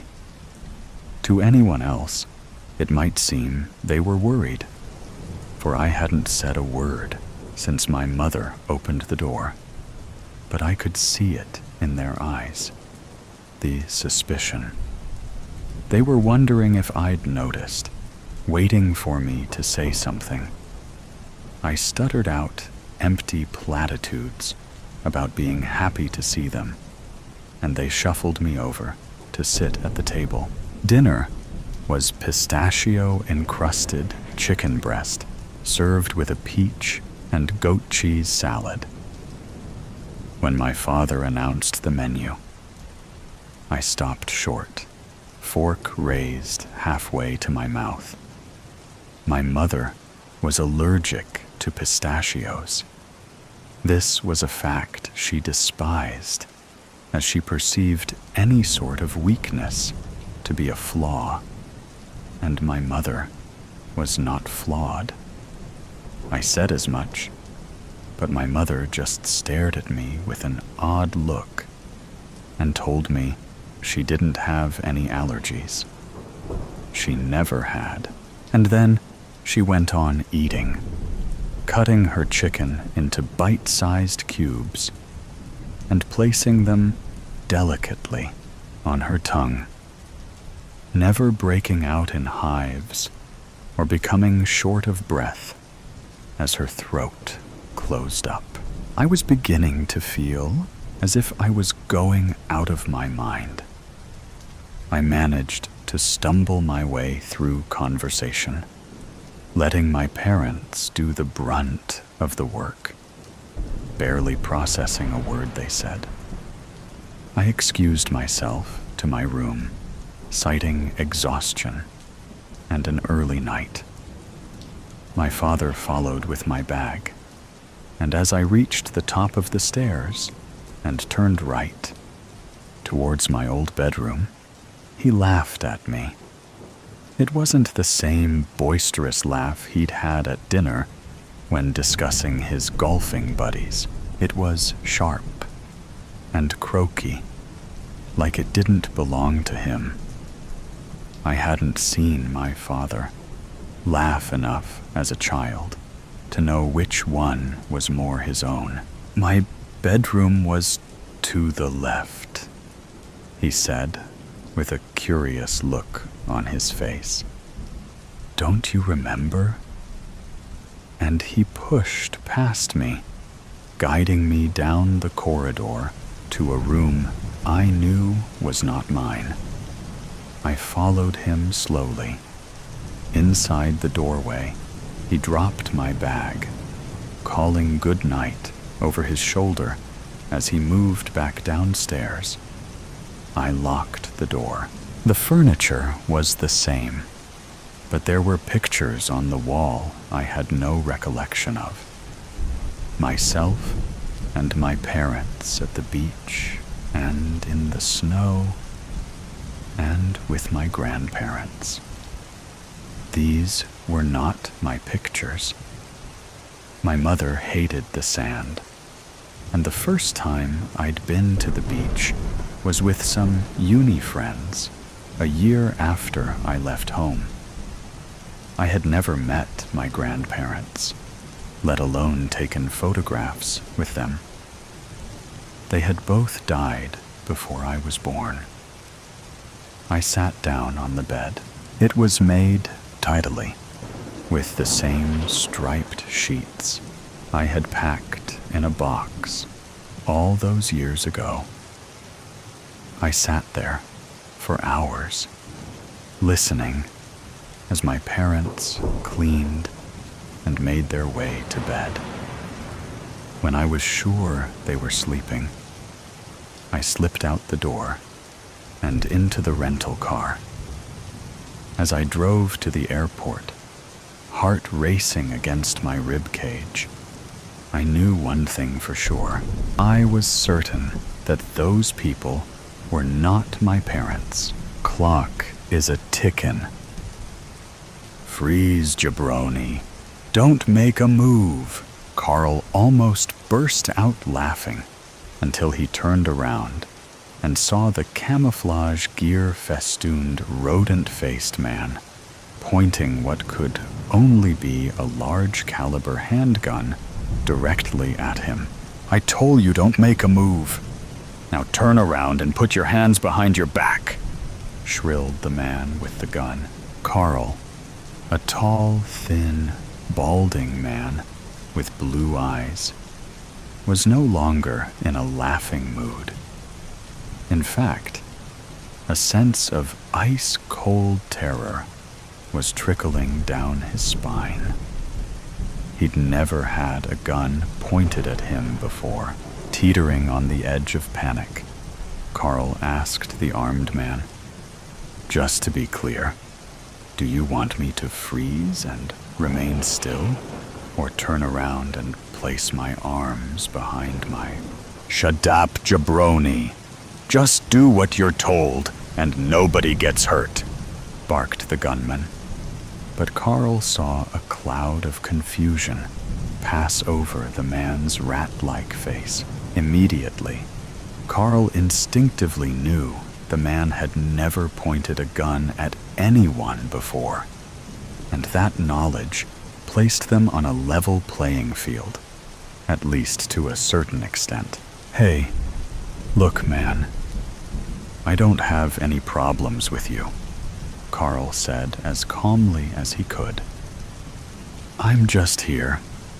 Look, my wife got me a new tarp for our trailer for Christmas, and I'm just here to strip off the old tarp and throw the new one on. Who are you, anyway?"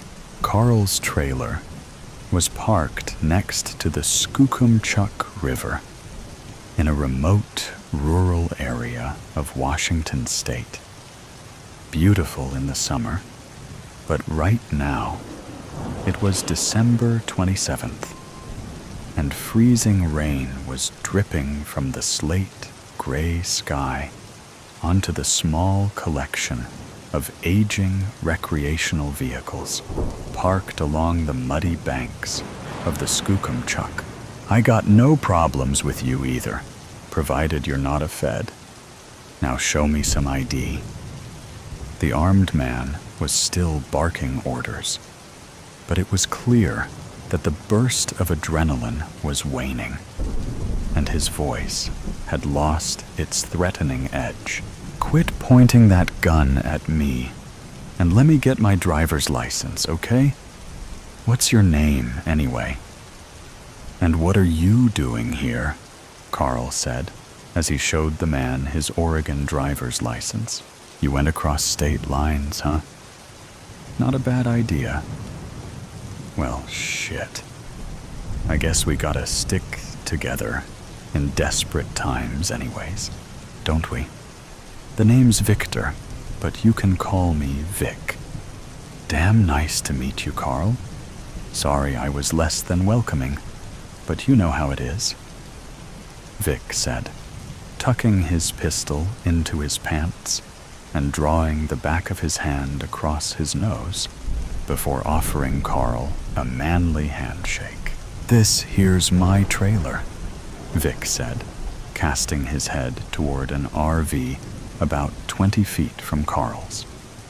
"Well, technically, it belongs to my Uncle Kevin, but he's too damn old and doesn't truly appreciate the magnitude of the threat." Carl took a deep breath. Suddenly, he felt somewhat restored to his equilibrium. He knew Kevin. Shit. Carl had been parking his trailer in these woods for about 16 years. He was at least casually acquainted with the other campers and fishermen who frequented the site. As Carl internalized the vital information that Vic wasn't just some random lunatic or escaped convict, he said, "Holy hell, Vic. I know old Kev. Known him for years. Wait, the magnitude of... What is this threat you're referring to?" Vic went still, and his hand wandered to his waistband, where the gun was tucked away.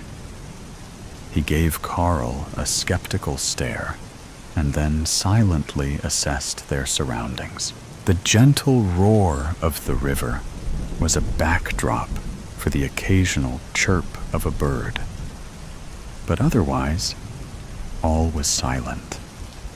Vic's eyes flickered up into the evergreens and peered into the underbrush, but nothing moved. There was no breeze, and the rain was just a mist that hung in the air, along with the scent of moss. Carl belatedly realized that Vic had been out in the woods for a while. His jawline was scruffy, and the pores on his nose were black and visible. Dirt was caked under his fingernails, and his hair was stingy and greasy. "What threat?" Vic hissed. "You playing games with me, Carl? Because you wouldn't be out here if you weren't keyed in, and I don't appreciate being toyed with." No. That's not what I meant. Listen, I'm just trying to understand your assessment of the threat, Vic. We need to share intel if we are gonna get a handle on the... Shit, man. You want some beef jerky? Carl asked as he yanked a packet of Jack Links out of his pocket and tore it open. Vic accepted a hunk of jerky and gestured that Carl would follow him to his trailer. After about a dozen steps, Vic stopped in his tracks and surveilled the tree line for snipers.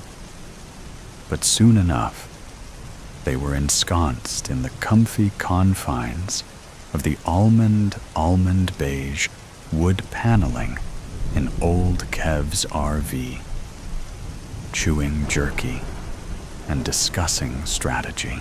Soundgarden issued softly from the tape deck as Vic chuckled and said, "Leave it to the computer nerds to completely disregard the obvious fact that we are gonna run out of digits. Goddamn educated idiots is what I call, hello?" Vic could do a pretty accurate Jerry Seinfeld impression. "Sweet fancy Moses. Yeah, but what'll happen? What's gonna happen when the clock strikes midnight on New Year's Eve?" Carl asked, and Vic just shook his head and said, "Boom. Digital apocalypse. We run out of digits. Think about it. Our entire lives, ever since the invention of computers, we've been running on 2 digits. Wait, what?" Carl said. "There are shitloads of digits, like 8 or 9 at least." "Let me ask you this," Vic said, leaning forward. "What year did you graduate high school?" "Class of 94, Carl said. "And the year you were born?" Vic insisted, leaning closer. 75. "What's your point?" Carl said, confused. "My point? My point?" Vic said, locking Carl in his beady gaze.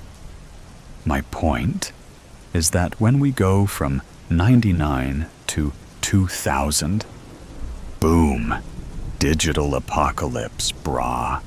Nobody has ever thought of the consequences. There are no guardrails in place, no safety net, Carl. Think about it."